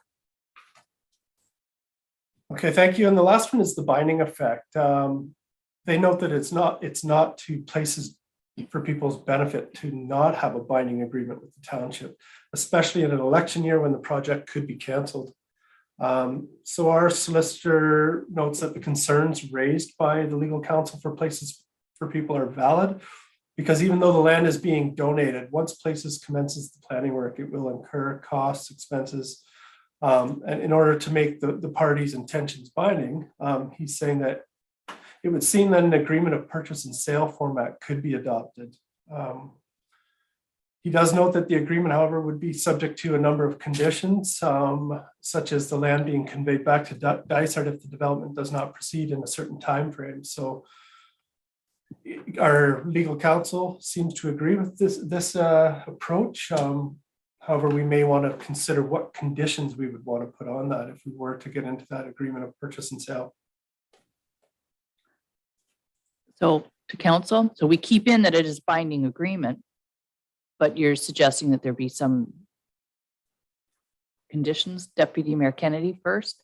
I think it's a smart move on both parties here to have this binding agreement. We've made the commitment, but it could change. And I know if I were a place for people, I'd be a little bit reluctant to invest a lot of money on the hope. So and then if Jeff and our lawyer has raised some concerns, maybe negotiation with place for people, just to outline what the conditions might be, like as far as what you might want in this letter of intent or whatever, this binding agreement might be the way to go. If there's any specifics that our lawyer has outlined, time frame, 2 years, Yeah. that kind of thing. Jeff, how different is the binding agreement from what we just referenced to the exclusivity period to December 31st, 2023? So that if nothing happens, they don't get funding, they can't get a shovel in the ground, and now it's December, whatever, 1st, 2023, and it looks like the project isn't a go. I mean, so what's the difference between the binding agreement and the exclusivity period? I think they're related. I think that exclusivity period is the date that it's going to kind of bind the municipality to places for people. And then the binding agreement is going to be the document that kind of spells out those conditions and what happens if something's not completed by that date. So I certainly am not the the expert when it comes to agreements of purchase and sale. So I defer that to the solicitors or maybe even Mallory, but that's my understanding. Yeah, and I think, so we both want the binding agreement in there. We just don't know. I don't particularly know what the terms would be any different than the exclusivity period. What we don't want to happen, well, what they don't want to happen is that a new council comes in and changes their minds and says, oh, now we're going to sell it for $1 million to a developer. Or what we don't want is to transfer it and then they didn't have all their ducks in a row and don't have the financing and it doesn't get built, or, you know, we need housing now. So anyway, can we leave that with the solicitor? Yes, and we'll come back for something for you to approve, and yeah, at that time we can discuss it. Okay. So what other questions do we have to move this forward? I think that's it for now. So okay. Now that I have council direction, I can go speak with Places for People and look at finalizing the letter of intent and looking at the agreement of purchase and sale. Excellent. Okay, so I see lots of nods, so I will look for a mover and a seconder for this. Councillor Clark and seconded by Deputy Mayor Kennedy. Be resolved that the report dated April 26th, 2022 pertaining to a letter of intent between the municipality of Dysart et al. And Places for People for an affordable housing development on the lands of the municipality of Dysart et al. In part lot 14, concession 8 in the geographic township of Dysart is received, and further that council provide direction to amend the letter of intent to include the changes as recommended, and further that council provide direction to prepare an agreement of purchase and sale, including conditions as recommended, and further that council directs a bylaw be brought forward to a future council meeting to approve the letter of intent and agreement of purchase and sale. All in favor? Okay, carried. And next, we have a letter of a petition. Correct. A petition has been received from the Haliburton by the Lake Community Association opposing further multi-residential development on Wallings Road. They provide reasons to support their position that further multi-residential development will negatively impact the community and the safety and overall well-being of the community. I seek direction how council would like to proceed with this information. Well, and I just want to note, as I did back in November, that I did seek guidance from our integrity commissioner, and I am able to speak on this, although I am a member of the Haliburton by the Lake Association. And I did have an opportunity to see the survey. They did come to every door. So I do a lot of these things though, because this file the actual zoning application hasn't come forward yet to council. And I say this because there's a couple of files where we're getting preemptive letters of concern when the file hasn't come to council, and they email myself or they email this counselor or that counselor to try to get us to comment on something that hasn't come here yet. It's with staff and the applicant. Of course, we know about it because I see some of the signs and we talk to staff and they might tell us what's on their plate. But there's a public process, just like we had this morning with the application. There's a public meeting where members of the public can write in, can register to speak, and we'll see the file in its entirety. So some of these issues are a little bit preemptive. In terms of water supply, there's a requirement to provide a hydro-G study to provide quality and quantity of water on any site for multi-residential. So that would be addressed in the process. I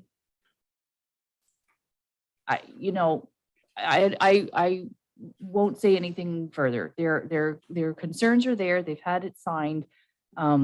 So I don't know, other than the resolution is simply to receive, and I think until we have a complete application at Dysart Council table, I don't see what else other comment we would do. They would, those members would be circulated in a rezoning application.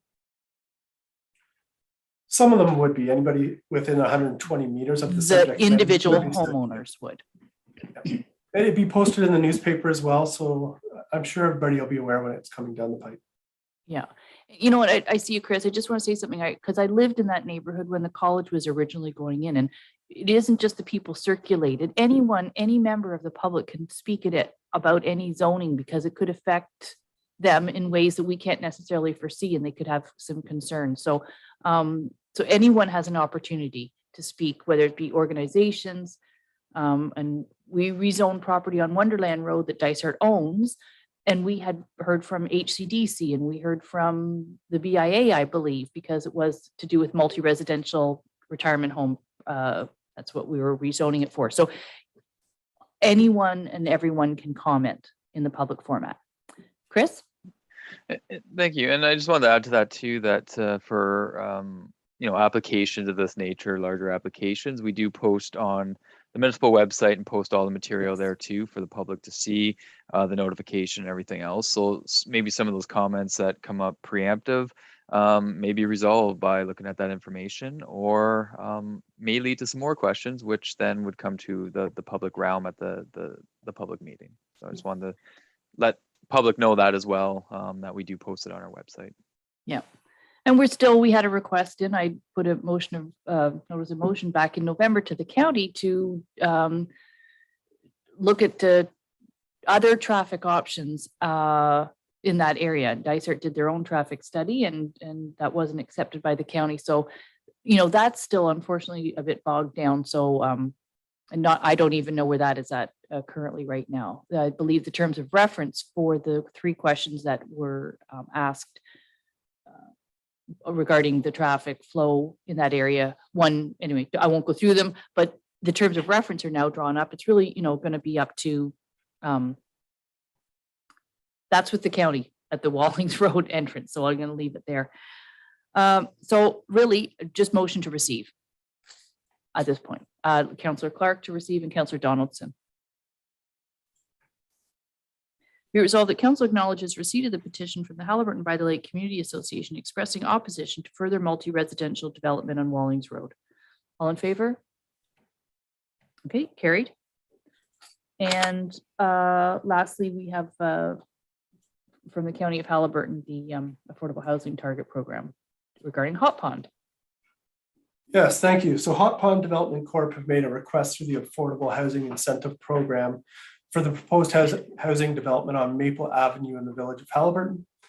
A report has been received from the County of Haliburton Affordable Housing Target Program Steering Committee, and that's provided today. The proposed development will include a total of 18 units, of which 6 will be affordable units. The total value of incentives being requested today is $11,900, plus the waiving of security for the site plan agreement process, as well as the drinking water responsibility agreement process. It should be noted that this matter had previously proceeded to council, where they had provided approval for some incentives. Because of the change in the development, they're coming back to seek a different value today. Resolutions have been provided in the report, and staff seek direction from council and are happy to answer any questions you have. Okay, so I'm going to open it up to the floor for questions regarding this change. Deputy Mayor Kennedy, if I don't mind, see, you put your hand. I was going to turn to you because I really want to commend you for talking with the county and bringing this up. So I'm going to turn over. You had your hand up. I won't speak. You go ahead. Thank you, Madam Mayor. Yeah, it was. I brought it up at County Council that lower tiers shouldn't be responsible for sewer ERU hookups and that type of thing when it's a county initiative, and we were successful in getting that through. So that's a nice reduction to the taxpayers of Dysart, even though we're still paying indirectly because we pay the largest portion to the county as well. But it is a little value. The question I had, Jeff, is this less money now that they're looking for since they've gone from 21 down to 18? I didn't look up the previous report, and I apologize for that. I'm embarrassed to say I didn't look at the previous report either, but the value has decreased. In the initial approval, it was proportionate to the number of affordable units. Yeah. In the initial, there was also the incentive provided for sewer connection as well. So with those being removed, and given that we're going from 9 affordable units to 6 affordable units, yes, the value has decreased. And I'm just throwing out a ballpark number, don't hold me to it, but I think it was between $35,000 and $40,000 the last time. With the ERUs, though, it was more than that. I thought that was total last time, to be honest. Well, in the background reports, the July 27th, 2021 council approved, and it's by motion 21-248, and it shows the fees in there of like a zoning application fee, that's going to be the same. It doesn't matter the number of units. There was a minor variance. Do they need one? If they Not that needed I'm one. aware, not that I'm aware Yeah, of. if they needed one, it was 900. I don't think they do. Site plan application is 1,200. That was waived. Building permit fee of 8,500. Again, that was building permit fees are based on approximate square footage, so maybe that's slightly different with Carl. Water and sewer connection alone was 37,600, and the demolition permit fee of 200 waived. So it's definitely less calculation, and I really appreciate Deputy Mayor Kennedy's advocation for waiving of the, or absorbing, they're not waiving, they're going to actually pay real money to Dysart for the ERU hookups. So for the affordable housing. So that's a huge step, and you know, we'll likely have more of these to come, so that's big. And keep in mind, we do have a reserve. And Barbara, you'll recall, so this is only our second year budget passing, having that reserve set up, but I believe then now we'd have a total of $20,000 in we call it economic development / housing initiatives. So if we were ever in a pinch and said, well, we don't have any money, so if we want to pay ourselves back for some of these waiving of the fees, we can review that during the time of the when Barbara's doing her presentation on what do you call it, reserves and reserve balances. But for now, this is good news. Councillor Smith. Thank you, and thank you to you and Deputy Mayor Kennedy for the work at the county, where you know, this will make a difference to our taxpayers, and the reality is that you know, not all of the residents occupying these 6 units are likely to come from Dysart. They could come from anywhere in the county, and frankly, they even come from the Kawarthas. I just wanted to confirm quickly an understanding that I had, that the incentives that are provided here are simply going to be 1/3 of what would be the fee. There's 6 out of 18 units. So if the you know, the zoning application fee with advertising expense, you know, they say here the estimated amount that's being waived is $1,000. The actual zoning application fee and advertising expense must therefore be about $3,000, and they get 1/3 of that, because 1/3 of the 18 units is going to be affordable housing. Is that correct? No, that's not correct. So in terms of application fees and building permits fees, given that we're going through that process anyways, they are requesting, and it's being proposed that they receive the entire incentive. So Councillor Smith, the only thing that was what's prorated, the rationale for that? because of the need for housing, whether it be market value or the affordable housing. So we've identified it in so many of our priorities. The only thing that was prorated by Dysart at the time was the connection fees for the affordable housing units, not for the other ones. But these are costs to waive for, and it's a drop in the bucket compared to what this whole project is going to be costing, but it is seen as economic development. That is why I referenced, if we want to take it out of that money that we put in as economic development, you know, because we're waiving them, but they are still real costs that we're not then replenishing back in our planning and building departments. And I just honestly, if we don't help developers like this in a very small way, you know, he's purchased property, he's doing everything else, and having to come up with the capital to build. We know that housing is our biggest crisis. Everything else, if you don't have a roof over your head, is not, it's going to sort of fall apart up here and across Ontario. So it's not prorated. Those are the actual fees. So anybody who's building a multi-unit facility, they put one affordable unit in it, to get all these fees waived. Is that the principle that we're establishing here? I believe through the affordable housing incentive policy, there's a certain number that needs to be affordable for those to apply. Yes. It's the 1/3 policy. So they have to have a minimum of 1/3 of the units designated as affordable housing, and then they get a full rebate of all the fees. Well, that's what's being proposed. Currently, Dysart does not have an affordable housing incentive policy, and it's something that's being worked on behind the scenes. But at the moment, it's up to council to make a decision. But that's what's being proposed, and it is supported by staff because we are doing that work anyways. And it's given the need for housing in the community, I agree that it is it's a small contribution to that. Okay, so Also, Deputy Mayor county- Kennedy, no, Deputy Mayor Kennedy has the floor. It's also a county commitment that we made, you and I made as part of the county council, that this is one way to promote and get housing underway here.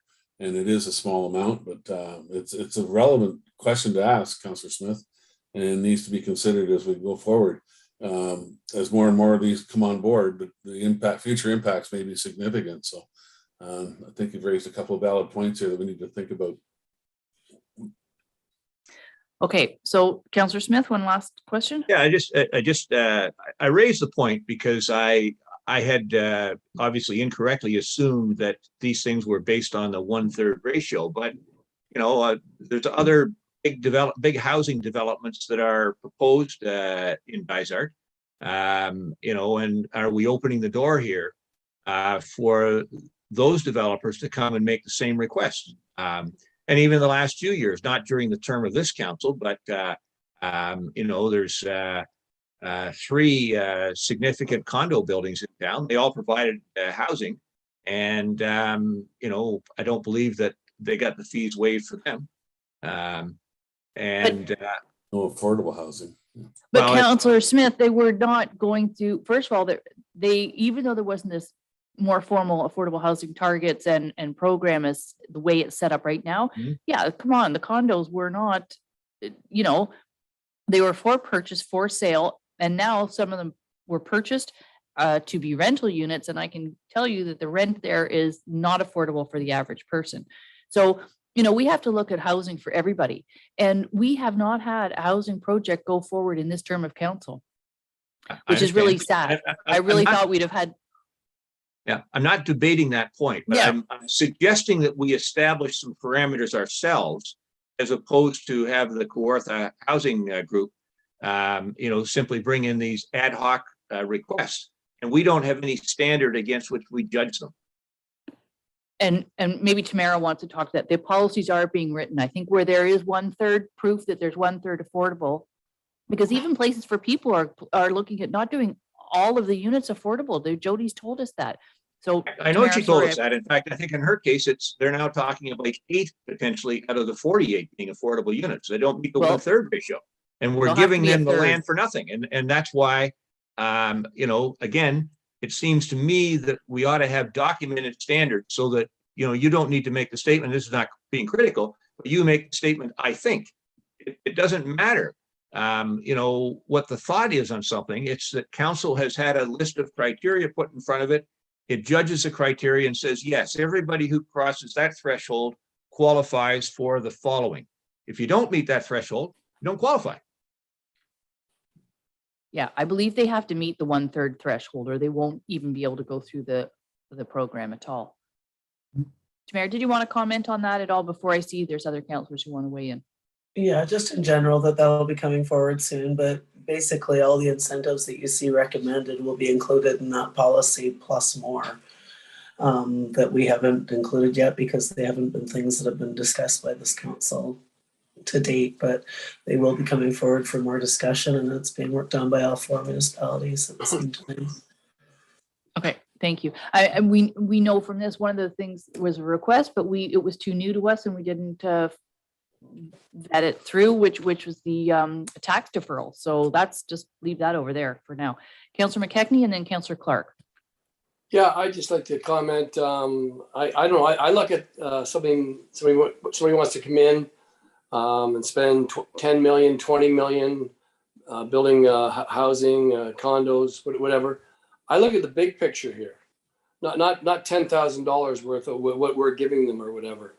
The big picture is the tax revenue over how many years, people being in town, creating more economy. I mean, got to get the blinders off here.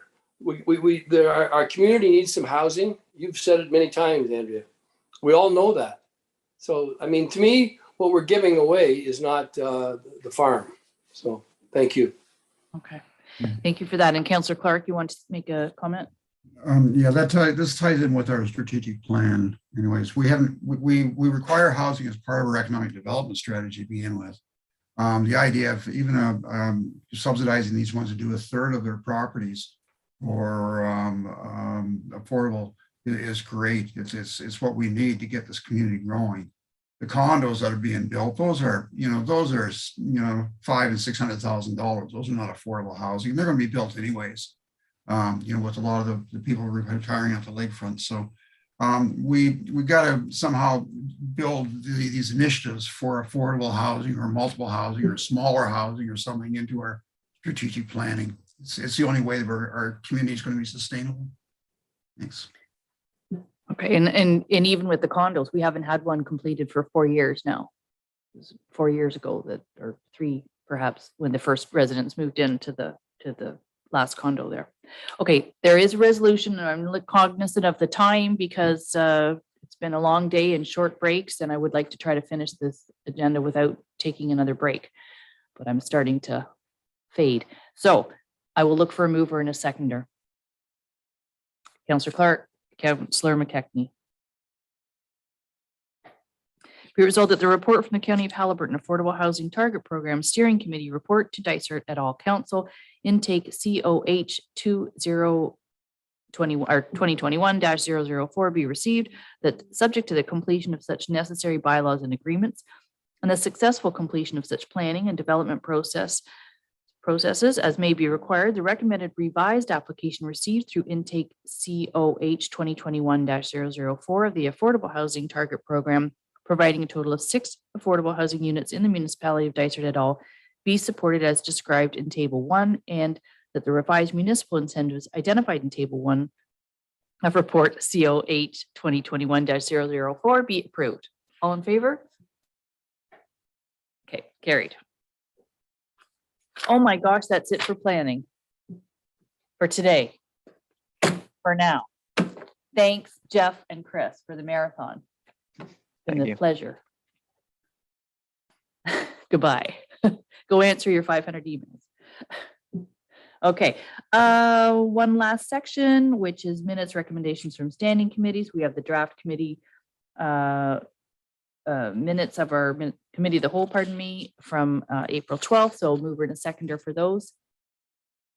Councillor Clark, Councillor Smith. Be it resolved that council acknowledges receipt of the draft minutes from the April 12th, 2022 committee of the whole as information. All in favor?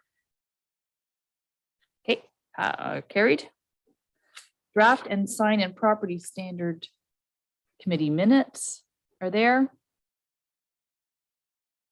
Any questions or comments? Councillor Clark, you're the chair of that.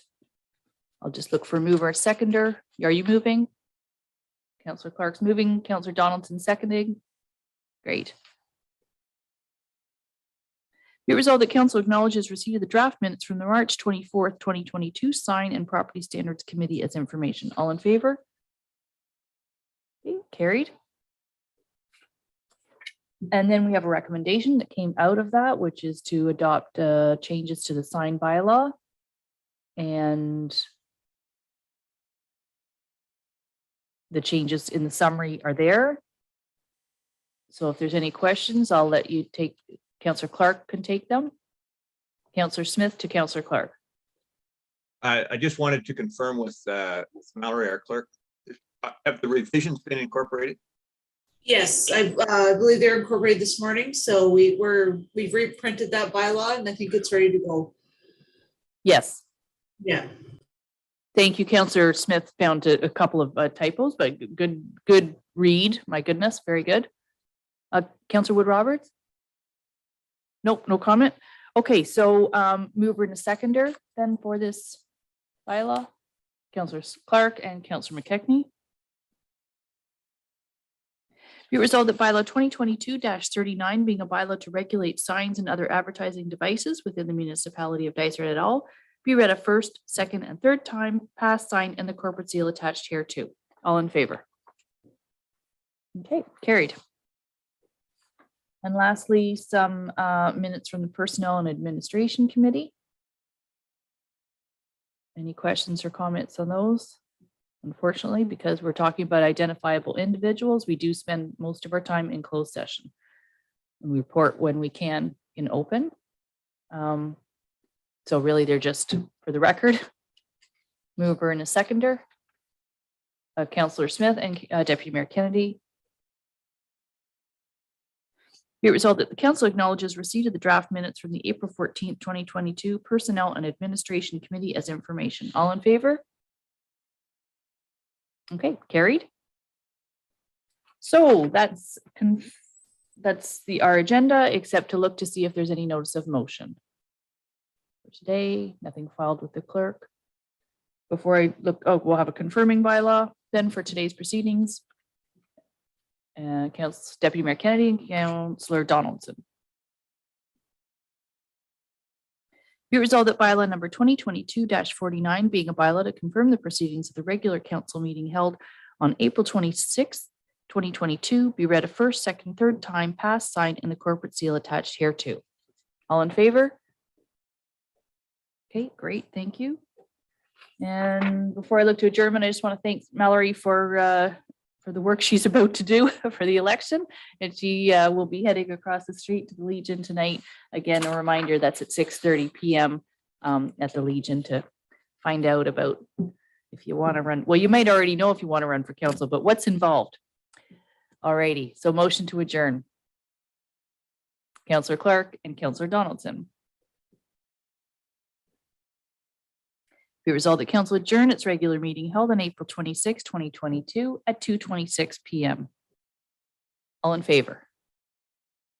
Okay, that carries. We are now adjourned. Thanks, everyone. And just before we actually hit leave meeting or exit, we are still discussing whether the goal was to have the committee, the whole meeting be in person for councillors and that staff would Zoom in.